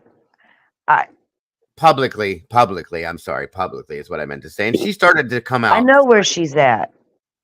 I know what she's doing. Right. But Casey lays low Mm-hmm. because she has to. I think I would too. Right? I'm saying, but she does. She does get out. Yeah. Yeah. Because she did the interview a while ago. She gets out and about. I mean, like I said, she still works that attorney, and she living her life, I guess. She's never ever, in my opinion, at least, not until she's old and gray. I know that she doesn't believe Brian Kohberger's guilty. Surprise. I'm not even joking. No shit. I shit you not. I'm not surprised at that. that you know why that is, in my opinion, because that glorifies her innocence to her. You think? Yeah. Oh, see?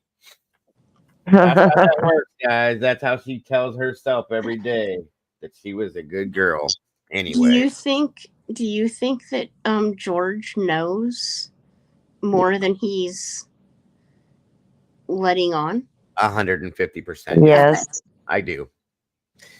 I know who George Anthony is. I know the person that George Anthony is. I've been told for years who he was.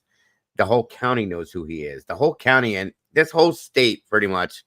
Well, I gotta say, this county knew when this happened. The state of Florida knows who George Anthony is, thanks to media.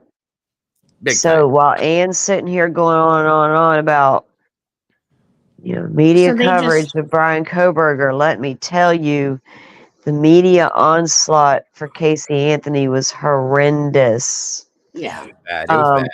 Her family put themselves out there. They were arguing in the street that they lived on with the onslaught of reporters and protesters outside their house. Filming it, yes. Yes, I lived and breathed and eat this case right along with. And it was horrible. But it was bad. Oh my God. But that, we were like, oh my God, Steve Gonzalez. Like, well, y'all don't know nothing about no George Anthony, do you? Seth Rogers, George Anthony. You know, I mean, come on. But So they know. So basically, they just know how to work the system. If you paid any well, attention to that case, if it's you not watch, that I know how to work the system. It's this family is very dysfunctional, yeah, bad, big time. They deep always were. rooted. It's Deep It's rooted. Yes. yeah. It's a whole. It's a You don't even get me whole. started on George Yeah, Anthony, because I could go on for days, guys. yeah. It's not that simple. It's for JC, another stop time. it. It's for Right. another time. Listen, it was so bad that local media from here, and I mean our local 21, 27, 33 news channels, okay? That's the 3 news channels that we have that were primary. When this shit hit down there, they were gone. They headed straight to Florida because they knew George had gotten into trouble up here doing other things up here within the sheriff's department, okay? And when he left, it got quiet because he left. Until his name resurfaced in the media, kaboom, off they go. And it all came out, guys. It all came out. And people talk their way out of things every day. What's her name? His wife? Yeah. Cindy. Cindy, that's it. What's her role? Within Do you think? Within what? The case or within their life? Yeah. There you go. Don't even go there. That's for another time as well. This could be 3 shows. Yeah, this is right a very now. complicated family. 3 shows, guys. They're a mess. I'll just put it that way. They're a mess. We'll have to deep dive it for one time. I mean, I'll for do real. a show on it. I don't care. Yeah. I'll do a show on it. It'd be fun because I know so much about it. And I just literally sat. I know you guys can see the smirk on my face as I'm talking about this now. Watching this trial, when they did the things they did, watching these people. Well, y'all do know I'd have to figure out where it's at, but not okay. Last year, the end of last year, me and a couple friends were in a Discord and we watched it. We shared screen and watched it, but it was oh shit, one of the shows did an interview with George and Casey Anthony. I mean, Cindy and George, and it was the last one they did, Dago, and George did the lie detector test. Mm-hmm. That one, we gotta find that one. Oh, we'll watch it, and I'll sit and laugh. That was the most recent one, and we'll see if we can find that shit. Because didn't they do it live? Yes. Yeah. I watched it, and the people I watched it with didn't follow that case the way I did back in the day when it was happening, so they didn't know a lot about George and Cindy like I did, and they had a very different take on them than I did. They were kind of shocked by some of the things that I was pointing out. My opinions on George and Cindy. Let me put it that way. When they did that whole lie detector, I'll do it again if we do it. I was answering the questions for him. It was hilarious. It was hilarious because you can tell, knowing who he is in his face, okay? He would answer a question, and I'd be like, and that is a lie. And that is a lie. I mean, and the lie detector test determined that was a lie. Right. I mean, it was such a joke because the guy, I don't typically drag people, but I don't like him because I know who he really is. Even at his age now, I can't imagine he's changed at all. Okay. And his wife, oh, good God. Cindy, her anger things, you could see the possibility of Casey, I'm sorry, coming out based on what her mother would do, because this whole family was like this. They were all, you know what I'm saying? Like the anger and all those kinds of things. I could see. Cindy appears after years of analyzing this family. And I'm not joking when I tell you I do that. She had so much. She was very overbearing. Yeah. Wanted it her way, but no control. Casey was a young mother. And when she tried to guide, she overstepped her boundaries, I think, a little bit. A lot of it. With the mother, I don't know. Casey be the mom. Yeah, I think she just had she had a lot of do it my way. We don't want to look bad. We're always going to be perfect. Yeah. Present this appearance. Yep. We're good here. You're going to be a good mom. You're be the perfect family. Yeah, exactly. So even though you're a young mom, you're doing this way. And they, Yeah. yes, And they I were think that was a problem. they were the absolute opposite of the way that they presented themselves to be. That's why whenever Yes. one of the biggest reasons why I think Cindy stayed mad all the time is because she had no control. None. She could not control Yeah. the situation like she did with everything else and couldn't stand that. Okay. That was the angriest woman in America during that entire scenario, guys, because there was zero control and she couldn't Yeah. deal with that. It was kind of funny to me. It really was. They're just, and there's all those jailhouse calls between her and Oh my god. the videos. All yes. those are available to pull up and watch. So Yeah, we're gonna do it. We're gonna do it just for the hell of it because it will be interesting. We're gonna go back and go through the whole thing, you guys. I think it'll be fun. Yes. And just the situation itself was horrible. Absolutely yeah, horrible. I mean, it really Awful. was. It really was. But to see how it got there to a not guilty verdict, you know what I mean? Blows your mind. And then you throw Yeah. in all that, the stuff we just were talking about in there with it. And it's like, what? How? Was there, how did they get that not guilty with that reasonable doubt, right? Yep. Yeah. Yep. Exactly. And during that, I will explain some things about the Anthonys to you that I know as we're going Oh, through stuff. It'll juicy. be interesting. It'll be interesting. It's a good idea.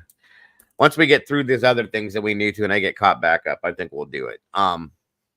It's I would love to hear what you guys have to say throughout the whole, you know what I mean? Since I know that you guys are so close to it now, like I'd love to hear the whole analyzation of it from both of you. Yeah. Absolutely. Yes. Because I'm telling you guys, it was It a was a comedic. bombshell case. It was a It bombshell really case for was. sure. Yeah, absolutely. Like America's I said, not going to forget it anytime soon. No. Nancy Grace still talks about it. Oh, Girl, that's Nancy because hates that case made Nancy Grace. Oh Yeah. yeah. Court Yeah, that TV was her. did, she was on the court TV and all that. She was doing her CNN every now and then. But when she went and did her show on HLN CNN, That was her big thing right Casey there. Anthony hit at all 2.5 years. I'm not shitting you when I tell you it was nonstop. Mm-hmm. Oh, it was. You think you go on YouTube and found a stream every day on the drama, this about Sebastian whatever. Rogers. Can you imagine? You Can would you turn on imagine? that TV every day for 2.5 years. Now she did her due diligence with Elizabeth Smart. She did, but all we heard for 2.5 years was Casey Anthony. All we saw, she dug up everything, and that family gave us a lot. Oh, they did. They did. So and the public was relentless, going after the family, gathering up outside their house and protesting and all Can the you things. imagine, Salty, if that case would have taken place on YouTube right now? Oh God, dude. Oh Lord. Oh Lord. No. Hell no. Hell With no. I don't even know if I'd want to come anywhere near. Oh, I'd be like, I don't even touch my phone. No. It would be a mess.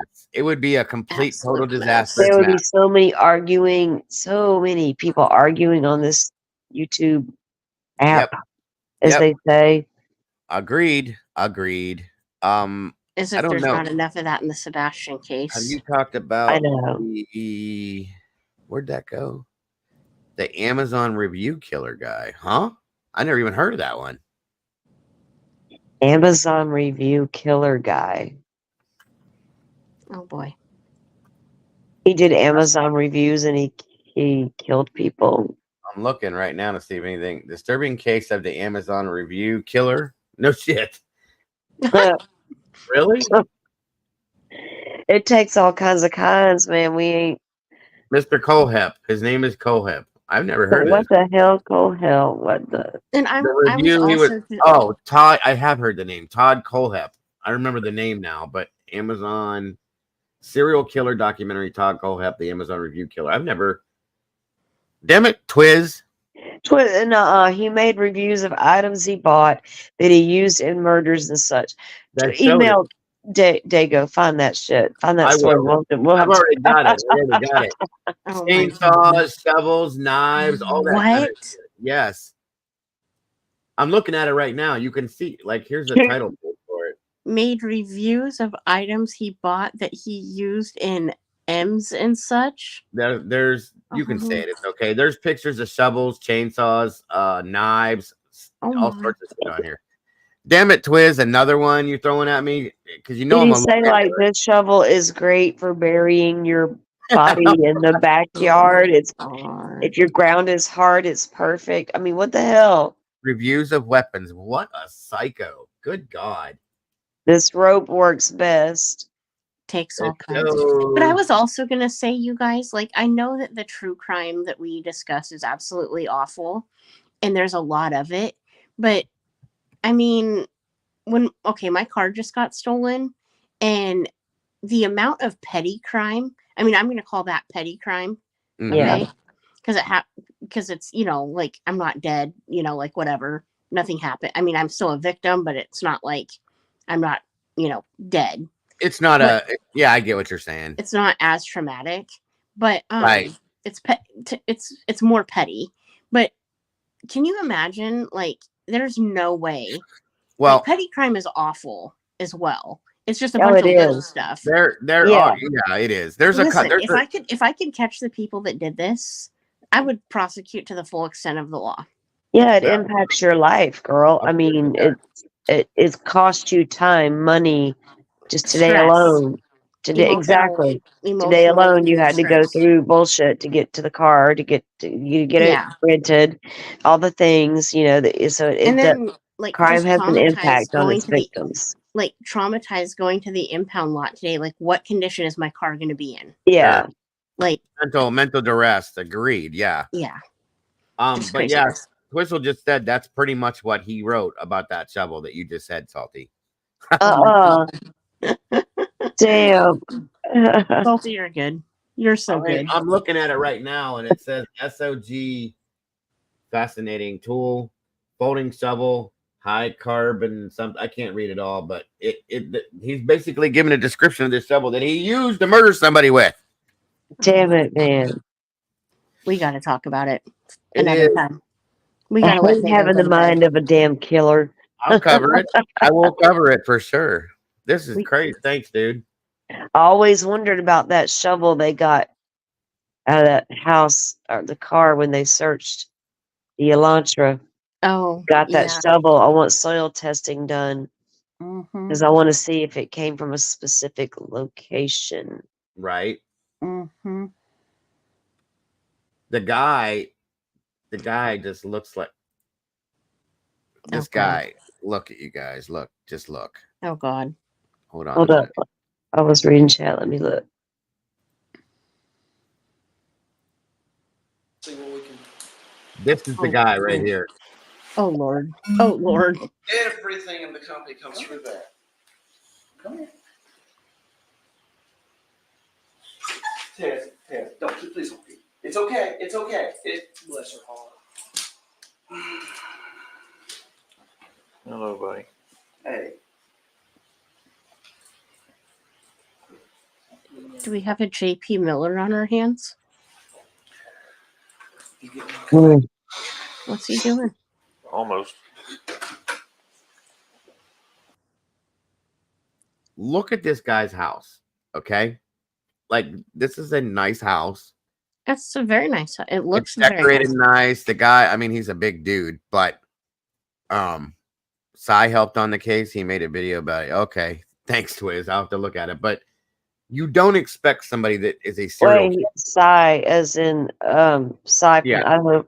Did he make one? Because I do follow his true crime stuff, but I haven't looked lately. He did a video on this. That's cool. Yeah, that's what he said. But I mean, when you're looking at the guy's home, you're looking at how he's living. You don't expect somebody like this to be out killing people. You know what I mean? That's what's always gotten in my head. Like, wow. Oh, he made a video yesterday. Okay. Calm down. Calm down. This is my ferocious attack dog. You can tell. Surprisingly, though, I bet she could be. Even when you're not this one gets super aggressive, sort of. Only when the other dog wants to get in between and she wants all the attention. Yeah. Now, she won't actually bite or hurt anything like that matters, but she will growl and occasionally sit on the dog. Is he sitting on the floor? Hey, don't be. Calm down. Calm down. I don't understand what's going on here. This Taz. Taz, come here, baby. When I first got her, she was about that big. She was a little bitty thing. And I called her Tasmanian. Yes. Called her Tasmanian because she basically would, she was holding hell to that one for a while. What's his name? Look at hers. That Yeah, is but- Bella. Okay. And what they would basically do is she's wrestle with her. But this one being really tiny, and that would not be at the time. That's a big dog. Now. He's making buddies with him. She was The run. yeah, well, she was tiny. She was like this, and she was actually one of the last dogs. Back that door's they open. had litter, It's okay, puppy. and that was here would basically cause that one. Bite her ears, play with it. Would not hurt her, just basically trying to be aggressive, get her spot, and that's why she got named that. This is where we're at. So I'll explain this a little more in detail to you. Thanks, you're scaring the hell out of me. No, this is the thing. They did. I'm as straightforward as can go. I don't, Thank you. pull punches. Several of the questions that we asked you, okay, are inconsistent with what phone records say, with what information that we have says, okay? So that's why the search warrant's being done, okay? Communication wise, between you and Kayla, locations, times of locations, and things of that nature. So based on that information, we had the search warrants already typed up, but we did not think that we didn't know if we were gonna need to use them or serve them or not. Okay. But based on some of the information that we received, we are going to serve the search warrants. Okay. Okay. Oh my God. And basically that's it in a nutshell. Okay. Okay. We'll try to make this as painless as possible. Thank you. We don't want to scare your dogs. Don't scare the other. Yeah. Fair. Fair. And, if you want to talk, since we are serving the search warrant, we can step in the back and we can talk privately. Since we are serving the search warrant, it's not that, and I don't want you to think that we think you've done something wrong. Okay. It's just we have to. These people have not been found. These people have not been seen since they were at your property. Okay. Okay. So we, you essentially were the last person to have any contact with them. Their family, friends, no one has had any contact with them since you had contact with them. Mom, dad, cousins, uncles, best friends, Okay. anybody. Nobody. No one. No one, not one person. 0 persons has had contact with them since you had contact with them at your property. So I think they mean nobody. Nobody. I think so. That's what I'm getting from this. Their phone records show that, that they were at your property, as she said before. So I can go into more detail, but it'd be something we would need to sit down and discuss if you would want to. It's up to you. Okay. Wow. You probably didn't even realize, did you, that you were the last person? No. I didn't see any of that coming at all. Oh shit. Well, you can tell he knows he's caught now. Okay. What, Yeah. and what? This is crazy. Well, would give you the opportunity to clear up some of the inconsistencies. Okay. Okay, and what we're finding from the phone records and the information that they've received through their investigation.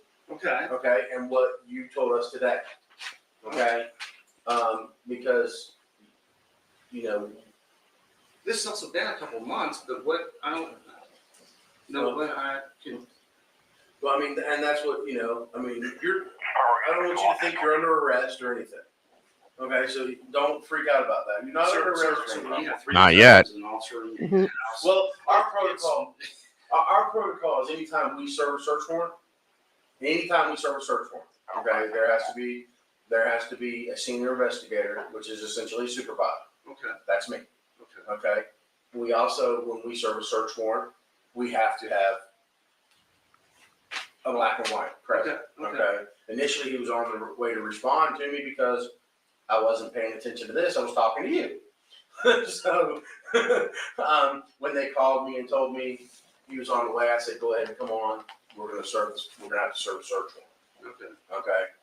So, you know, so the people that are here right now, other than her, but it's her missing persons case, and we're assisting her. This is all protocol. Okay. So the fact that there are 3 Spartanburg County people here, and there's going to be another one showing up, our forensics guy, because he has to photograph whatever evidence, or whatever, not evidence, but whatever we take. Mm-hmm. Okay, he has to photograph that document, and it's as much as your protection as it is anything. Kind of like you were talking about with real estate. So I have real estate.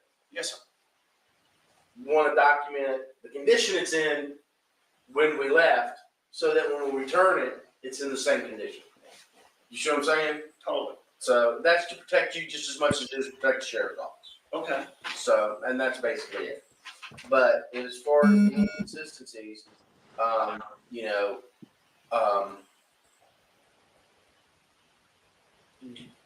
we just need to, I mean, we need to clear those up. I'd be willing to give you the opportunity, would like to give you the opportunity to clear them up. Okay. You know, if there's someplace you would like to go sit down and talk. I can do it right here in front of all of you, just to be what I do. No, the other part. Yeah.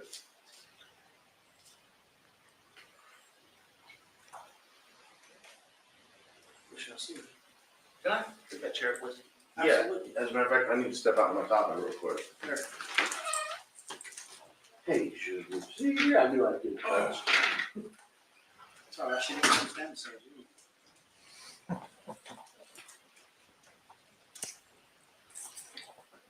I'm on the second fiddle, as bad as you. Is he sitting on his dog? No, he grabbed a chair from around the corner. He's got the dog sitting in front of him. Yeah, I appreciate it. The only time I've ever had these two growl is if I understand when I'm not here. Right. They're protecting. Someone comes to the door. But if they ever get inside. Yeah. Well, it's like our canines. If they're in the back of their Tahoes. I'm not trying that. No, what I'm saying is your dogs are just like our canines. If our canines are in the back of the Tahoes and the officer is not there, I was walking by one of our trucks one day. We used to have those big long bed Chevy trucks or Dodge trucks, and they had the Thank you, Flickery. the vent on the side, and the handler wasn't there. And I come walking by and just, hey, Poofy, and Jim Russo, he hit the glass so hard with his nose, he cracked the glass. So but if our officer had been at the vehicle or near the vehicle or in the vehicle, he said the dog would have had a completely different calm attitude. But the fact that he wasn't there. I have seen the videos. I have seen the videos. I'm not even going to try that. Yeah, I don't go near them. But, you know, the thing about it is because I do need to ask you some specific questions and I do need to clear. Can I have some coffee? Yeah, sure. You want to cook her up or you want to leave her out? She's going here. Okay. Follow daddy. He's going right there. Okay.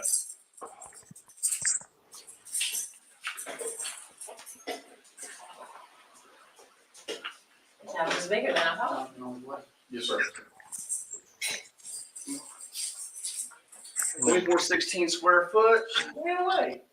You know what I mean? She's beautiful.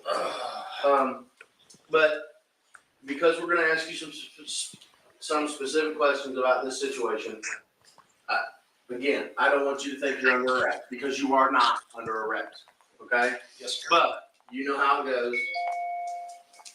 Some of the things they show on TV are true. Before we ask you any specific questions, even though you're not under arrest, we do have to advise you of your rights. Okay? I know you know them. You're an intelligent person. We've talked before, and I know you're a very intelligent person, but I do still have to advise you. Okay. Okay? You have the right to remain silent. Anything you say can and will be used against you in a court of law. You have the right to speak to an attorney or have an attorney present with you during questioning if you so wish. If you cannot afford to hire an attorney, one will be appointed to represent you at the government's expense before any questions. Knowing and understand your rights, I've explained to you. Are you willing to answer any questions without an attorney present? At this time, yes. Okay. The main issue that we That's have. a big dude too. We were able, and she can give more information on this. I was briefed last night. We know that there was more of a physical relationship between you and Kayla. Okay. I can understand why you wouldn't want to bring that up. Okay. I can understand. But I need you to explain a little more detail about the physical relationship. Because what we do have, and I'm not an art, I don't care about prostitution, I don't care about whatever. She's a stripper. My understanding, she's very good looking, and she would call you and need money. Yes, sir. And you would give her money, and she'd give you sex. It would work out that way. Okay. Did that happen often? Occasionally. Not as a few times. Would she make the contact?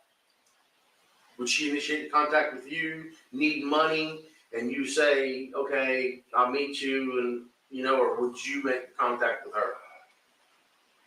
Or would it be both ways? It's kind of both ways. Okay. She's a pretty girl. I mean, Okay. I understand. I didn't want to cause any issues with. I don't want to be a boyfriend. You don't want the drama that goes along with it. No. I understand. But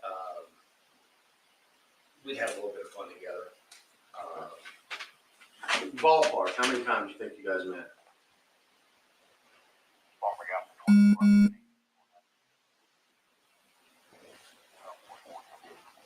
Two, maybe three. Did you have one specific place you would meet? I mean, would she come here? She had, well, For the sex or for whatever, would she meet here? we only, how do I put this?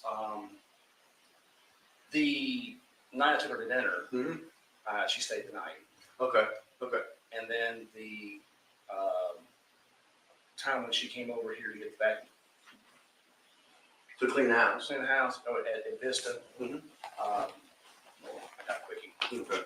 with that. Okay. Were there ever any times you met at your property and had sex? No. The other main issue is, you said that at the day that they were at your property, what kind of car were they driving that day? What color? White. White? Do you know what kind it was? No, sir. Was it a car, or was it an SUV, or was it? It was a car. Okay. Was she driving? I don't understand. I don't think so, because she got out of I don't think so. The other thing is, when she was on your property for more than an hour, hour and a half. Okay. She was on your property for several hours. Okay. So that's a conflict. Okay. We can put her on your property for most of a good portion of the afternoon, going into just that before evening. and that is a conflict with what you said. Okay. We can put you going to the property, leaving and coming back. And we can put her at the property beyond that and into the evening. Or into just before what is considered evening time. You know, and a lot of people get confused by evening because the sun may still be up with the daylight, you know, the daylight savings time, you know. So, but, you know, why would you say that she was only there an hour and a half when she was there pretty much the whole afternoon? I don't know. Okay. I don't have an answer for you, sir. Okay. It's Did anybody else show up at the property? no, sir. You had mentioned to them out there when I was on the phone that you felt like she was falling off the wagon again. Yes, sir. Do you know if she was getting what was her drug of choice, do you know? Pills. Do you know who she was getting them from? No, sir. You've never heard any names or anything like that? Lucky? Okay. Did you ever meet this Lucky or see this I Lucky? don't know who these people are. Because she just mentioned that she has had to go to see Lucky when she was in there. Did she mention that day, by chance? Do you recall? I don't know who it is, sir. I just know the name. I've never met the man. I don't know who it is. I'm assuming it's a guy. But I mean, it's, when she said she was in pain, she would go see him. I don't know who it is. Okay.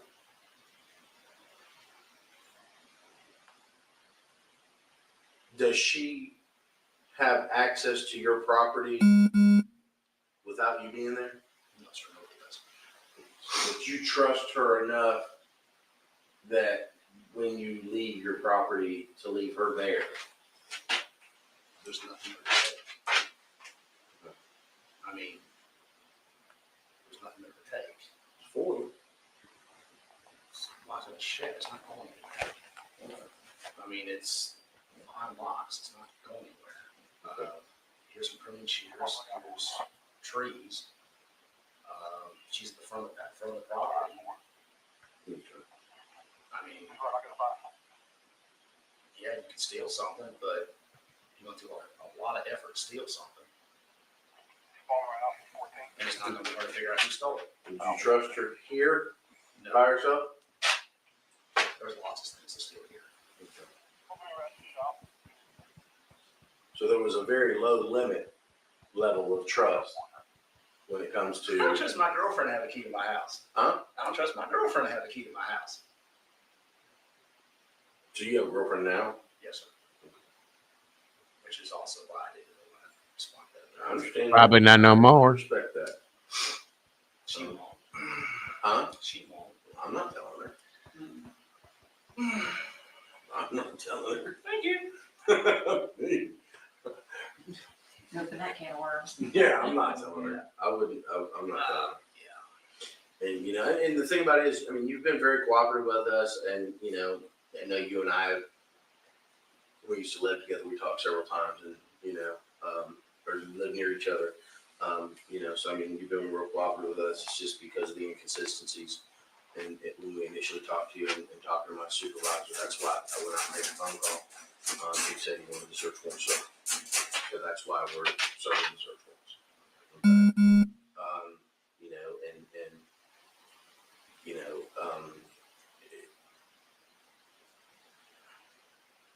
this person Charlie that was there. Is this the first time you'd ever seen him? No, sir. I saw it first time was the last day they were cleaning up Vista. Where's Vista? Right on the corner. 118 Vista, Twin Lakes. It's a rental. Okay. Currently occupied. Okay. We had renters who moved out. It's on the right, going down Vista. Yeah, it's a very ugly house. Bottom of the hill. Has no garage. Had renters move out. Renters pick up all their junk.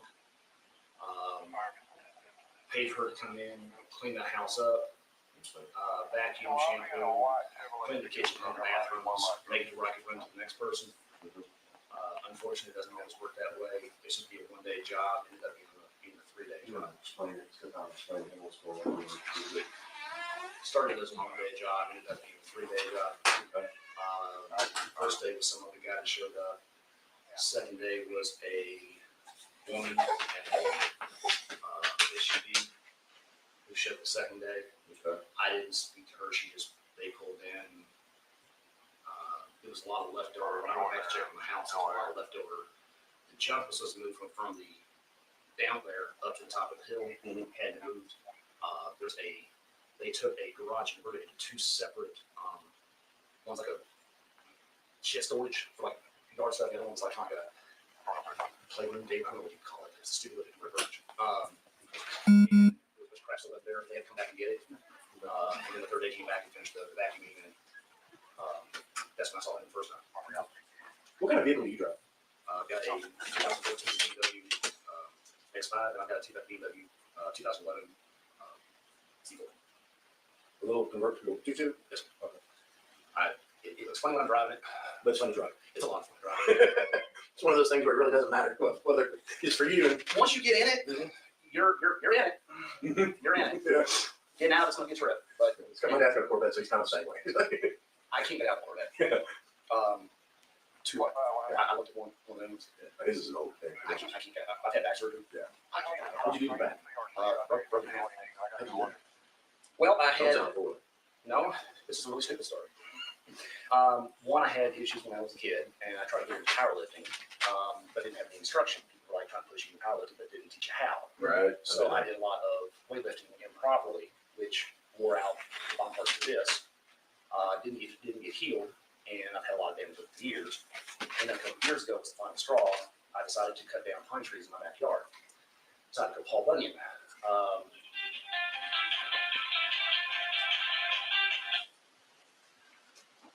Ended up jamming cut it with a chainsaw, and got jammed. So tried to get another friend of my chainsaw, this way, cut it, and ended up getting both. Ended up getting, I don't know what I was doing. And how I almost hit the house with the tree. And then I decided to go get an axe and try to figure out that was taking my spine. That was it. And my spine was 3/4 of an inch separated. So they had to go and build a titanium cage on my lower back. I got a friend that's crippled now because of some of it. Yeah, Not the tree thing, but the exercise. I try to stay active as I can, but I have learned that basically I can't do it anymore. I've had shoulder surgery, hand surgery, broken the ball off my ankle, I've had back surgery. Yeah, we're not doing that. Is that the only cell phone you have? No, sir. It doesn't work, Okay. but I.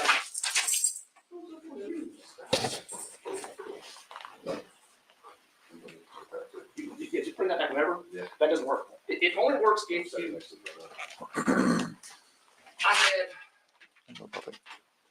this phone, and then it decided to break.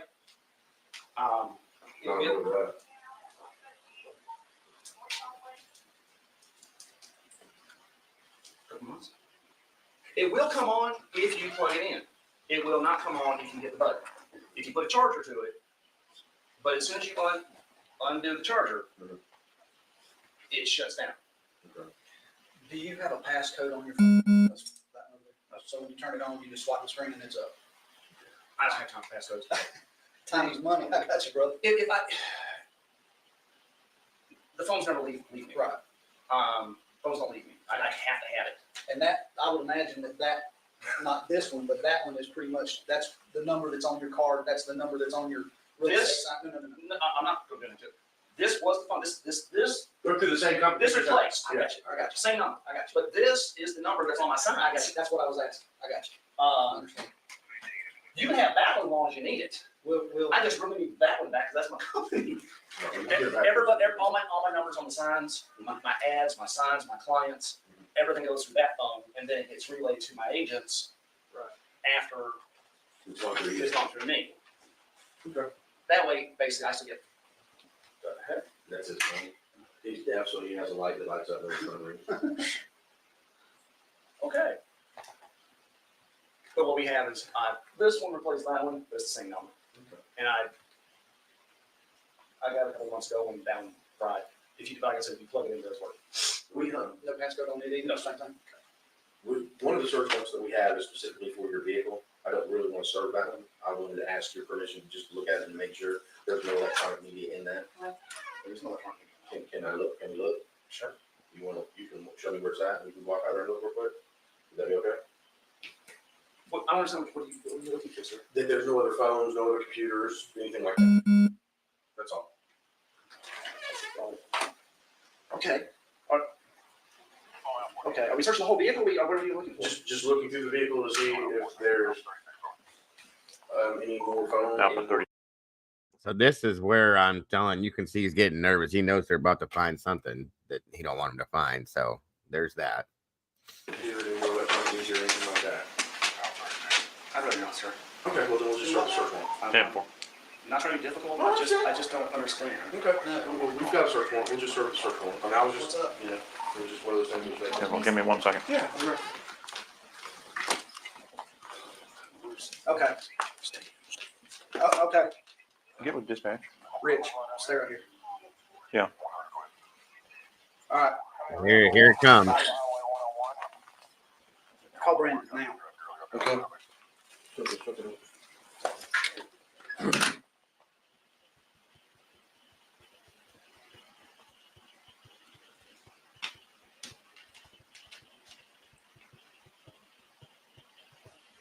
And you got some monitors in there, don't you? Yes, sir. Yeah. Goodness. All the stuff you got going on. Real estate and all. Well, I find the running joke out that she's doing is to scrape the porn. Yeah. But the reality of it is that when you have a spreadsheet up and you got your software for doing the contracts and you're pulling your information from CRS, courthouse retrieval systems, Yeah. put it into that contract, Right. if you have more screens, it is a lot easier. We have to switch screen, Mhm. trying to figure out what. Minimize and yeah. I need All you that to stand stuff. up for me just a second. This is for architecture, as much as yours, do me a favor, turn around, put your hand behind your back. You need an extra set? Well, yeah, give me an extra set, we'll do two, so we don't. You're not under arrest. Okay, I'm also in handcuffs. Alpha 32. I'll explain it to you in a minute. I've got plenty of room, I can get my thumb in. Okay. I think I-13 is taking care of that. Absolutely. Let's go ahead and sit right there. Yeah, back. I got the other stuff in the car. 10-4. This week, we probably Yeah. not want to get him and Come on. yell at Come him. here. What am I missing here? You're not missing anything. November 7. Who's that? It's probably SWAT. He's wanting us to call him real quick. I just talked to Okay. him. SWAT? SWAT. We got His last a name is detective named SWAT. SWAT. SWAD. Yeah, that's why. No. Like, whoa, Yeah. Just one letter off. Makes a world of difference. you think? You okay? Come on. It's okay. Now, if he gets done over here, we'll move over there so you can photograph this way.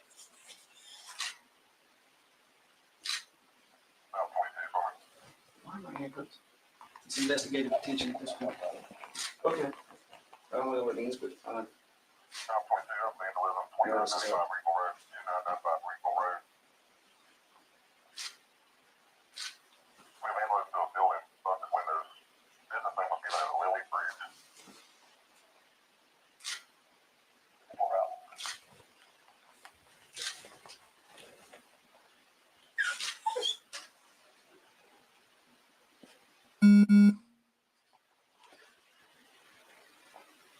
Good to see you, Miss Barbara. Thank you for joining us. they're all backups. Backups for backups, I understand. Well, I have the old one over there that's got two screens. Right. And then that does all my design work for my flyers, but you can't get, the software that goes on that machine Mhm. will not work on newer machines. And I'm not spending, I don't think I was first before anything. Okay. Yeah, but you can go back. Come on, let's go back. I'm not spending a small fortune on new software that I use in old stuff. Doesn't matter. So I prefer not to. Then I had, Well, if it works, that's one way that computer companies get you. They always update this stuff and their new stuff won't work with their old stuff and on computer systems and stuff like that. It's a racket. Computer stuff, that's a thing. my first degree was in computer science. And as they handed me my diploma, already obsolete. All right.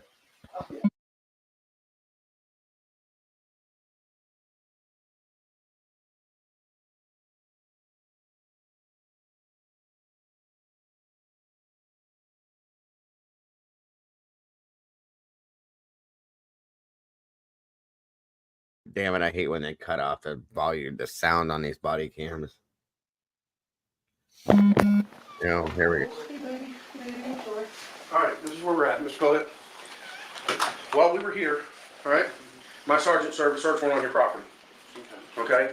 We have Kayla. We have Kayla in your property. She was locked in a container. Okay? She has told us that you shot and killed Charlie. Okay, so at this time, I'm gonna need you to stand up and put your hands behind your back. He's already You're He's under- already cut. Okay, you're under arrest right now for kidnapping. All right, they're continuing to search your property. They're gonna continue, they got cadaver dogs down there. Okay, if you wanna help yourself, tell me where Charlie's at, so we can go find his body. That's pretty much where we're at right now. Okay. Do you wanna help yourself and tell me where the body's at, so we can go recover Charlie's body? No, sir. You don't want to? No, sir. Okay. Why'd you shoot him?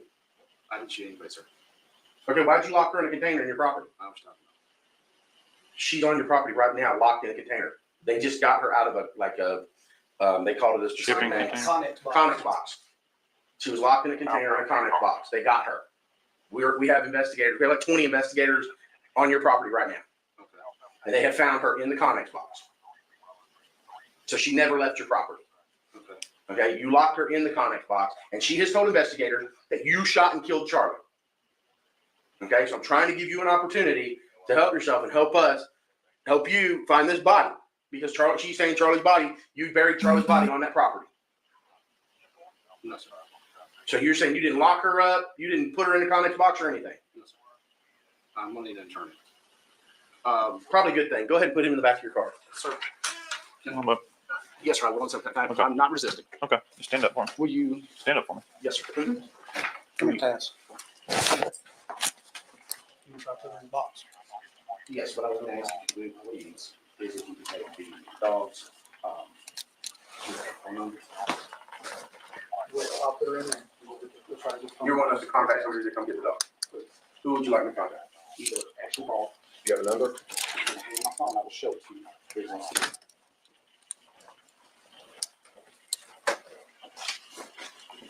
Do I swipe it? No. I want you to understand, I'm getting ready to take one of these cuffs loose. When I do, you leave your hands exactly where they are. You understand?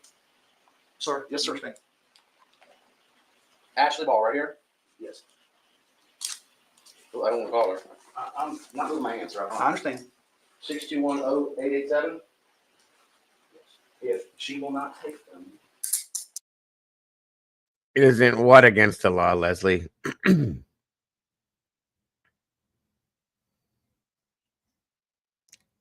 What they just said to him or what they did? I just can't believe that. That's crazy. I mean, I can believe it, but did he think they weren't going to find this girl? That's nuts. What's the point of denying it? Tried nothing, got this. It's coming. I believe that. Oh yeah, definitely, Barbara. Definitely. I don't know. This is kind of crazy. They told me they gave it to the hope. Oh, I'm sorry, Barbara. Go ahead. Who is she to you? Okay. Let me. I got some extra ones. Do you want us to put some double locks. Princess, here, baby.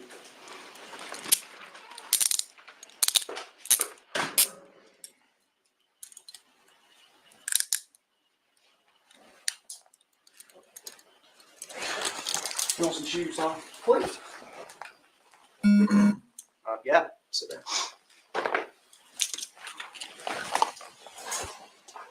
You slip them on or we got them time? With my feet, sir, I would advise tying them. I mean, untie them. Come on, let's go.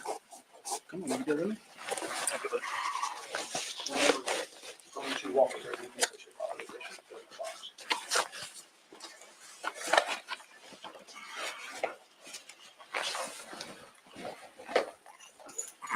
I did, Paula. I'll probably be doing an update on it relatively soon too. So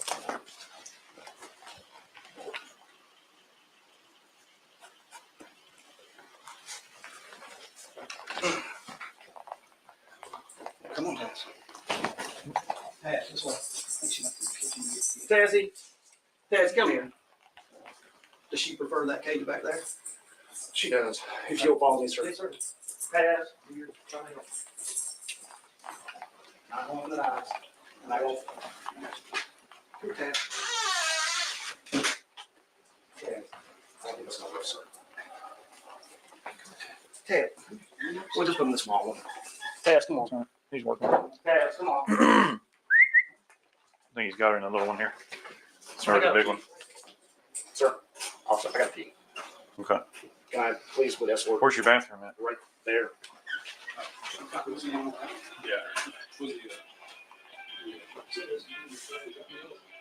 Yes. I took all around photos that I didn't know about. You want to check his bathroom? Let him go to the bathroom first. It's right there. Oh, yeah, yeah, yeah. There. Talking about the tap back, right? Yes, sir. I've seen The Godfather. How long does that? Shh. You laugh. You gonna take his cups off of him? Yeah.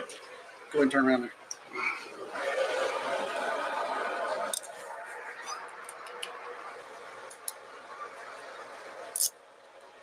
All right. It's crazy how calm and matter of factly this guy is being during all this.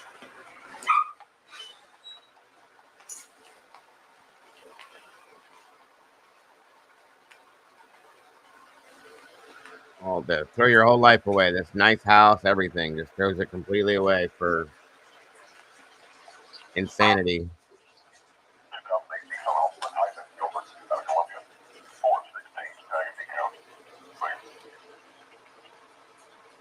It was a good show, Paula. Miss Barbara did an amazing job. And like I said, we're going to be doing an update on that, a refresher, and anything new, too. He murdered people years before this. Wow. Yeah, the guys, these people are crazy.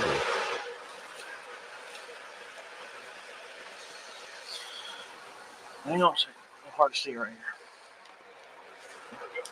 All right. Good. You going to California Avenue? Excuse me? That's probably not taken.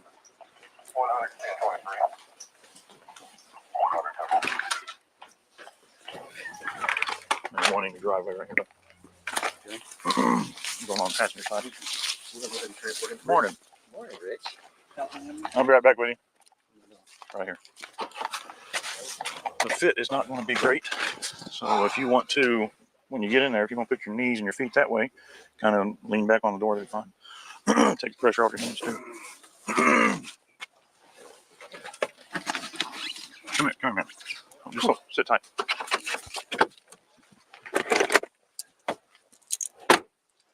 I'll stand out here. I'll put these on, give you a little more room.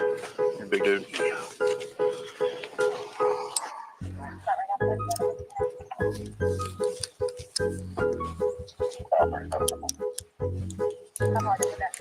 Exactly, Paula.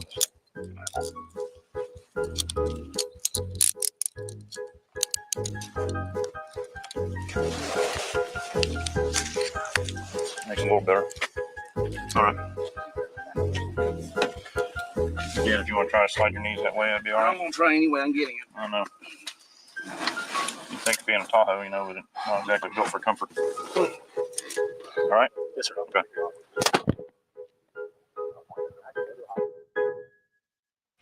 Thank you very much for watching this video.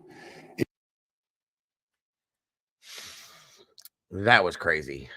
Like I said, thank God that he didn't fight them. That's a big guy. They'd be, I want to go back and follow up with some more of that because I never saw nor heard that before. Here's the container that they found this girl in, I'm guessing. They're cutting the door off of it here. Yeah, right here.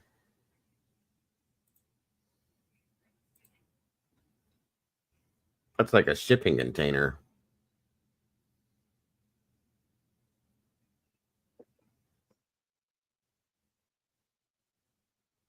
How are you, honey? These are Kayla Brown's first moments of freedom in 65 days. We're going to get you out of there, okay? Captured on video by police, a harrowing ordeal after being kidnapped and held prisoner by a madman.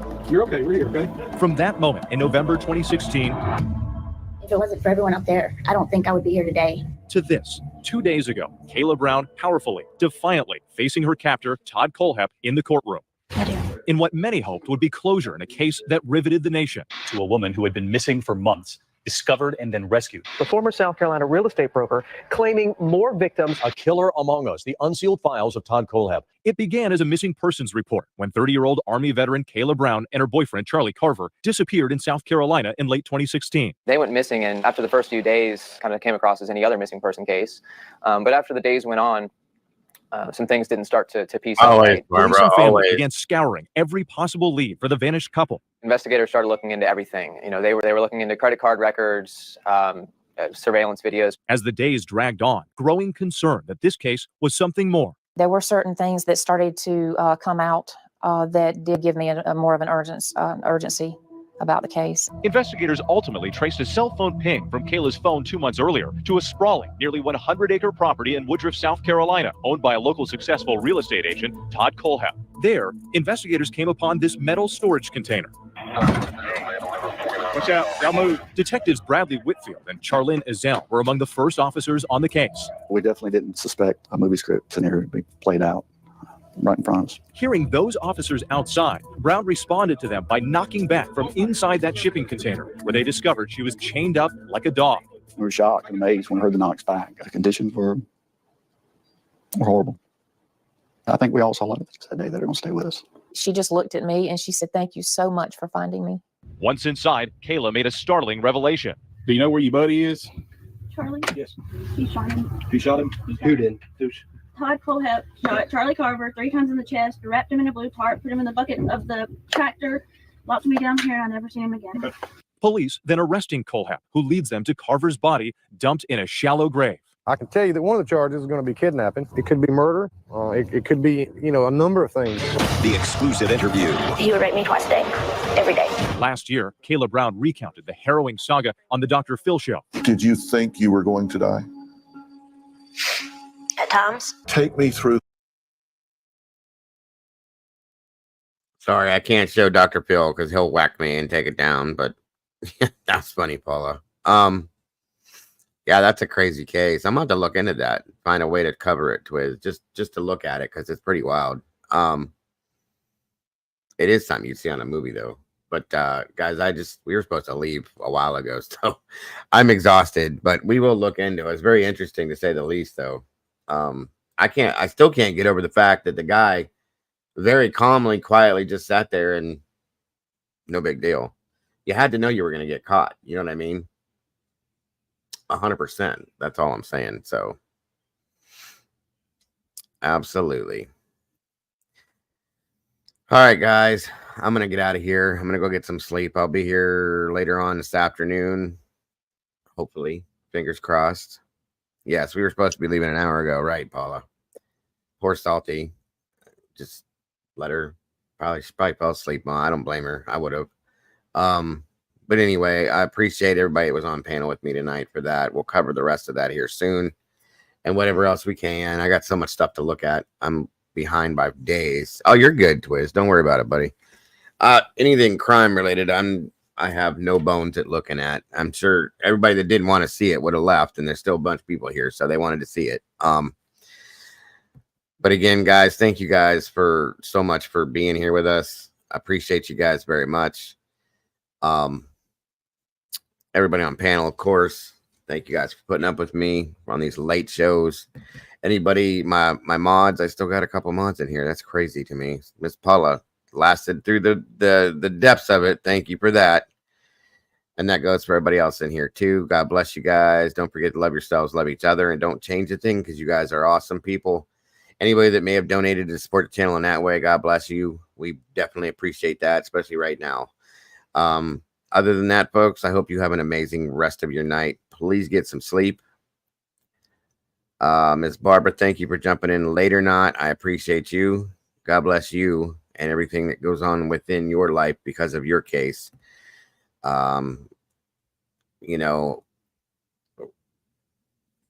we all know how horrible it is what you've had to go through with Timmy, and know that we're all here with you, Miss Barbara, and we support you, and we will continue to do that with Timmy in his case as well. And we 100% are with you, Miss Barbara. So please know that you're not alone ever. Everybody else, us, thank you again for throwing that case at me. You guys are all appreciated in every which way, shape, or form. So thank you so much. Much love to all of you guys. Have a great night, and I will see you guys very, very soon. Take care, everyone. Bye-bye.